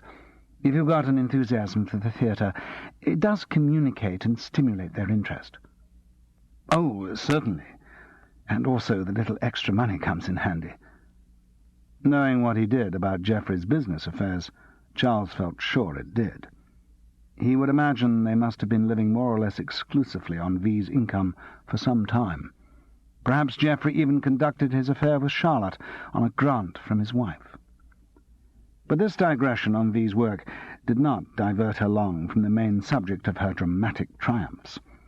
She started to list the shows she had been in through a few more drinks, and Charles's attention was wavering when he suddenly heard himself being asked back to the house to see some of her scrapbooks. Instinctively, he said yes, not certain whether scrapbooks were the latest form of etchings as a seduction bait. The more time he could spend with V, the more relaxed she became, the easier it was going to be to ask the questions he wanted to. It might also be useful to get inside the Winters' house again. If V. Winter did kill Charlotte, he was going to need some tangible proof of it to convince the police. V. made their exit from the back room pointed, with loud goodbyes to everyone, and messages that she'd see Geoffrey later. Again Charles felt the overtones of sexual intrigue. V. wanted to be seen leaving with him, possibly to stimulate gossip among the backbiters, but that was all. She seemed to want the aura of an illicit liaison, rather than any illicit action. Or at least that was the impression he got. He would presumably find out if he was right when they got back to the house. As they walked back along the path to the main road, Charles looked covertly at his companion. If she had murdered Charlotte, as he suspected, then this was the route she must have taken on the Monday night. But her face betrayed nothing. The air was full of explosions and the sudden screams of rockets. Of course, fireworks. November the 5th. His birthday. He recalled the old family joke that his mother had been frightened into delivery by a wayward jumping cracker. On the common, the celebrations were underway round the huge bonfire. Presumably there had been an effigy of Guy Fawkes hoisted on top of the pile, but now all was consumed in the tall, rippling flags of flame. To one side of the bonfire, in a roped-off area, some responsible fathers were donating Roman candles and Catherine wheels. Charles knew that this was the new approved policy. For greater safety, families were encouraged to pool their fireworks into this kind of communal party. To him it seemed to take away the excitement and make the exercise rather pointless, like drinking non-alcoholic beer in motorway service cafes. And in this case, it didn't even seem to be particularly safe. The leaping flames spat up lumps of burning debris, some of which landed in a nearby tree and kindled the branches. The conflagration was in danger of getting out of hand. Still, there were lots of responsible fathers to deal with the problem. Lots of over-insured men in their early 40s who no doubt drove Volvos with the sidelights on in the daytime. As Charles and V passed, there seemed to be an argument among them as to whether they should call the fire brigade or not. To his amusement, Charles saw that the organising spirit in the pro-fire brigade lobby was Sour Reggie from the backstagers, taking his role as professional wet blanket literally this time. He scurried about issuing orders, followed by two small children of one sex or the other, whose faces were as sour as their fathers. It was strange to see the niggling committee man in another context. V waved at Reggie, but he didn't see her. Once again she seemed to be drawing attention to her being with Charles, to set tongues wagging. A group of overexcited children rushed towards them, involved in some inexplicable but evidently very funny game. V moved aside to let them pass. As she did so, the flame suddenly threw a spotlight on her face. The expression was one of infinite pain and bitterness. They walked on in silence down the paved path to the main road. There V stopped outside an off-licence. "No drink in the house, I'm afraid." She selected a cheapish bottle of Italian red wine. Charles insisted on paying for it, and she didn't argue. His new knowledge of the Winters' financial plight made sense of such details. As V put her key in the front door, they heard the distant siren of a fire engine. Sour Reggie had triumphed. For the firework partygoers, the evening's entertainment was ending. But as V. Winter laid her arm on his shoulder and ushered him into the house, Charles Paris felt that perhaps his evening's entertainment was only beginning.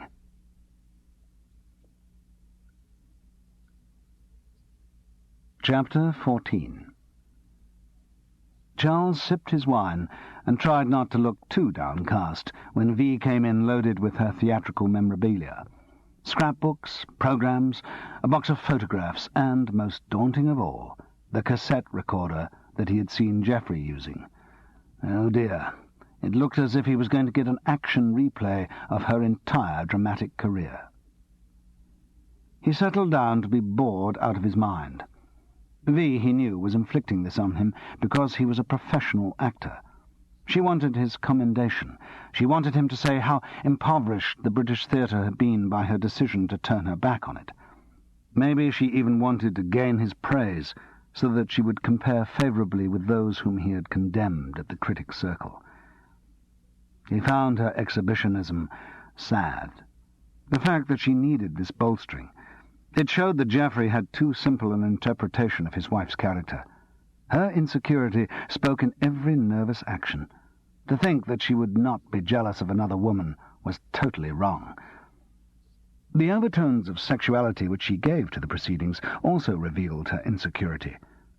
She needed attention. She needed Charles to be aware that the two of them together was a potentially sexual scenario. But he felt that that was all she needed. If he had made a pass at her, he would have got a considerate rebuff. She wouldn't have minded. In fact, she would have rather welcomed it as a boost to her ego and as something else to feel martyred about. She liked to think of herself as a tragic queen, resisting all blandishments from other men, because of her devotion to one man who was not really worthy of her. Charles had not realized this vein of contempt which ran through V's feelings for her husband until the subject of children came up again. It was prompted by a photograph of V with another girl in Elizabethan dress, who apparently had been a terribly good actress, but had given it all up when she started to have children. 4, I believe she's got now. 4. I suppose that could have been me if things had turned out differently. She responded to Charles's quizzical look. I mean, if I had married someone else. Oh. He sounded slightly embarrassed, as if he ought not to inquire further, knowing that this was the sure way to make her continue. Yes, with another man. No doubt I would be surrounded with the little brats, spending all my days at coffee parties and tea parties, talking about nappies and nursery schools.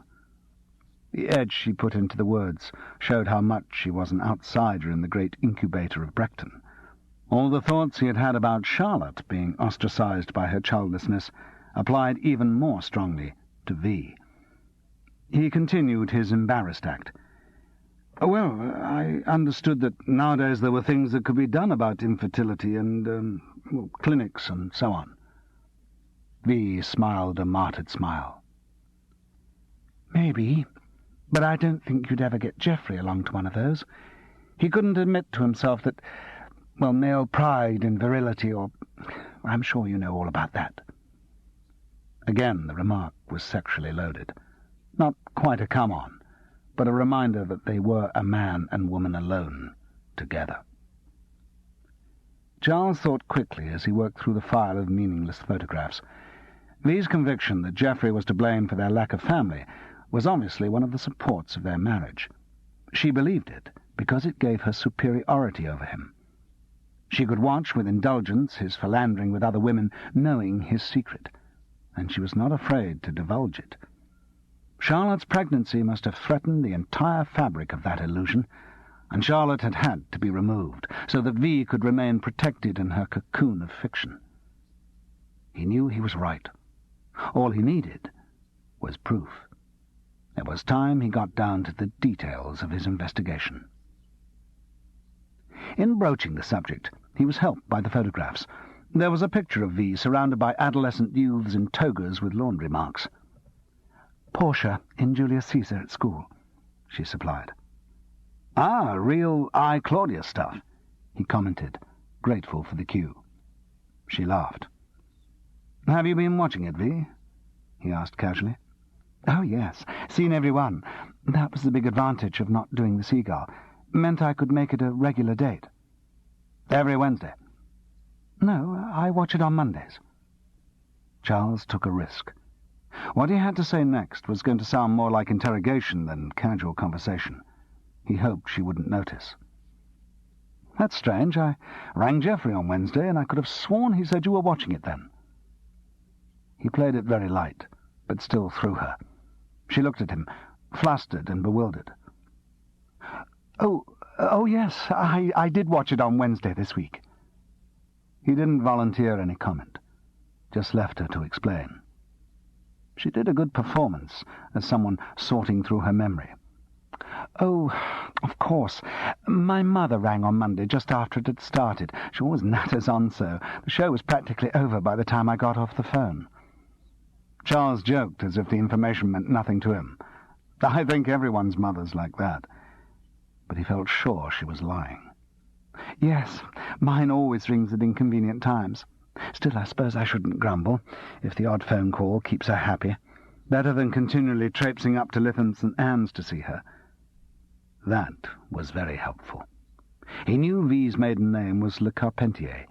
There shouldn't be too many old ladies of that name in Lytham St. Anne's with whom to check her alibi.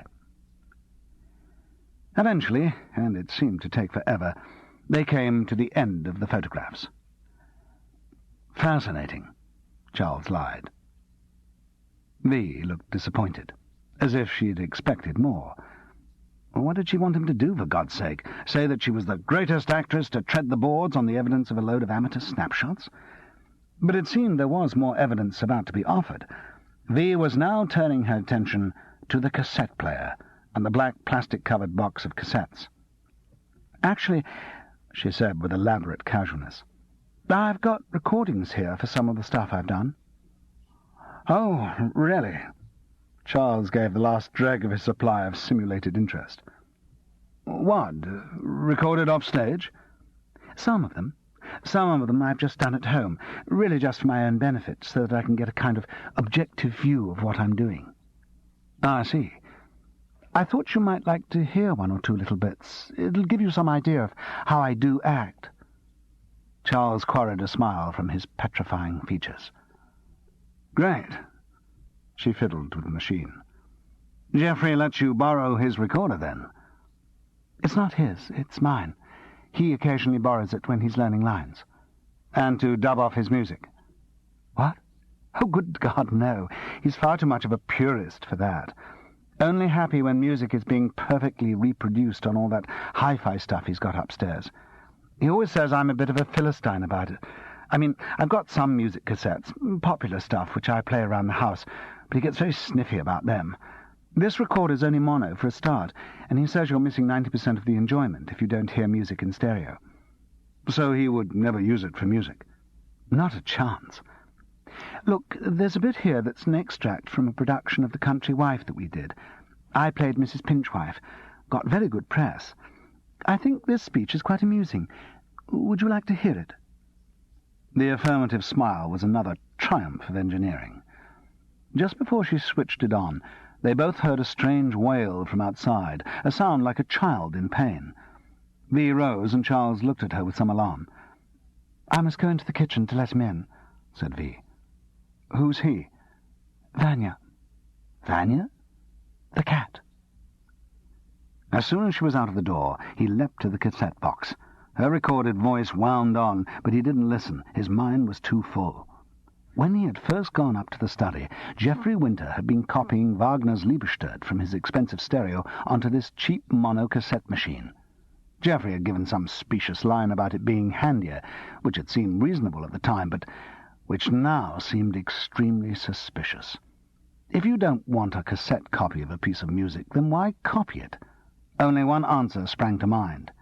In order to cover something already on the cassette. He felt a prickle of excitement. Now at last he was onto something. Geoffrey's recording of Wagner had taken place on Tuesday, the day after Charlotte's murder. The architect must somehow have found out about his wife's crime and known that there was incriminating evidence on a cassette which had to be removed. But Charles was due for supper, just after he'd made the discovery, so he had to destroy the evidence while their guest was there without raising his suspicions. What was easier than to record over it? Charles found the distinctive yellow and green container which held the cassette Geoffrey had used. There was a chance, a very long chance, that some part of its previous recording remained unerased. He slipped the thin rectangle into his pocket. Meanwhile, V. Winter's interpretation of Wycherley ground on. Suddenly the door opened, and Geoffrey walked in.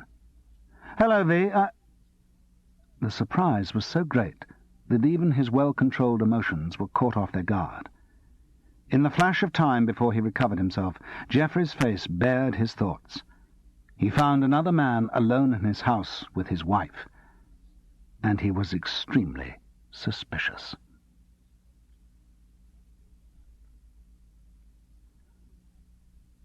Chapter 15.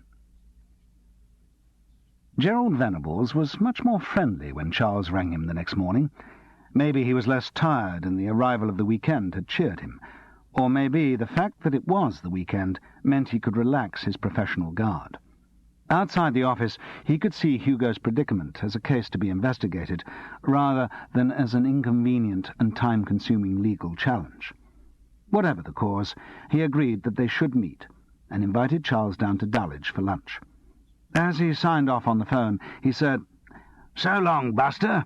See you at my joint around 12. Okay, coochie-coo?" An encouraging sign. As Charles walked from West Dulwich Station, he found that he was casting a Brechton eye over everything he saw, assessing the suburb from a suburban point of view. He hadn't quite got to the stage of pricing the houses he passed, but he could feel it wasn't far off. Dulwich had the same air as Brechton, of quiet desperation, paranoid car cleaning, wives pulled in every direction by children, buggies and shopping, determinedly jovial husbands taking the kids for a walk, track-suited executives sweating off some of the week's lunches in unconvinced jogging, others bearing their loads of wood and ceiling tiles from the brochured neatness of the do-it-yourself shop to the bad-tempered messes of a constructive weekend. Gerald's house was predictably well appointed, part of a newish development with that fraction more room between it and the next house which is the mark of success in the suburbs. The front door had a brass lion knocker and was white, with small square Georgian panels. The up-and-over garage door was panelled the same way. In fact, the whole scheme of the house was Georgian, with thin-framed white windows set in neat red brick. It was exactly the sort of house that anyone in Georgian England who happened to own 2 cars, a central heating oil tank, a television, and a burglar alarm would have had. Gerald was manifesting the schizophrenia of a Monday to Friday worker. He was dressed in a pale blue toweling shirt and evenly faded jeans, the summary image made possible by the blast of central heating which greeted Charles as he entered. His feet were encased in navy blue sailing shoes, and a Snoopy medallion hung around his neck. This last was worn a bit self-consciously. Perhaps it was a fixture, always around the solicitorial neck, beneath the beautifully laundered cotton shirts and silk ties, but somehow Charles doubted it. The shock of Gerald without a suit made him realize that it must have been nearly 20 years since he had seen his friend in informal gear. For a moment he wondered if he'd come to the right house. "Kate's taken the kids to some exhibition in town, so we've got the place to ourselves. She sent love and so on. There's some kind of basic pâté lunch in the fridge for later. Have a beer?" Predictably Lowenbrow. Charles descended into the depths of a light brown leather sofa and took a long swallow. "Well, are you beginning to think I might have a point?" "Hardly, Charles. But I'm willing to go through the evidence with you and see if there's anything. What do you reckon might have happened?" Charles outlined his current view of Charlotte's death, moving swiftly from point to point. As he spoke, his conjectures took a more substantial form, and he could feel an inexorable pull of logic. Gerald was impressed, but sceptical. "I can see that it makes a kind of sense, but in a case like this you've got to have evidence. If you're ever going to convince the police that their nice, neatly sewn-up little case is not, in fact, nice and neatly sewn up at all, you're going to have to produce something pretty solid. All we've got so far is the slight oddness of a woman watching her favourite television programme twice in 3 days. And that could be well explained if it turns out that her story about her mother's phone call is true." "I'd care to bet it isn't. Anyway, that's not all we have. We've got this." With an actor's flourish, Charles produced the yellow and green cassette box from his pocket. "Oh, yes." Gerald was not as overwhelmed by the gesture as he should have been. "You mentioned that. I'm afraid I don't quite see where you reckon that fits into the scheme of things." "What? You don't want me to repeat all that business about my coming in and finding Geoffrey copying the Wagner?" "No, I got that. What I don't understand is what you're expecting to find on it. Except for Wagner, I mean. He could have just been copying it for a friend or something." Charles wasn't going to shift from his proudly achieved deduction. No, I'm sure he was trying to hide something, to erase something. "But what?" What could possibly be put on a tape that was incriminating? The average murderer doesn't record a confession just to make it easy for amateur detectives. Ha, bloody ha. All right, I don't know what it is. I just know it's important, and the only way we're going to find out what's on it is by listening to the thing. Do you have a cassette player? Of course, Gerald murmured, pained that the question should be thought necessary. In fact, he had a cassette deck incorporated into the small city of matte grey Bang & Olufsen hi-fi equipment that spread over the dark wooden wall unit. The speakers stood on the floor like space-age mushrooms. "Now, I reckon," said Charles, as Gerald fiddled with the console, "our best hope is that there's something right at the beginning, that he started recording too far in and didn't wipe all the—" The opening of the prelude from Wagner's Tristan und Isolde gave him the lie. "Well, if that was our best hope," Gerald observed infuriatingly, as he bent to fiddle with more knobs. When he was happy with the sound, he sat down with a smug smile on his face, waiting to be proved right. The prelude wound moodily on. Charles remembered how cheap he had always found the emotionalism of Wagner's outpourings. He began to get very bored. After about 5 minutes, it became clear that Gerald was going through the same process of mental asphyxiation. "Charles, can't we switch it off? Kate's taken me to this stuff, but I've never cared for it much." "No. Some American once said Wagner's music is better than it sounds." "It needs to be. I think it's going to go on like this for some time. We're not going to get any dramatic murder confessions." "I agree. Let's spool through. There might be something where he changed sides. That's a C90 cassette, 45 minutes each way. The LP could only have had about 20 minutes each side, so he must have flipped the disc. Might be something there." There wasn't. They could hear the blip of the pickup being lifted off, then the slight hiss of a raised tape, until the bump of the stylus back on the other side, the tick of the homing grooves, and the return of the music. "No." Gerald's smugness was increasing. "Well, let's try the end. Yes, if there's only 40 minutes on the disc and it's a 45-minute tape..." Charles felt a new surge of excitement at the thought. He tensed as Gerald spooled through till nearly the end of the tape, and uttered a silent prayer as the replay button was pressed. God was apparently deaf. Tape hiss. Again, nothing but tape hiss. "I think he just left the record button down and let the tape run through until it was all erased." "Yes, I suppose so," Charles agreed gloomily.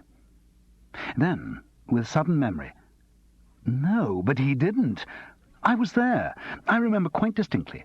Perhaps he'd intended to do that, but because I was there, he switched it off when the music stopped. He must have erased the last bit after that, which would suggest to me that he did have something important to hide." Suddenly he got excited. "Look, suppose he missed a bit just at the end of the music." "Why should he?" "Well, with some of these cheap cassette players, it's difficult to press the play button and record at exactly the same time. He might have put down the play a moment earlier and left something unerased." "But surely he would have heard anything and gone back over it." "Not necessarily. Most of these machines have another button with which you switch off the sound to prevent microphone howl-around. So he wouldn't have heard it. And given his great respect for music, even in this situation, I don't think he'd want to risk going back and wiping the final reverberation of his Wagner." "It sounds pretty unlikely to me." "It is. But it's possible. Spool back to the end of the music." With the expression of someone humouring the mentally infirm, the solicitor returned the controls. It was the end of the Liebestod. The soprano warbled to death, and the orchestra rose to its sullen climax. The regular hiss of the stylus on the centre groove seemed interminable. Then, abruptly, it was lifted off. This sound was followed by the woolly click of the recorder being switched off. Then another click as it had been restarted, and seconds later, a third as the record button had been engaged. Between the last two clicks, there was speech. Charles and Gerald looked at each other as if to confirm that they had both heard it. They were silent. The evidence was so fragile it could suddenly be blown away. Charles found his voice first. "Spool back. Play it again." he murmured huskily. Again, Wagner mourned in. Again, the pickup worried against the centre of the record. Then the clicks. And sandwiched between them, Geoffrey Winter's voice, saying 2 words. No, not so much. 2 halves of 2 words. Ed Cole, Charles repeated reverentially. Play it again. Gerald did so. Gerald did so. It's cut in the middle of some word ending in Ed, and it sounds as though Cole is only the beginning of a word too. What words begin with Cole? Charles looked straight at Gerald. Coal shed, for one. Good God! For the first time, the lines of scepticism left the solicitor's face. And what about words ending in Ed? There must be thousands. Thousands that are spelled that way, not so many that are pronounced like that. No, I suppose there's coal shed again, if the 2 parts came the other way round. Or there's dead, Gerald. Yes, the solicitor replied slowly. Yes, there is. May I use your phone, Gerald? What for? I'm going to crack V. Winter's alibi. Oh.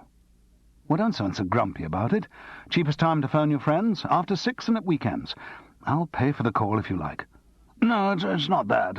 The firm sees to the phone bill anyway. Of course, I'd forgotten. You never use your own money for anything, do you? Well, not if I can help it. Gerald smiled complacently. Given Lytham St. Anne's and the unusual name of Le Carpentier, Directory Inquiries had no difficulty in producing V's mother's phone number. Charles put his finger down on the bar of Gerald's trim phone and prepared to dial. Are you going to just ask her direct, Charles? Won't you think it's a bit odd? I'm not going to ask her direct. I have a little plan worked out which involves using another voice. Don't worry. But that's illegal, wailed Gerald as Charles dialed. You can't make illegal calls on a solicitor's telephone. Mrs. Le Carpentier answered the phone with the promptness of a lonely old lady. Hello, telephone engineer. Charles was pleased with the voice. He had first used it in a stillborn experimental play called Next Boat In, captured all the bleakness and, I'm afraid, all the tedium of Dockland, Lancashire Evening News.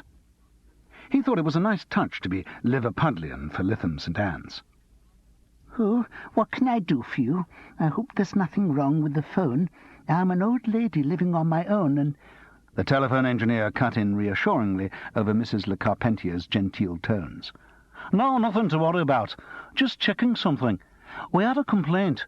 Somebody reported that your phone was continually engaged when they tried to ring, so I just have to check that the apparatus was in fact in a state of usage during the relevant period. Ah, I wonder who it could have been. Do you know who reported the fault? No, madam. It could have been Winnie, actually. She lives in Blundellsands. We play bridge quite often, and it's possible she was trying to set up a fourth. The telephone engineer decided he didn't want to hear all of Mrs. Le Carpentier's social life. Yes, madam. I wonder if we could just check the relevant period. The fault was reported last Monday. Apparently someone tried to call 3 times between 9 and past in the evening. Was the apparatus being used at this time? So confident was he of a negative response that her reply threw him for a moment. I beg your pardon, madam. Yes, it was in use. Oh. Still, it wasn't necessarily V to whom she was speaking. Local calls, were they, madam? Oh, no, it was just one call. Long distance. Where to? We have to check, madam, when it's been reported. It was a call to Brecton. That's in Surrey, near London. Charles felt the concoction of logic he had compounded trickling away from him. Are you absolutely confident that that was the time, madam? Absolutely. It was the time that Claudius was on the television. Oh. Yes, you see, I saw it for the first time last week, and I thought it was a shocking programme. So much violence and immorality. My daughter had mentioned that she watched it, but after I'd seen what it was all about, I thought it was my duty as a mother to ring her up while it was on so that she couldn't watch it. Do you see? I see, Charles replied dully. Yes, he saw. He saw all his ideas suddenly discredited. He saw that he must flush every thought he had ever had about the case out of his mind and start again with nothing. Mrs. Le Carpentier was still in righteous spate. I think too many parents nowadays neglect their duties as their children's moral guardians. I mean, Victoria's over 30, but she still needs looking after. She mixes with all kinds of theatrical people, and... Victoria? My daughter. Good God! Oh, that's another thing. I don't like in young people today taking the name of the Lord in vain. It's... Mrs. Le Carpentier, thank you very much. You've been most helpful. I can confirm that there's nothing wrong with your apparatus. Oh, good. Do you think maybe I should ring Winnie? Yes, I would. He slumped onto the sofa, not hearing Gerald's remonstrances about the illegality of impersonating people over the telephone, and the number of laws under which this action could be charged, and how the fact that the owner did not stop the crime might well make him an accessory. It all flowed past Charles.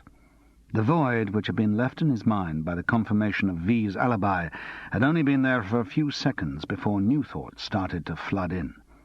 He pieced them together into a rough outline, and then spoke, shutting Gerald up with a gesture. V's real name is Victoria. So what? What about her alibi? Was she telling the truth? Oh, yes. Charles dismissed the subject. Well, then, that seems to put the kibosh on the whole. But don't you see? Her real name is Victoria. Yes, but I should have guessed. The way all those amateur actors fiddle about with their names, it should have been obvious. I don't see that her name is important when... It is important, Gerald, because it means that it was V whom Charlotte was going to see at 1 o'clock the day after she was murdered. During the school lunch hour. Charlotte couldn't stand all those affected stage names, so she would have called her Victoria as a matter of principle, and I bet that the reason she was going to see V was to tell her she was pregnant. So V didn't already know? No. But surely that throws out all your motivation for her to have done the murder, and... She didn't do the murder. Forget V. She doesn't have anything to do with it.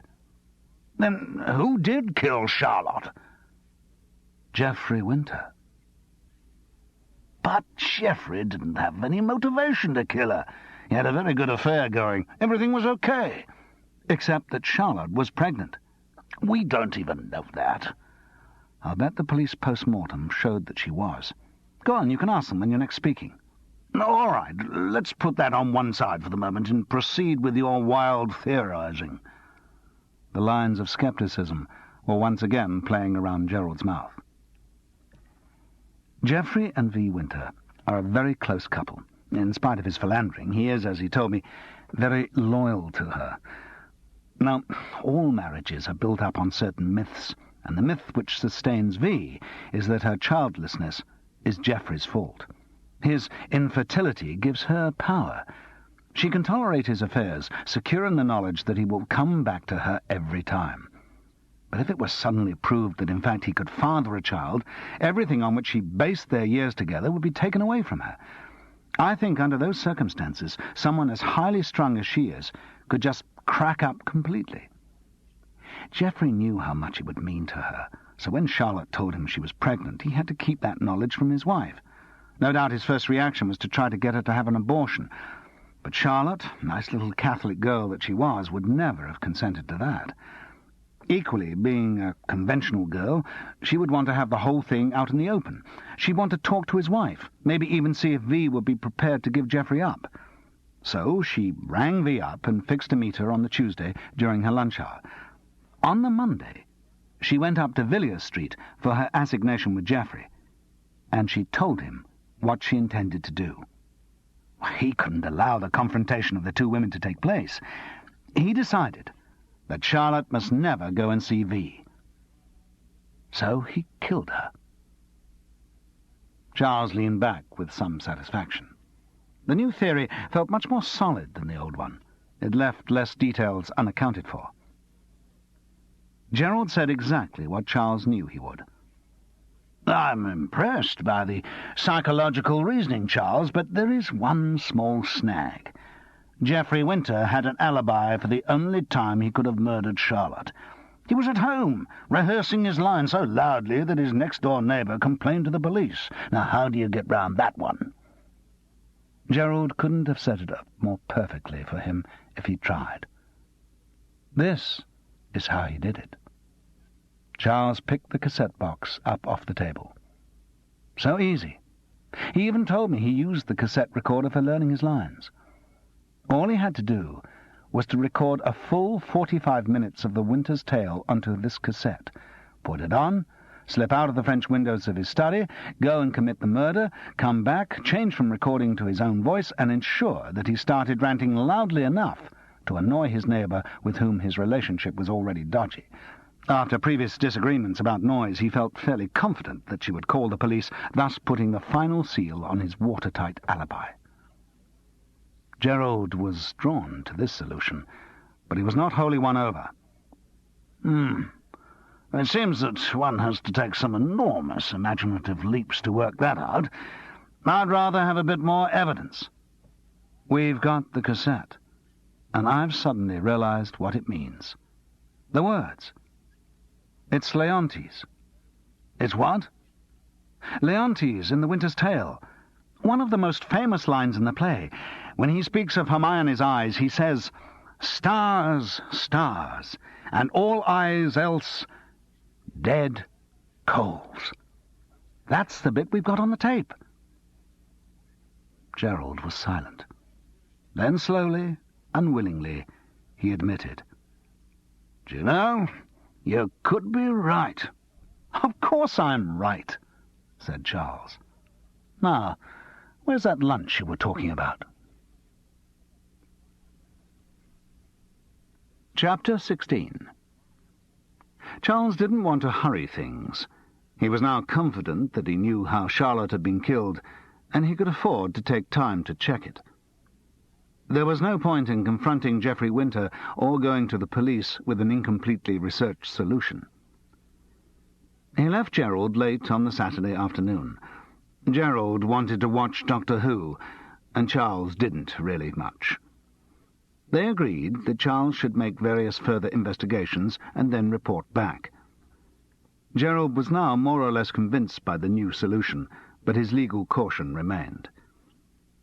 Since there was nothing useful he could do that day, Charles went for the evening to one of his old haunts, the Montrose, a little drinking club round the back of the Haymarket. As he expected, it was full of out-of-work actors, and even after the theatres finished, some in-work ones. A great deal of alcohol was consumed.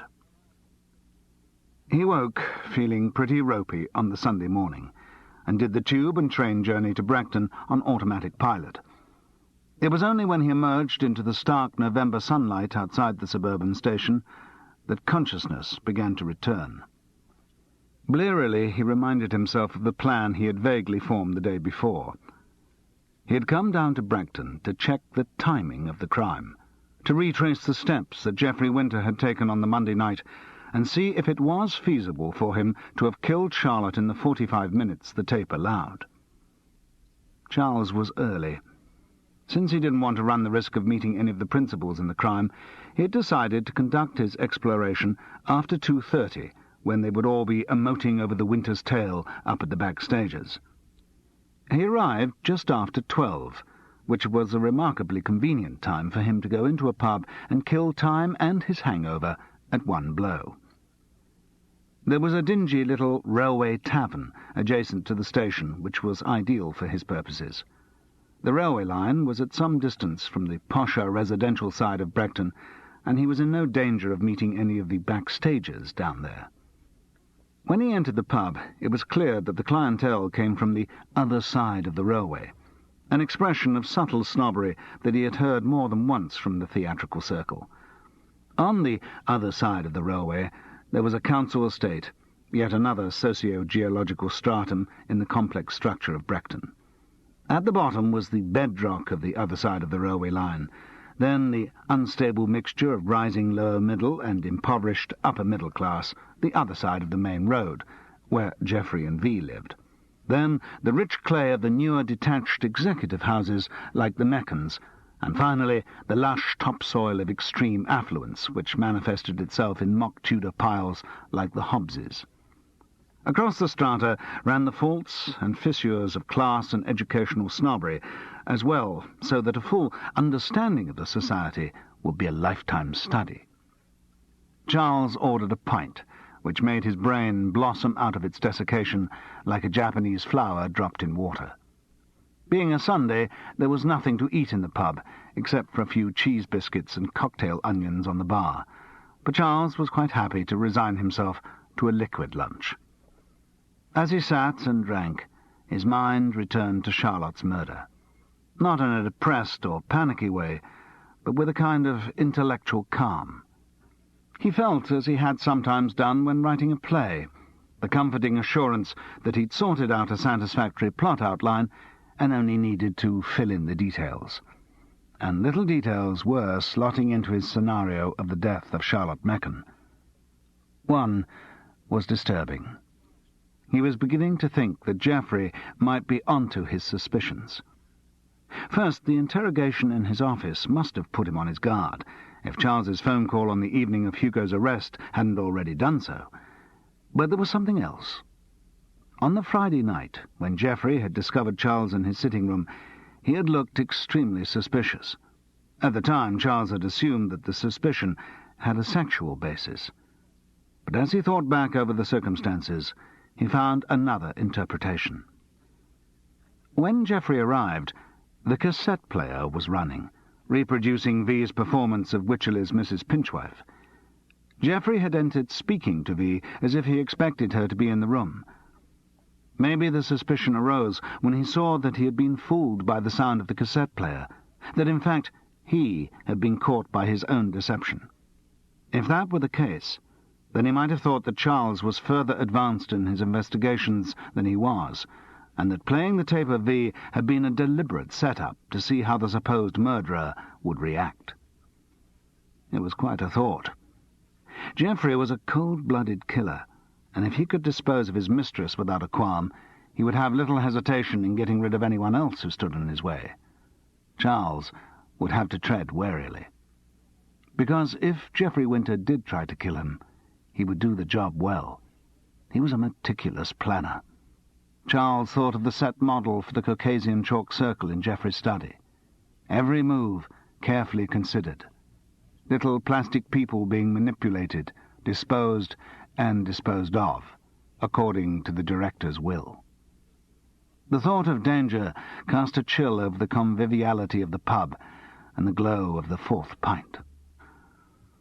Well, the solution was to get to the source of the danger as soon as possible, to prove Geoffrey's guilt and have him put away before he could make a hostile move.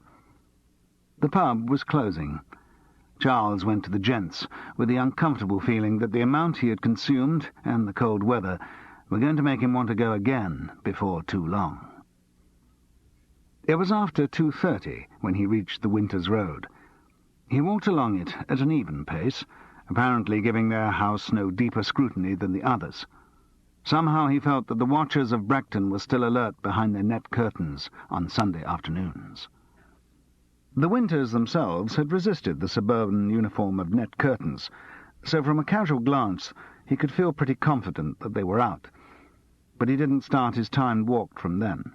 He felt sure there must be a route from the back of the house. When he got to the end of the road, his hunch was proved right. The gardens of the row of identical semis, identical to everyone except their proud owners, backed onto the gardens of the parallel row in the next road. Between them ran a narrow passage, flanked with back gates into minute gardens. The alley was concreted over, its surface cracked and brown, marked with moss and weeds. Suburban secrecy ensured that the end fencing of all the gardens was too high for anyone walking along the alley to see in, or, incidentally, to be seen. As Charles walked along, he could hear sounds from the gardens, the scrape of a trowel, a snatch of conversation, the sudden wail of a child, very close the snuffling bark of a dog. But except for the occasional flash of movement through the slats of fencing, he saw no one. And this was in the middle of Sunday afternoon. After dark, one could feel absolutely secure in passing unseen along the alley, and Geoffrey Winter must have known that. When he reached the Winters' garden gate, he pressed close to the fence and squinted through a chink. He could see the distinctive wall colouring of Geoffrey's study, and outside it the little balcony and staircase, so convenient for anyone who wanted to leave the room unnoticed after dark. As anticipated, the pressure on his bladder was becoming uncomfortable, and he stopped to relieve himself where he stood. He was again struck by the secluded nature of the alley, which enabled him to behave impolitely in such a polite setting. Then he started his timed walk. He reckoned Geoffrey must have allowed a maximum of 40 minutes. I, Claudius, lasted 50, but he could only get 45 minutes of the Winter's Tale on one side of the tape. 5 minutes would be a buffer to allow for the unexpected.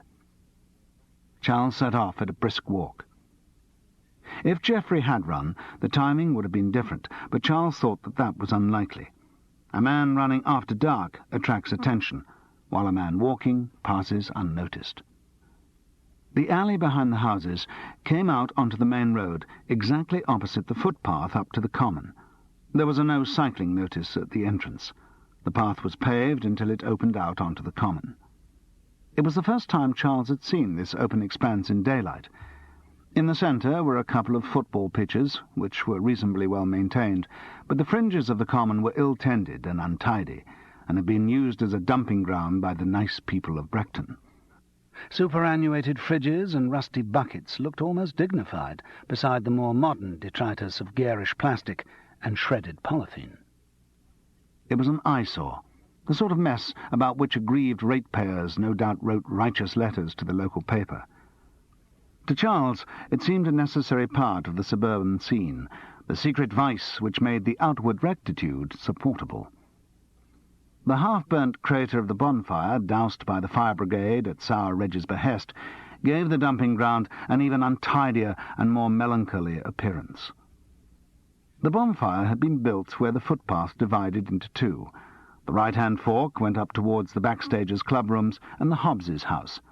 Charles took the other path, which led towards the Meccans. He was feeling the need for another pee, but resolutely hung on, because any unscheduled stop would ruin his timing.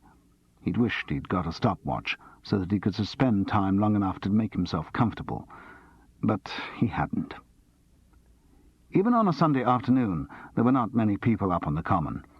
A few bored fathers trying to feign interest in their toddlers, one or two pensioners pretending they had somewhere to go.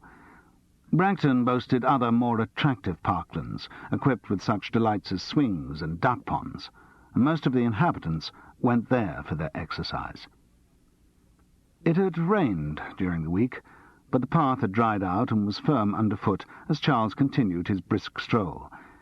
When he got to the other side of the common, the footpath once again had a proper surface of dark tarmac. His desert boot soles sounded dully as he trod. To maintain his excitement, he made a point of not looking at his watch until the journey was complete. He didn't stop when he got to Hugo's house.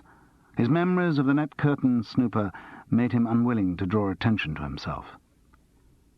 When he had gone one house length beyond, which he reckoned would allow for going over the gravel drive to the front door, he looked at his watch. 16 minutes. Geoffrey, with his longer stride, might have done it in 15. Say the same time each way. That gave 8 or 10 minutes in the house. Charlotte would have recognized him and let him in immediately, so there wouldn't have been any delay.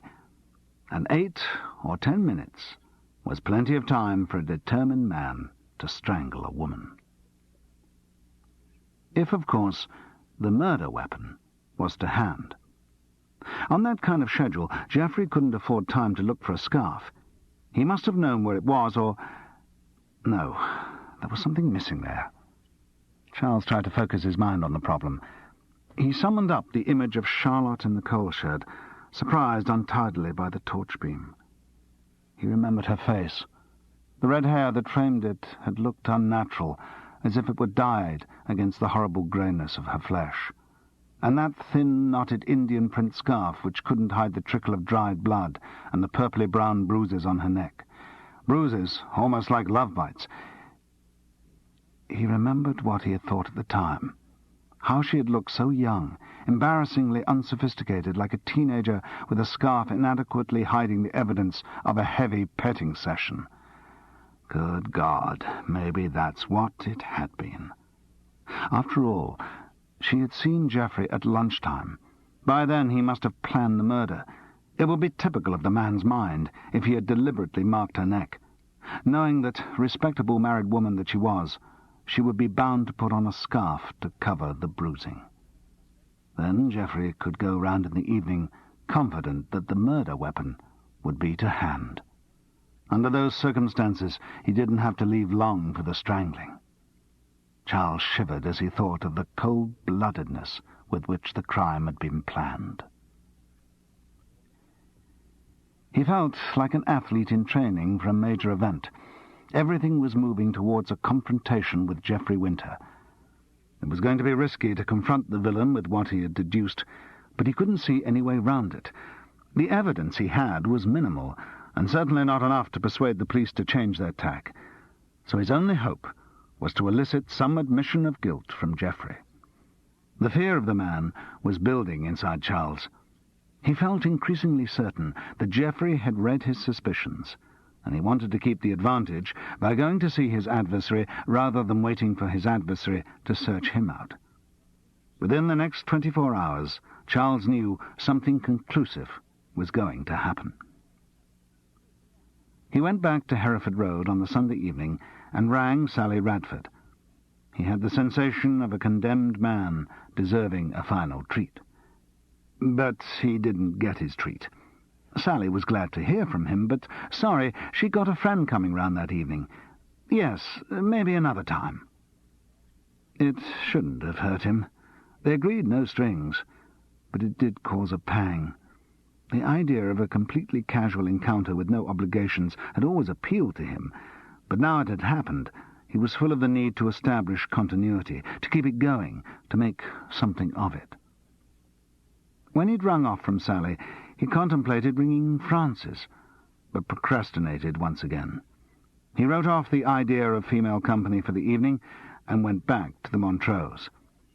If he could keep on topping up his alcohol level, he might retain his mood of confidence and face the ordeal ahead without too much introspection.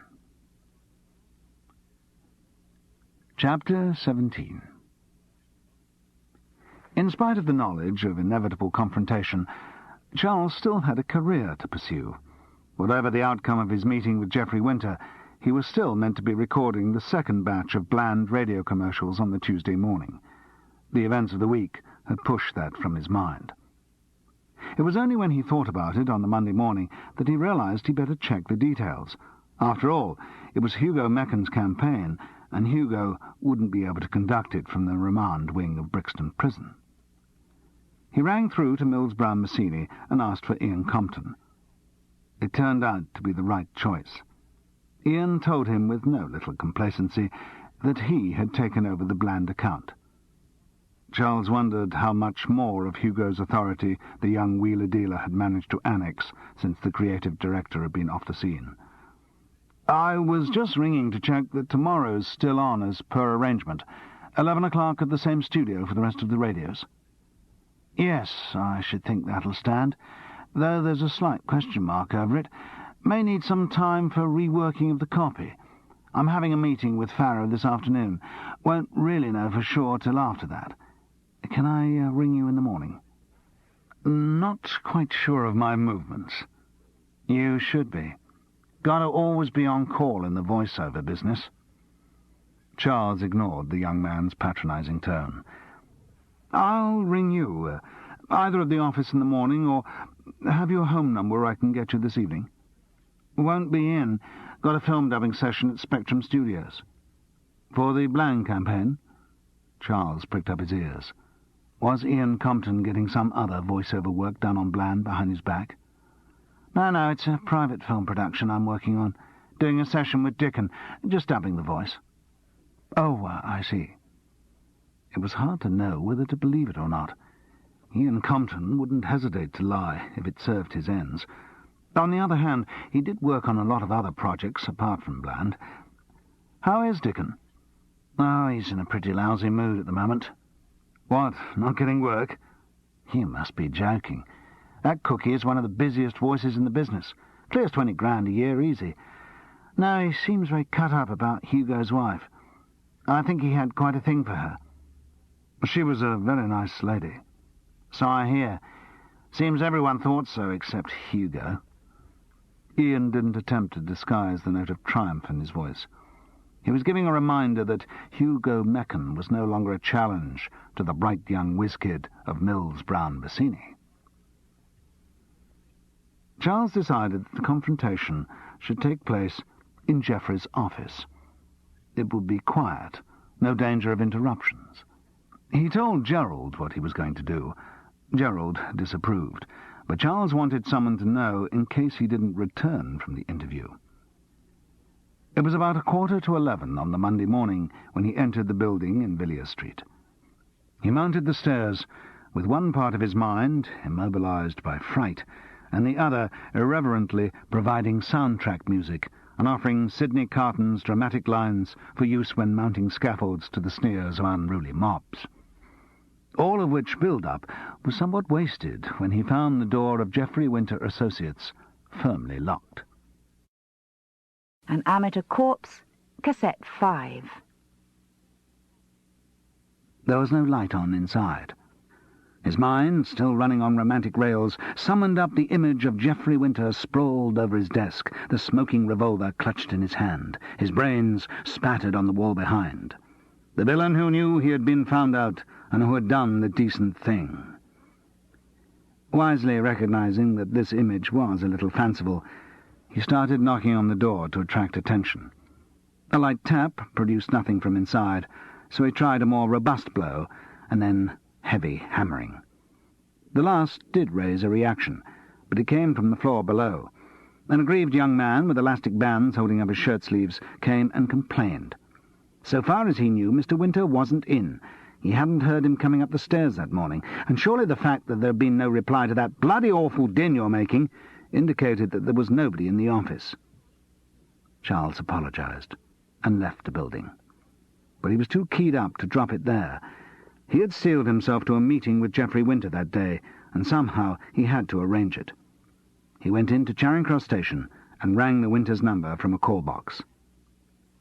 V answered. That in itself was strange. If she was a teacher, she should surely be in class at that time. Also, she sounded even tenser and more emotional than usual. She had snatched up the phone on the first ring. "Could I speak to Geoffrey, please? It's Charles Paris." "No, I'm sorry, he's not here." She sounded near to tears. "Well, do you know when he's likely to be back? I've been to his office, and I couldn't find him there." "No, I've no idea. He's—" She stopped, leaving the word dramatically in the air. Charles was conscious of her acting instincts vying with genuine emotion. "Is he likely to be in this evening, do you know?" "No, I don't. Again she cut short, uncertain whether to confide more. Charles felt a new panic. Had Geoffrey done a bunk? But V could not keep her secrets to herself. In the same way that she had confided Geoffrey's supposed infertility to Charles, she couldn't resist the dramatic and martyring implications of her latest piece of news. "Oh, what the hell! I might as well tell you. The whole country will no doubt know soon enough. Geoffrey's been arrested." "Arrested?" "Yes. The police came round this morning before he left for work." Charles murmured some suitable words about how sorry he was and how sure he was that it would all soon be cleared up and how it must be all a ghastly mistake. But he'd stopped thinking what he was saying. He concluded the conversation and then walked slowly, numbly, down to the embankment. He looked into the murky, swirling Thames. He tried to tell himself all kinds of other things, but ultimately he couldn't deny that he felt profoundly disappointed. So that was it. The police must have been following his investigations in exact parallel. They must have worked out in just the same way how Geoffrey had contrived his alibi and managed to leave his room for the vital 40 minutes. Oh no, perhaps he was flattering himself. The police had probably far outstripped his feeble investigations. They must have done. They wouldn't make an arrest without convincing evidence. He felt diminished and unnecessary. He tried to argue himself out of this selfish mood. After all, what did it matter who had found the truth, so long as it had been revealed? Hugo could now go free. That was the main thing. It didn't help. Depressingly, he thought how little Hugo cared whether he was free or not. The release might well be a license for him to commit suicide, or, more slowly, drink himself to death. Still, right had triumphed. He tried to feel glad about it. With an effort, he drew himself away from the river and started back to the station. Better ring Gerald and bring him up to date. Though if charges against his client were about to be dropped, he'd probably know already. He didn't. He reacted strongly when Charles told him. But the reaction was not that of Gerald Venables, the amateur sleuth. It was all solicitor. This new development changed circumstances for his client. He would get on to the Brechton police immediately. "Okay," said Charles dismally. "Well, I'm going back to Hereford Road, so if there's any interesting development, just let me know." But he didn't really think any new development would concern him. He felt excluded, the one boy in the class without a party invitation. He bought a new bottle of Bell's on the way back to Hereford Road. He was going to drink himself into a stupor. After the tension of the last week, this sudden anticlimax had let him down like a punctured airbed. The phone was ringing when he entered the house. He ran up to the landing and picked it up. It was Gerald, very cross. "Are you trying to make me look like a complete fool? I've just spoken to the superintendent of Brechton. He must think I'm a bloody lunatic, and you're not the most popular person down at that station either." "Geoffrey Winter has been arrested, yes, but it has nothing to do with the Meccan murder at all. He's been arrested for stealing some jewellery from a couple called Hobbs." "Oh, my God!" Charles saw the bottom card being withdrawn from the great edifice he'd built up. "So you were right, Charles. Geoffrey Winter did have something to hide about what he was doing last Monday night, but it wasn't what your fertile imagination gave him to do. And what's more, just for your information, I've heard about the post-mortem. Charlotte Meccan was not pregnant." Chapter 18. Like the cat in a Tom and Jerry cartoon, Charles Paris continued running after the ground had crumbled away beneath his feet, before the inevitable realization and the windmill-armed plummeting descent to the depths. Geoffrey Winter must be guilty of Charlotte's murder. All the motivation fitted. Charles couldn't start again the laborious reconstruction of emotion and opportunity with another subject. He refused to accept it. But, like the cat, he became increasingly aware that he was running on air. Whichever way he worked it, Geoffrey could not have committed both crimes on the Monday evening. Unwilling to relinquish his theory, Charles went down to Brechton to time it all out again. He felt none of the elation of the previous day. As time passed, he saw his logic falling apart. He tried the trip from the Winters' house to the Meccans via the Hobbses. He tried it the other way round, going to the Meccans first. But there was just not enough time for anyone to have committed the two crimes. Visiting the two houses added another 5 minutes to the round trip, which left 5 or less for murder, which was cutting it fine by the standards of the most experienced assassin. He tried adding the extra 5 minutes which he had reckoned Geoffrey would have left as a safety margin, but the sum still seemed pretty unlikely. They seemed even unlikelier when he remembered that he'd not allowed any time for the actual theft from the Hobbses' house. He had only timed the round trip of going past the house. If that were all that had been involved, the murder might have been possible. But even if Geoffrey knew the house well, and knew exactly where Mary Hobbs kept her jewellery, it was still going to take him some time to break in, get through the house in the dark, armed only with a torch, and grab the loot. The absolute minimum was 4 minutes. In fact, considering the care with which Geoffrey had covered his tracks, it must have been 6 or 8, which left very little time to murder Charlotte Mechen.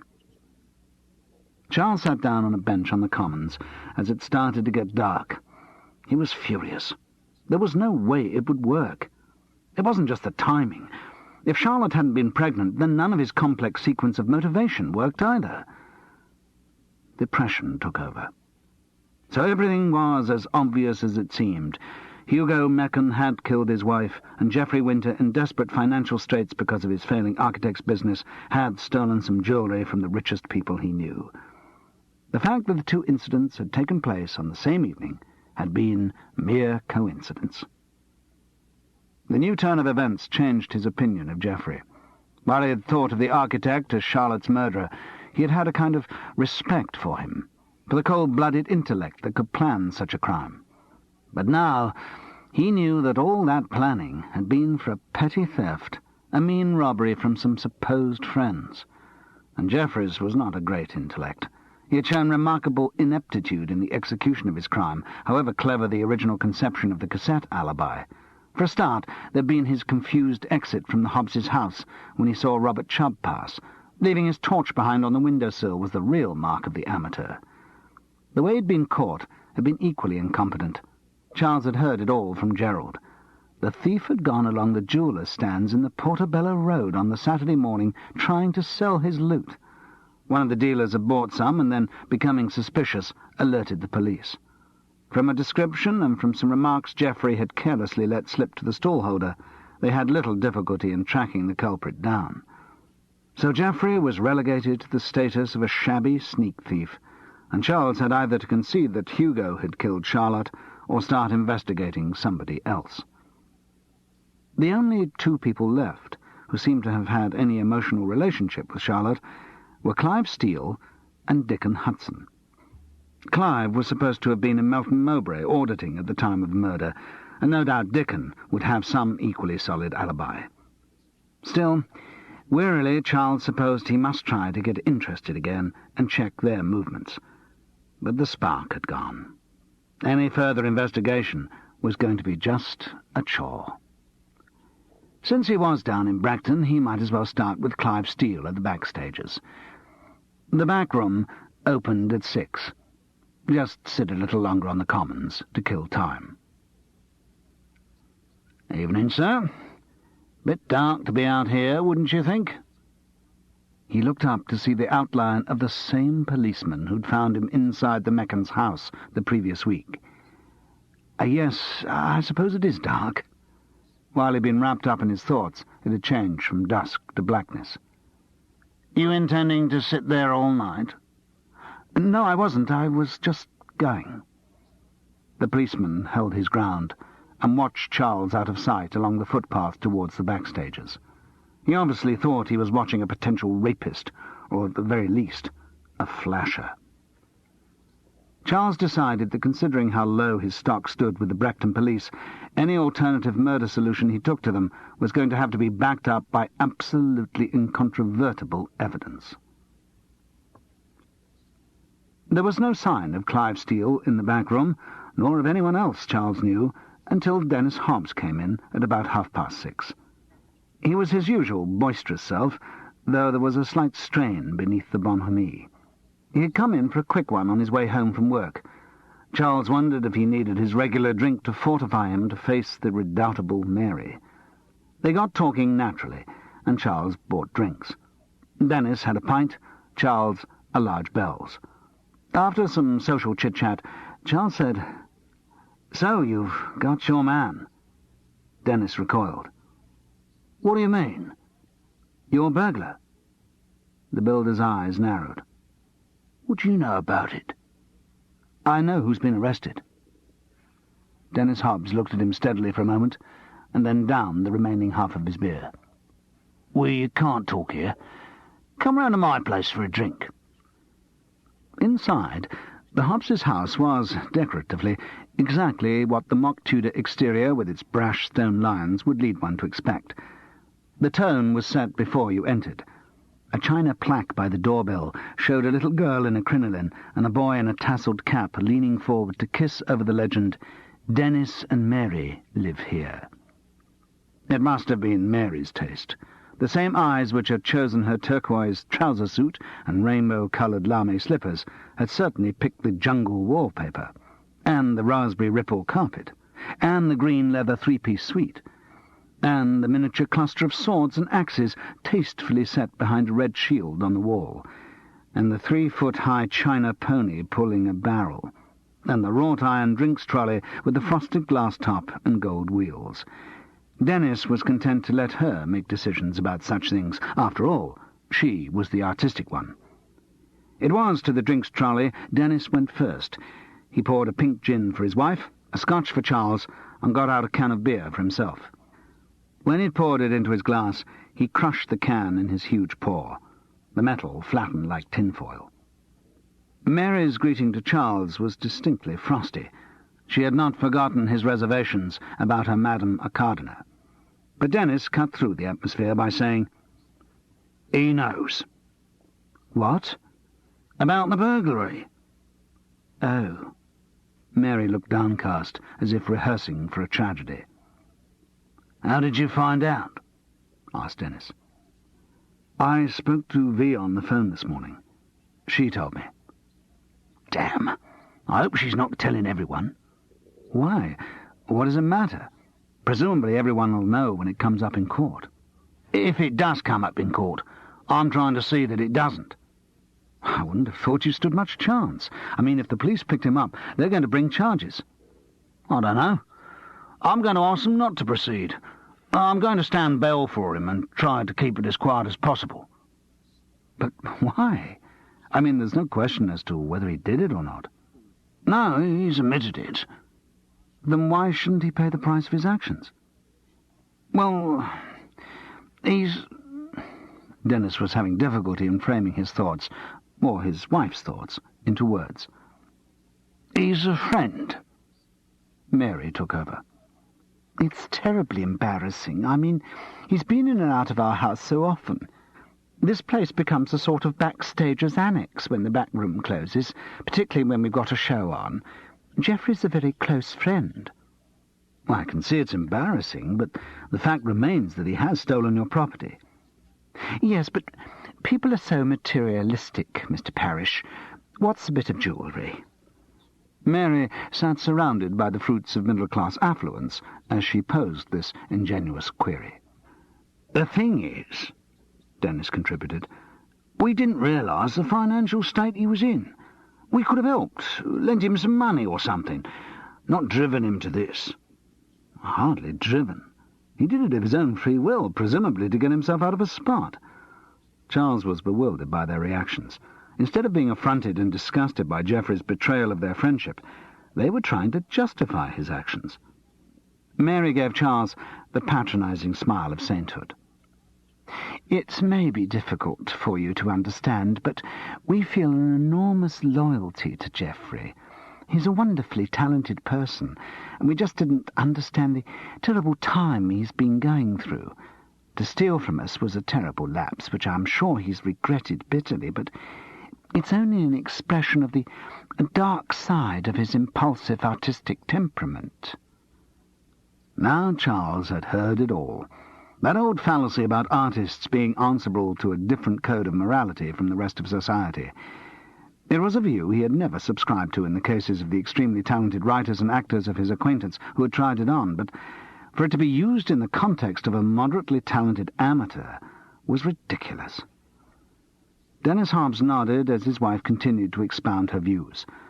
Charles was saddened by the sight of a man so emasculated by marriage. He wanted to get Dennis on his own again and find out what the man really thought, not just hear him echoing Mary's opinions. "You see, Mr. Parrish," she continued, "it's often difficult to explain to people that we don't just believe in materialistic values, that we have an appreciation of art, the theatre, poetry, painting." She gestured vaguely in the direction of a Hawaiian sunset scene luminously painted on black velvet. "We've been lucky. We've made a lot of money."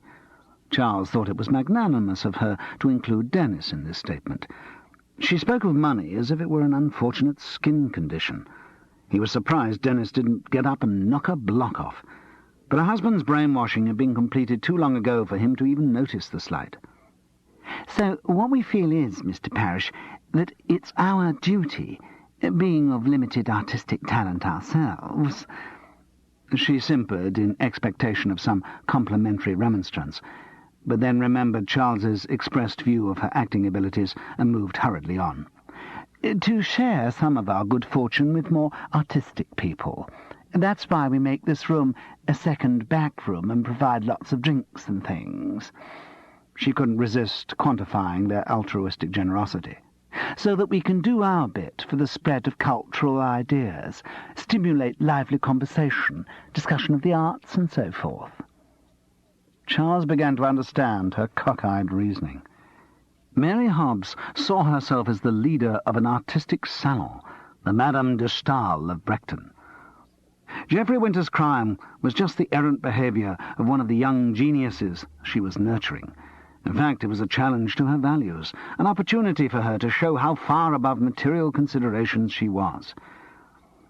He wondered to what extent Geoffrey had anticipated this reaction.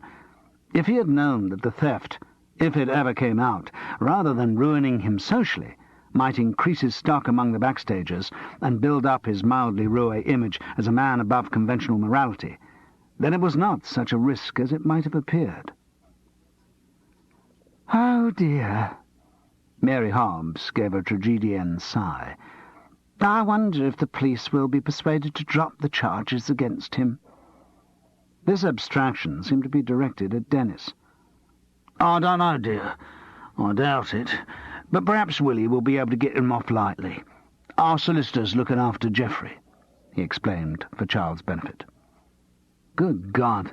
The man broke into their house and stole their property, and there they were, leaning over backwards to defend him. "What'll happen, Denis? Will he be up before Brechton magistrates in the morning?" "Yes, my solicitor's going to ask for bail. We'll be going down to give moral support. We've got to get him free as soon as possible." Mary agreed. "Otherwise it's going to interfere dreadfully with Winter's Tale rehearsals." Charles kept having to remind himself that these people were real when they came up with remarks like that. And then, straight on as before, Geoffrey rehearsing, no mention of the theft, coming back here for drinks after the back room closes. "And why not? Geoffrey's a friend." Mary's constant repetition of this was like a child's assertion that someone is my best friend. In children, it's always symptomatic of insecurity, and only heard from those who have difficulty in making real friends. And in adults, too. Charles found something infinitely pathetic about the Hobbs trying to buy friendship with a constant supply of free drinks, and afraid to lose a friend even when he abused their trust so disgracefully. Denis seemed to think Mary's view of Geoffrey needed endorsement. "Oh, he's a very lively bloke, Geoffrey. I don't suppose you've ever seen him in full flood. Life and soul of the party, always full of ideas for games and what have you. What was that thing he started here after the first night of the Seagull, love?" Mary Hobbs giggled with the memory. "Oh, yes, it was a great game. One of you goes out of the room and dresses up, and then when they come back in, you all have to ask questions to find out who they're meant to be. You know, you can be politicians or showbiz people or members of the backstagers if you like." She laughed again, a comfortable in-laugh. Her backstager's identity was a vital support to her life. "Do you remember? I pretended to be Reggie, the secretary." Denis guffawed at the recollection. "Actually, he wasn't very pleased, was he, Den?" "No, he can't take a joke, our Reggie." "Did Geoffrey himself have a go?" asked Charles. "Oh, yes. He was a riot. He did Margaret Thatcher. He found a wig of mine and a smart overcoat, and it was hysterical. He got the voice just right, hadn't he, Den?" Denis agreed on cue. "He was great. Oh, it was a great party, that. Charlotte, she looked really lovely that evening. Wore this long check sort of smock thing." "Yes, well, she's dead," snapped Mary with unnecessary brutality. Denis recoiled as if struck. Mary hastened to paper over the rift. "Oh, it was a marvellous night. We had so much fun. Of course, Charlotte spent most of the evening with young Clive Steele. This seemed to be put in as another rebuff to her husband. His attraction to Charlotte must have been the subject of some marital tiff. She went on. "Such a clever boy, Clive, and so good-looking. You know, I think he'd rather fallen for Charlotte. He certainly seems very cut up about her death." "I suppose he's only just heard," said Charles. "Well, what do you mean?" "Well, he was away working all last week in Melton Mowbray. Wasn't he?" "Oh, no. Apparently that was called off. No, Clive was here all last week." Chapter 19. This time, Clive Steele was at the back-room bar when Charles went in. The young man greeted him patronizingly and graciously accepted the offer of a drink. "Don't know why I bothered to turn up this evening. I get here to find the rehearsals off." "Oh?" "Yes, we were meant to be doing all the Florizel Perdita scenes tonight, but V. Winters cried off. Apparently not well." Or too upset over her husband's arrest to face anyone, Charles reflected. "You're playing Florizel?" "Yes, terribly drippy part. But I suppose I really am too young for Leontes," he conceded, as if youth were the only possible bar to his being given the lead. "Still, it's parts like Florizel that need real acting. Takes a bit of talent to make something out of that kind of weed, so I suppose it's quite a challenge." Charles saw a chance to move the conversation his way. "So, but for recent events, it would have been another Clive Steele-Charlotte Meccan partnership, Florizel and Perdita." "Yes." Clive looked shaken, childishly near to tears. "Oh, my God, it was terrible. For her to die. Charlotte, who had so much to give. For her just to be strangled by that drunken brute. Hugo." "Of course, Hugo. You know why it was?" Clive leaned across to Charles confidingly. "Hugo was jealous." "Oh, yes? Of whom?" "Of me." "You?" "Yes.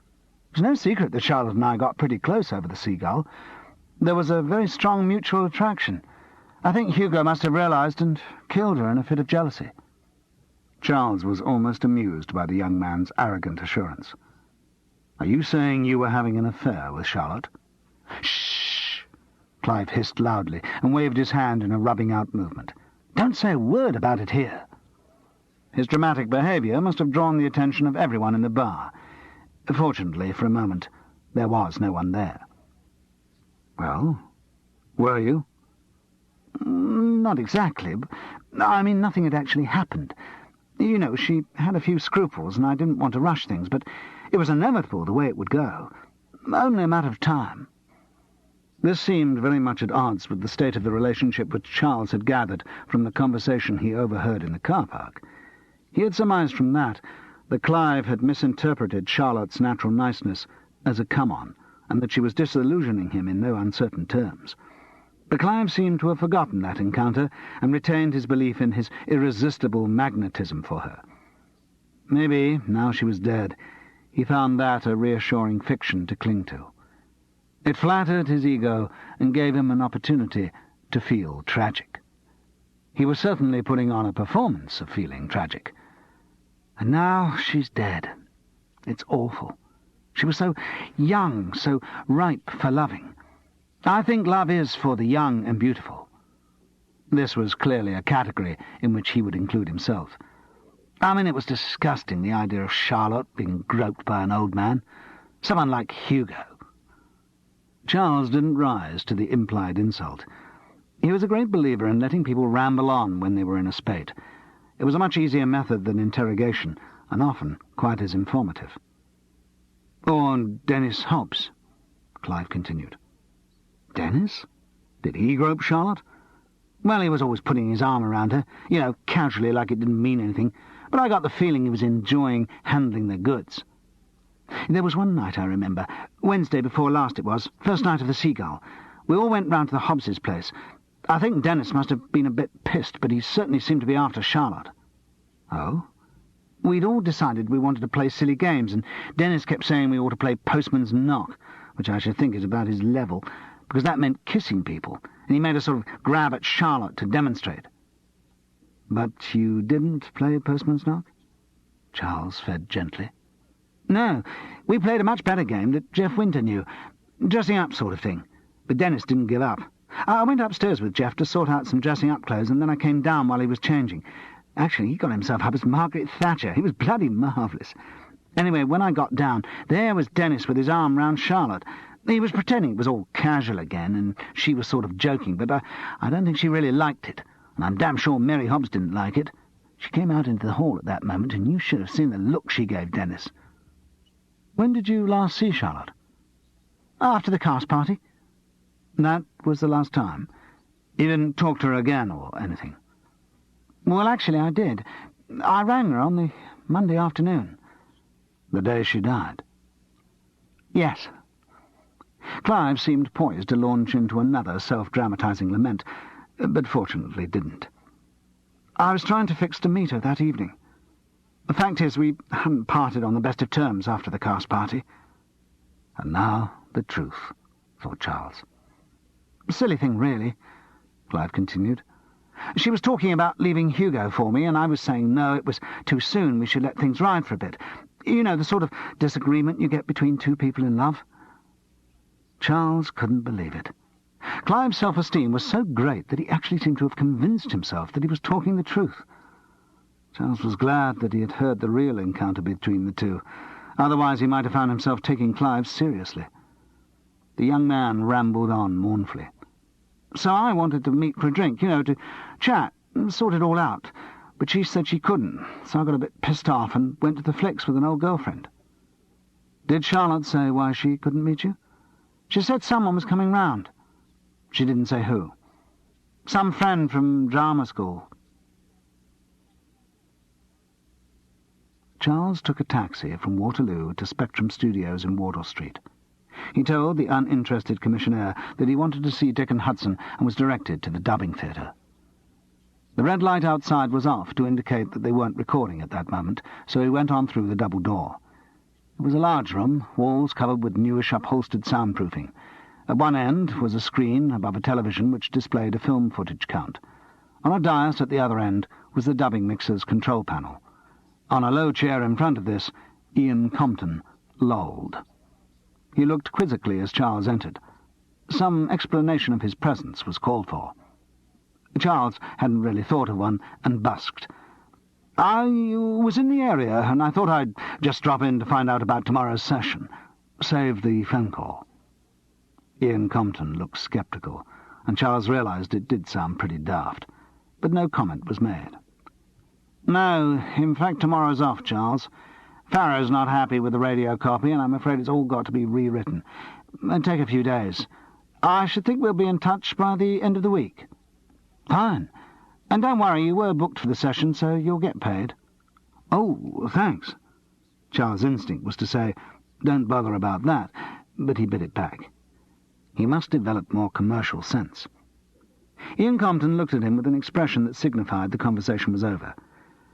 Actually, I wanted to have a word with Dickon, too. A raised eyebrow. Really? Yes. Well, we're just about to start doing a few more loops. Then we'll break in about half an hour when we've got to set up a new machine. May I wait? Ian Compton shrugged permission. The film that was being dubbed appeared to be about a young bronzed man fishing for octopus on a Greek island. Charles need not have worried about bland work being done behind his back. Dickon Hudson was working at a table in a box of screens. He wore headphones. The film was cut down into loops of about 30 or 45-second durations. On each loop, a Chinograph pencil line had been scored diagonally so that it moved across the screen when the film was run. When it reached the right-hand side, it was Dickon's cue to speak, adding his voice to the music and effects track. He worked smoothly and quickly. He needed only one run of each loop and timed the words perfectly each time. A master of all forms of voice work. When they had to break, Ian Compton went out to the control room where the new machine was being set up. Charles went into the box of screens. Dickon Hudson looked up nervously. To what do I owe this pleasure? Coming to get some tips on voice technique? No. On dubbing? The great con trick? Wonderful things you can perpetrate in dubbing. That bloke on the screen, the diver who does all the talking, is Greek. Talks English like a broken-winded turkey, but by the wonders of dubbing he can speak with my golden cadences. It's magic. He does his talking at one time, I add my voice at another, and in the cinema, so far as the audience is concerned, it all happened at the same time." He had taken this flight of fancy as far as it would go, and paused anxiously. "But you didn't come here to talk to me about dubbing." Charles shook his head slowly. "No, I've come to talk about Charlotte Mechen." Dickon coloured at the name. "Oh, yes. What about her?" "When we last met, you said you used to see her from time to time, the odd lunch." "So?" "I've come along to ask if you saw her a week ago today. Last Monday." It was a shock. Dickon gaped for a moment before replying. "No, of course I didn't. Why should I? What are you insinuating?" "I'm not insinuating anything. I'm just asking you what you were doing last Monday." "I was out." "Out where?" Dickon hesitated. "Out with friends." "Friends who I could check with?" "No, He tailed off in confusion. "Did you speak to Charlotte that day?" "On the phone, yes. When I got back to my flat after an afternoon session, there was a message on the answer phone for me to ring her. Someone else she spoke to that afternoon was told that she had a friend from drama school coming down in the evening. She wanted me to go down and see her, but I couldn't." "You went out with friends instead?" "Yes. What are you suggesting? That I strangled her?" Charles shrugged. "Well, I don't think Hugo did." "I didn't. I swear I didn't go down there. I went out." "But you won't tell me where?" Dickon hesitated and seemed on the verge of saying something, but then, "No." "But you did speak to her?" "I've told you, yes. She wanted my advice." "On what?" "She wanted to know if I knew the name of an abortionist."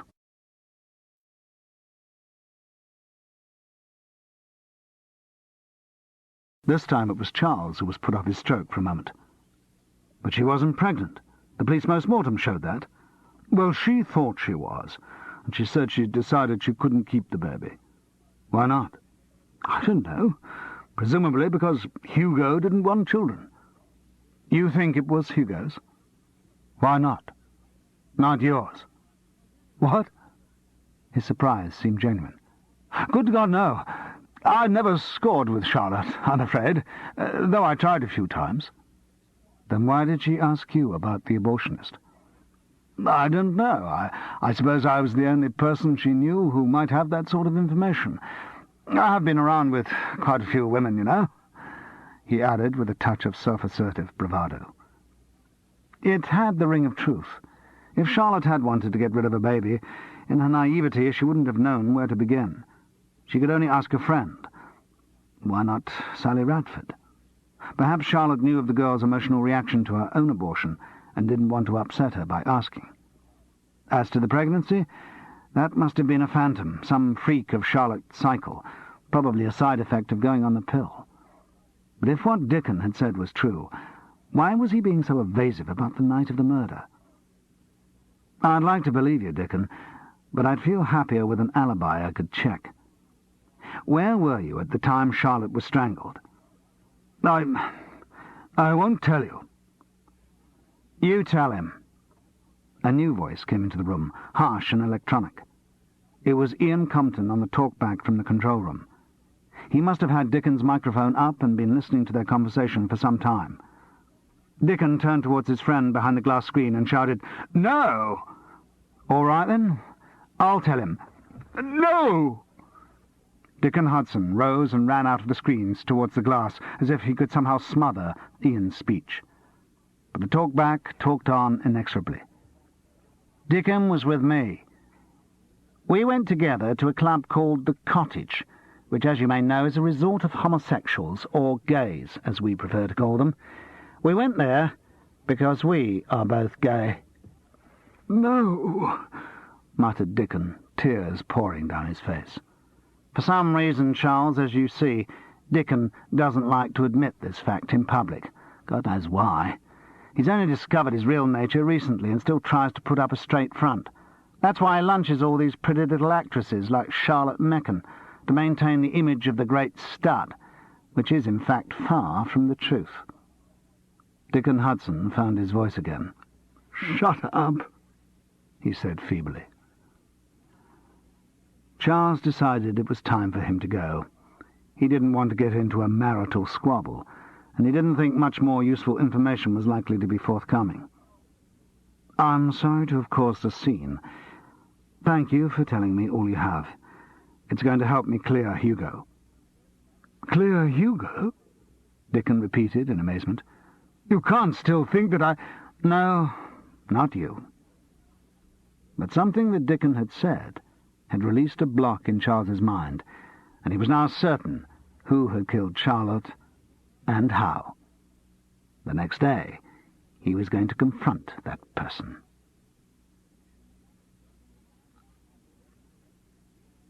Chapter 20. Charles felt certain that the person he wanted to see would be at Brechton Magistrates' Court the next morning. It was nearly 12 o'clock when the little group came out of the main entrance. Geoffrey was in the middle with V, and they were flanked by Dennis and Mary Hobbs. A man in a pinstripe suit, presumably the Hobbses' solicitor, followed slightly behind.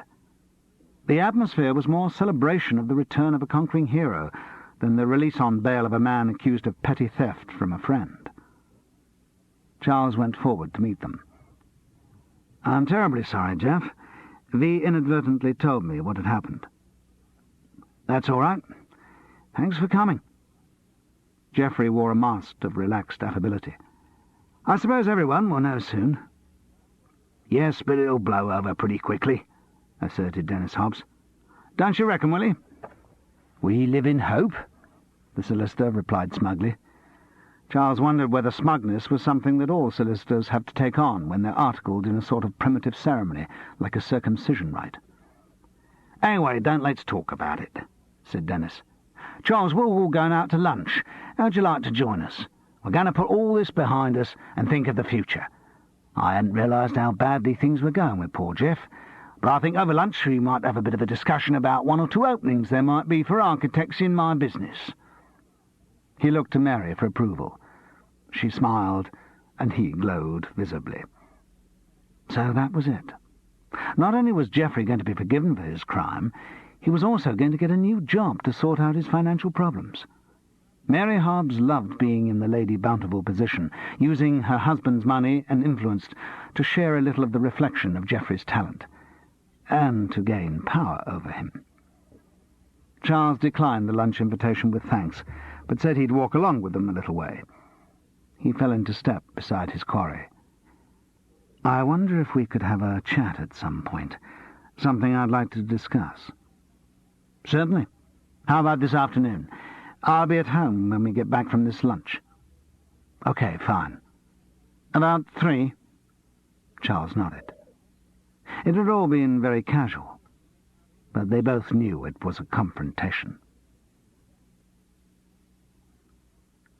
The house was empty, but for the two of them.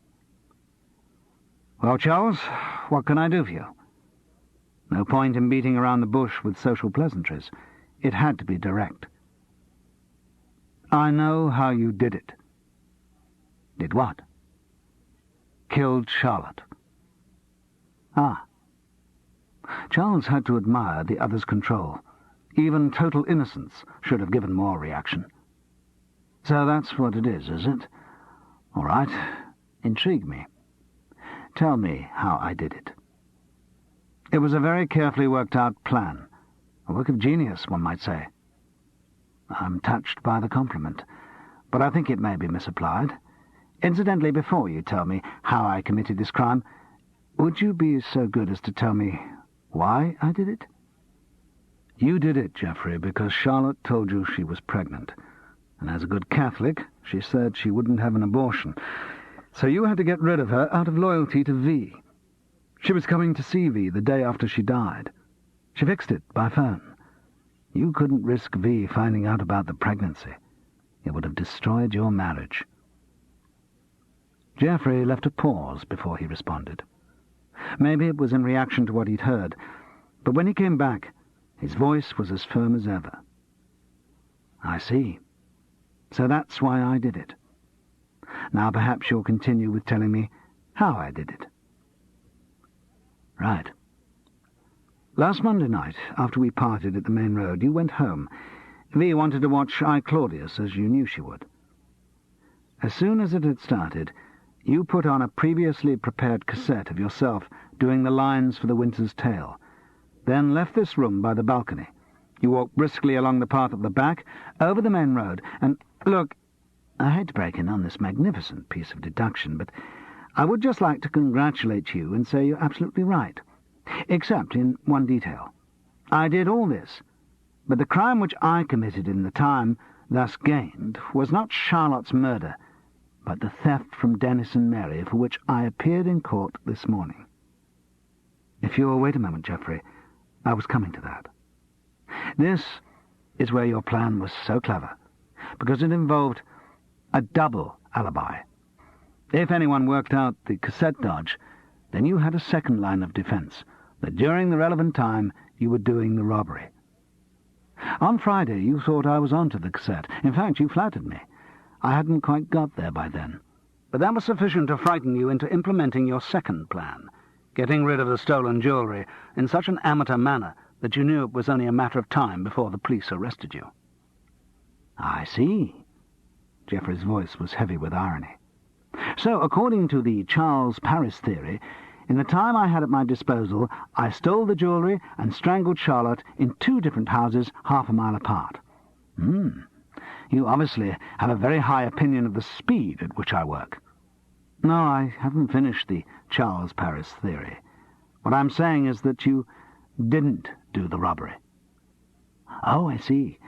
Magic, was it? The jewellery suddenly appeared in my pocket, or maybe I had a leprechaun as a henchman and he spirited the stuff away. Was that it? No. You did the robbery, but you didn't do it on the Monday evening. But that's when it was done. That's when Bob Chubb saw the light in the Hobbses' house. That's when the police came and found it had been done. Charles shook his head slowly. All you did on the Monday night was to break the window, open the catch, and leave the switched-on torch on the windowsill so that Bob Chubb or whoever else happened to pass couldn't fail to see it. You'd actually taken the valuables on the previous Wednesday evening, when you'd been around at the house. You'd put a lot of planning into the thing. You suggested the game of charades at the Hobbses, and while you were upstairs dressing up as Margaret Thatcher in Mary Hobbs's clothes, you helped yourself to the jewellery. So on the Monday, you only had to stop at their house for 30 seconds rather than 5 minutes. That was why everyone was so surprised at the tidiness of the burglary. Everything left as if it hadn't been touched. It hadn't been. No one went inside the house that evening. The crime was done like a dubbed film, one part of the action at one time and the other later on. The theft was committed before the break-in, and everyone thought they'd been done at the same time. Geoffrey's face remained impassive. Impossible to judge what was going on behind that mask. Charles pressed on. Then you went to the Meccans' house. It was easy. Hugo played into your hands. Apart from the convenience of his constant outspoken attacks on Charlotte, you knew he wasn't going to leave the back room until it closed, and that then he'd be in a state where his reactions and memory could play him false. Charlotte was all set up. You'd seen her at lunchtime. In the excess of your passion, you'd marked her neck with a love bite, so you knew that she'd have a scarf around her neck. Maybe you'd even said you'd drop in so that she'd open the door quickly and you wouldn't be seen. Strangling her must have been quick. She was totally unsuspicious, off her guard. Then you put her body in the coal shed to delay its discovery, and you were off home, back before the end of I, Claudius, just in time to pick up from the cassette and start bellowing your lines with such vigour that your next-door neighbour was bound to complain, thus even getting the police to corroborate your first alibi. There was a long pause. Geoffrey kept the usual tight rein on his emotions. Well, Charles, you give me credit for a lot of ingenuity. I do. And I can see that if all your assumptions are correct, it would have been possible for me to kill Charlotte. But you need a ripe imagination to follow the twists of what you've just told me. I think you might have difficulty persuading the police of it all, particularly as at the moment they have 2 crimes, and for each one they have a self-confessed criminal. But Hugo only confessed because he couldn't remember and because he didn't care. If he didn't care, then why should we? I don't know. I just want the truth to come out. Admirable sentiments. Well, I'm sure as soon as you can produce evidence to back up your preposterous allegations, the truth will come out. Yes, there was the rub. Charles knew he had nothing except his own conviction to support his theory. It was right, but as Geoffrey observed, it was going to be almost impossible to persuade the police to take it seriously, particularly if the persuader was someone who stood as low in the estimation of Brechton Police Station as Charles Paris. He felt his confidence begin to ebb, and with an effort tried to regain momentum. Maybe he could shock a confession out of Geoffrey. What makes the whole crime so ironic, even tragic, is the fact that Charlotte wasn't even pregnant. What? This time Geoffrey reacted. This time for a moment the mask crumbled. And from that instant, Charles knew for certain that he was right. He might have got some of the details of the plan's execution wrong, but Geoffrey Winter definitely killed Charlotte Mechen. No, he continued coolly. The police post-mortem revealed that she wasn't pregnant. But, she thought she was. But it was just some freak effect of her going on the pill. If she'd had the nerve to go to her doctor about it, he could have quickly disillusioned her. But no, she told you she was pregnant. She said, as a Catholic, she was going to keep the baby, and what was more, if you wouldn't tell your wife about it, then she would. When she made that decision, she signed her death warrant. Geoffrey's eyes were closed, and he was breathing deeply. Charles turned the knife in the wound. And if you're looking for further ironies, between the time that she saw you on Monday lunchtime and the time that you killed her, Charlotte had decided that she would have an abortion. She rang up a friend for advice on how to end the pregnancy that never was. So her death was doubly unnecessary. Geoffrey was badly shaken, but he rallied. There was only slight tension in his voice when at last he spoke. This has been very interesting. May I ask what you're going to do now, Charles? Nothing. I'm going to go away. I'm going to leave you with the knowledge that I know exactly what happened, and see how you react. Maybe you'll come round to the conclusion that you ought to devise another equally ingenious method of disposing of me. My knowledge makes me just as much of a threat to your way of life as Charlotte was. You sound almost as if you're issuing a challenge. Yes, Geoffrey, I am. Chapter 21. The next few days were an agony of vigilance for Charles. He hadn't really meant to challenge Geoffrey to kill him, but without evidence he saw no other way of drawing the man out into the open. All he had to do was to keep on his guard and see Geoffrey before Geoffrey saw him. In case the worst happened, he wrote down a detailed reconstruction of what had taken place on the night of Charlotte's murder and lodged it with Gerald. Then, if Charles Paris were found murdered, it could be delivered to the police, who would know where to start looking for their murderer. But Charles didn't intend to be murdered. He intended to catch Geoffrey Winter attempting to murder him. That attempt would be tantamount to a confession to Charlotte's murder. Charles tried to live as normally as possible. He stayed round Hereford Road a lot, so that Geoffrey should have no difficulty finding him. He drank less, so as to remain alert. He rigged up an elaborate alarm over the door of his bedsitter, so that he should not be surprised in the night. And he waited. Meanwhile, he tried to continue his career, as funds were getting low. In this he encountered an unexpected setback. He rang through to Mills Brown Massini on the Friday to find out when the next Bland recording session would be. Ian Compton told him with ill-disguised glee that the housewives of the Tyne Tees area had given the thumbs down to the Mr. Bland television commercials. They had found the animation too frivolous for something as important as a bedtime drink, and they didn't like the name. As a result, Ian had worked out a completely different approach to the product, and it had been approved by Mr. Farrow. The new campaign for the drink, now renamed Velvet Sleep, was to feature a young couple who had just finished a hard day's decorating. The voiceover was going to be done by Dickon Hudson. So, that was it.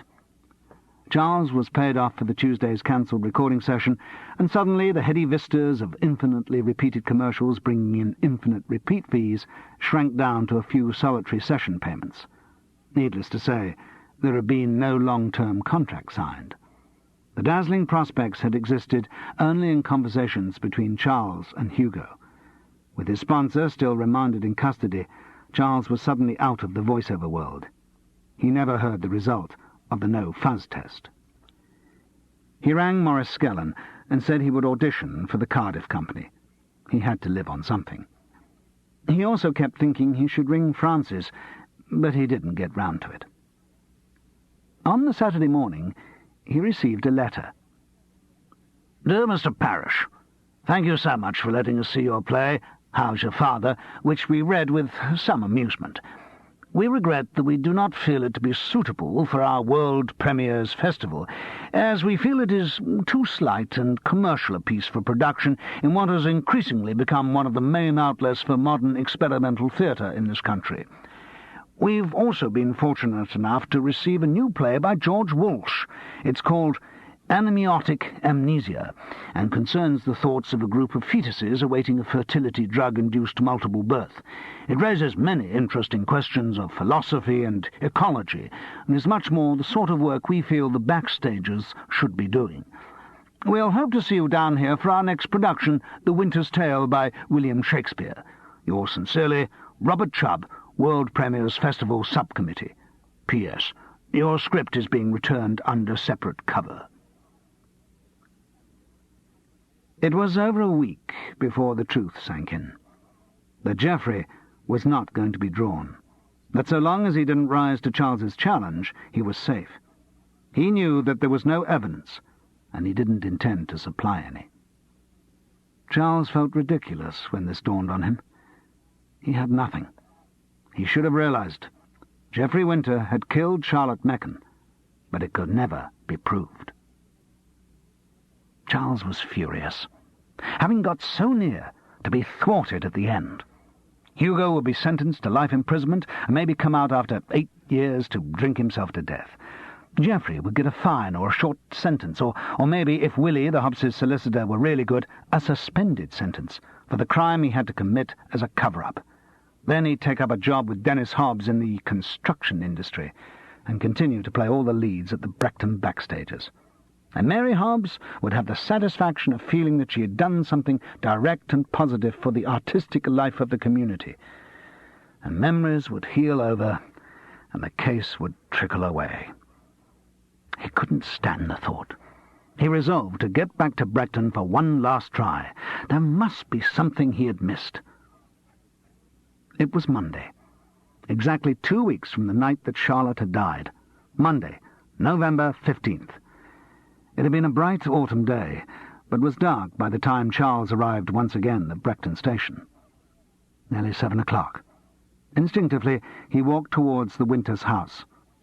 As he rounded the corner of their road, he stopped.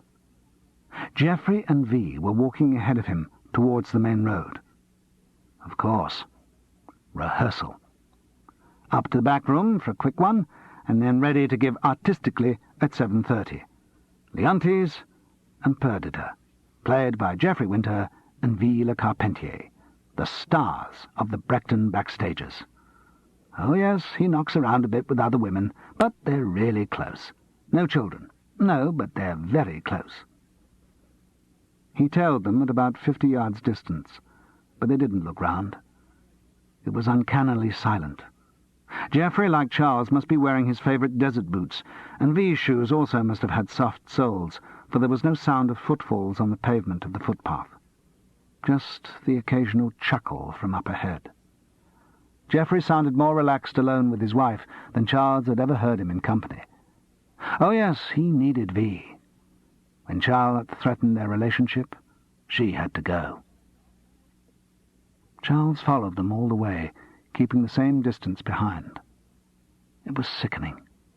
He knew what had happened. The criminal was right in front of him, and yet he could do nothing about it. Nothing, without proof. By the time Charles got to the Hobbses' house, Geoffrey and Vi had disappeared inside the backstages. Everything went on just the same. Drink, rehearsal, home, work, drink, rehearsal. Why should he try to break it up? Hugo was long past hope. What did it matter whether he despaired in prison or at large? He had nothing to live for. Geoffrey Winter at least had his love for his wife, his acting, his little affairs. What was the point of trying to break that pattern?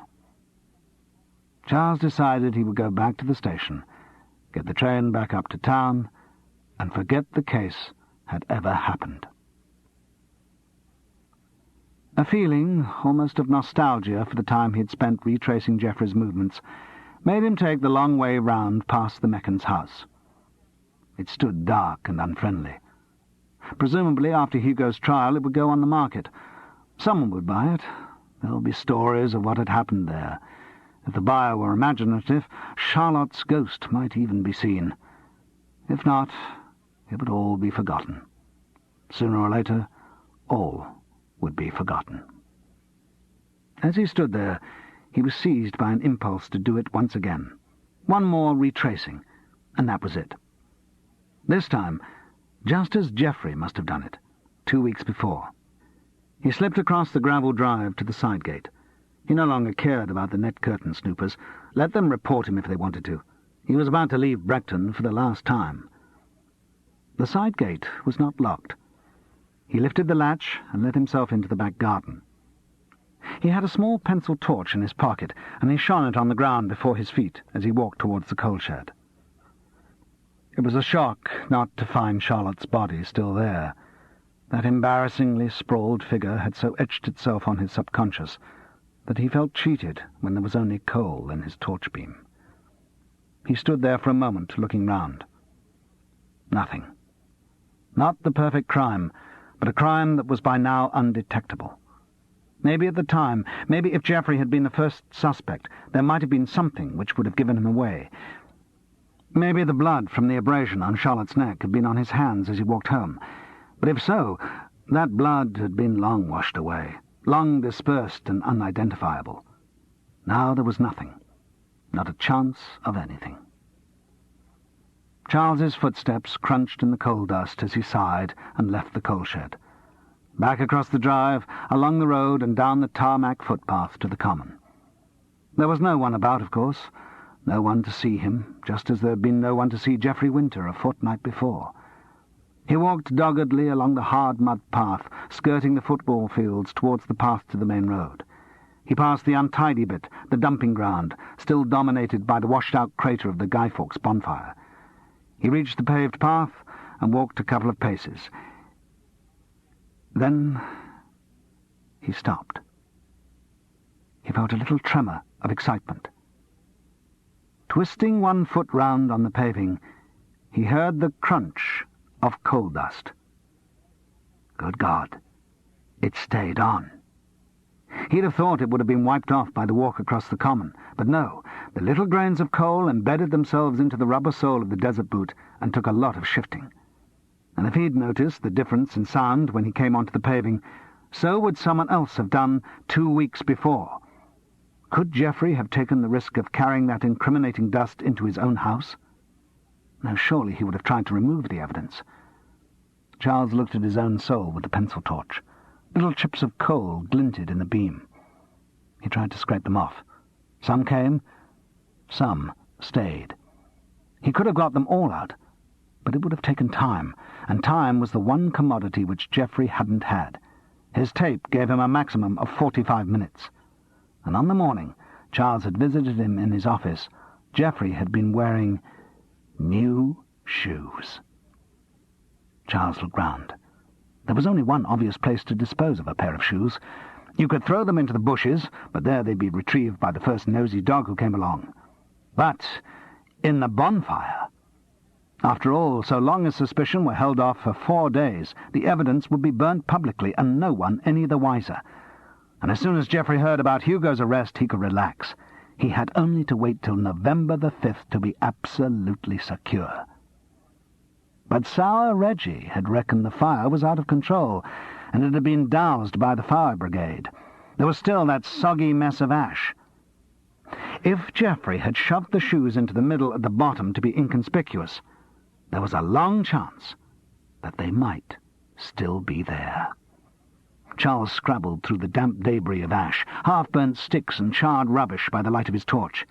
He spread it all flat on the ground. There was nothing big enough to be a shoe. One half of a heel might have come from a lady's sandal, but otherwise nothing. He sat down, deflated, mindless of the debris. Oh, well, it had been a good idea. Too easy, though, really. Geoffrey wasn't stupid. He'd have found a way around the shoes, scrap them or change them, destroy them at home, or just put them high enough in the bonfire to ensure that they would burn quickly. No, the case was over. Charles put one hand down on the ground to lever himself up, and felt close round a soft, flesh-like lump. He had the object up in his torch beam. At first it seemed to be a plastic-covered ball which had survived by rolling to the bottom of the fire before it was doused. It was shapeless and blackened with ash. But then he saw that it had once been a pair of plastic gloves rolled together, now deformed and fused by heat, but recognizably a pair of gloves. But that wasn't what brought a catch of excitement to his throat. It was the fact that the gloves had been wrapped round something soft. The melted plastic had made a little envelope which gave easily to his fingernail. Inside, preserved like a packet on a supermarket shelf, was a handkerchief. A blue and white handkerchief he had last seen when Geoffrey Winter had lent it to him in the back room on the night of Charlotte's murder. A brown smudge across it showed why it had been thrown away to be burned in the fire. It was blood. Blood that could be identified by a police laboratory. Blood from the scratch on Charlotte Mecken's neck. And was it fanciful for Charles to catch a hint of a familiar, expensive scent? As expected, the police took a lot of convincing. When he first started to expound his reconstruction of events, Charles could feel how unlikely it sounded. But when he showed them the handkerchief, they got more interested. After about an hour, they agreed to go up to the common with him to look at the bonfire, a plainclothes man and a uniformed constable. They didn't talk much. They inspected the scene and started assessing times and distances. Charles didn't push his luck by saying anything. Eventually, the plainclothes man spoke. "Well, it's just possible. Of course, we won't really know until we get this handkerchief looked at by forensic. But I think we'll go and talk to Mr. Winter, get his version of events. Where did you say he lived?" "He won't be there at the moment.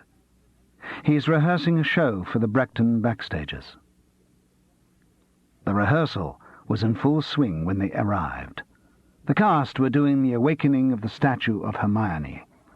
The Queen stood frozen centre stage, with Geoffrey as Leontes on one side of her, and Mary Hobbs as Paulina on the other. Vi, as Perdita, knelt behind her husband. By her side stood Clive Steele as Florizel. As Charles and the policeman entered at the back of the rehearsal room, Geoffrey was declaiming. They stood in silence while he continued. "Oh, thus she stood, even with such life of majesty, warm life, as now it coldly stands, when first I wooed her. I am ashamed. Does the stone rebuke me for being more stone than it? Oh!" As he acted, Geoffrey took them in. Charles could see the pale grey eyes flicker from him to the uniformed policeman, then to the plainclothes man, and finally come to rest on the soiled handkerchief which the detective was still holding gingerly in front of him. When Geoffrey saw the handkerchief, his voice wavered. There was a little gasp like the beginning of a giggle. The supposed statue of Hermione let out the snort of a suppressed laugh. Then Mary Hobbs went off into uncontrollable giggles. Vi and Clive started laughing too. None of them knew what the joke was, but soon all the backstagers in the room were roaring their heads off. It was one of those moments that often happens at rehearsal, when suddenly a tense scene breaks down into the ridiculous. A mass corpse. Gradually, one by one, the actors stopped, slowing down to gasping breaths and wiping tears from their eyes. Then they turned to look with growing concern at Geoffrey Winter. But he just kept on laughing. The end.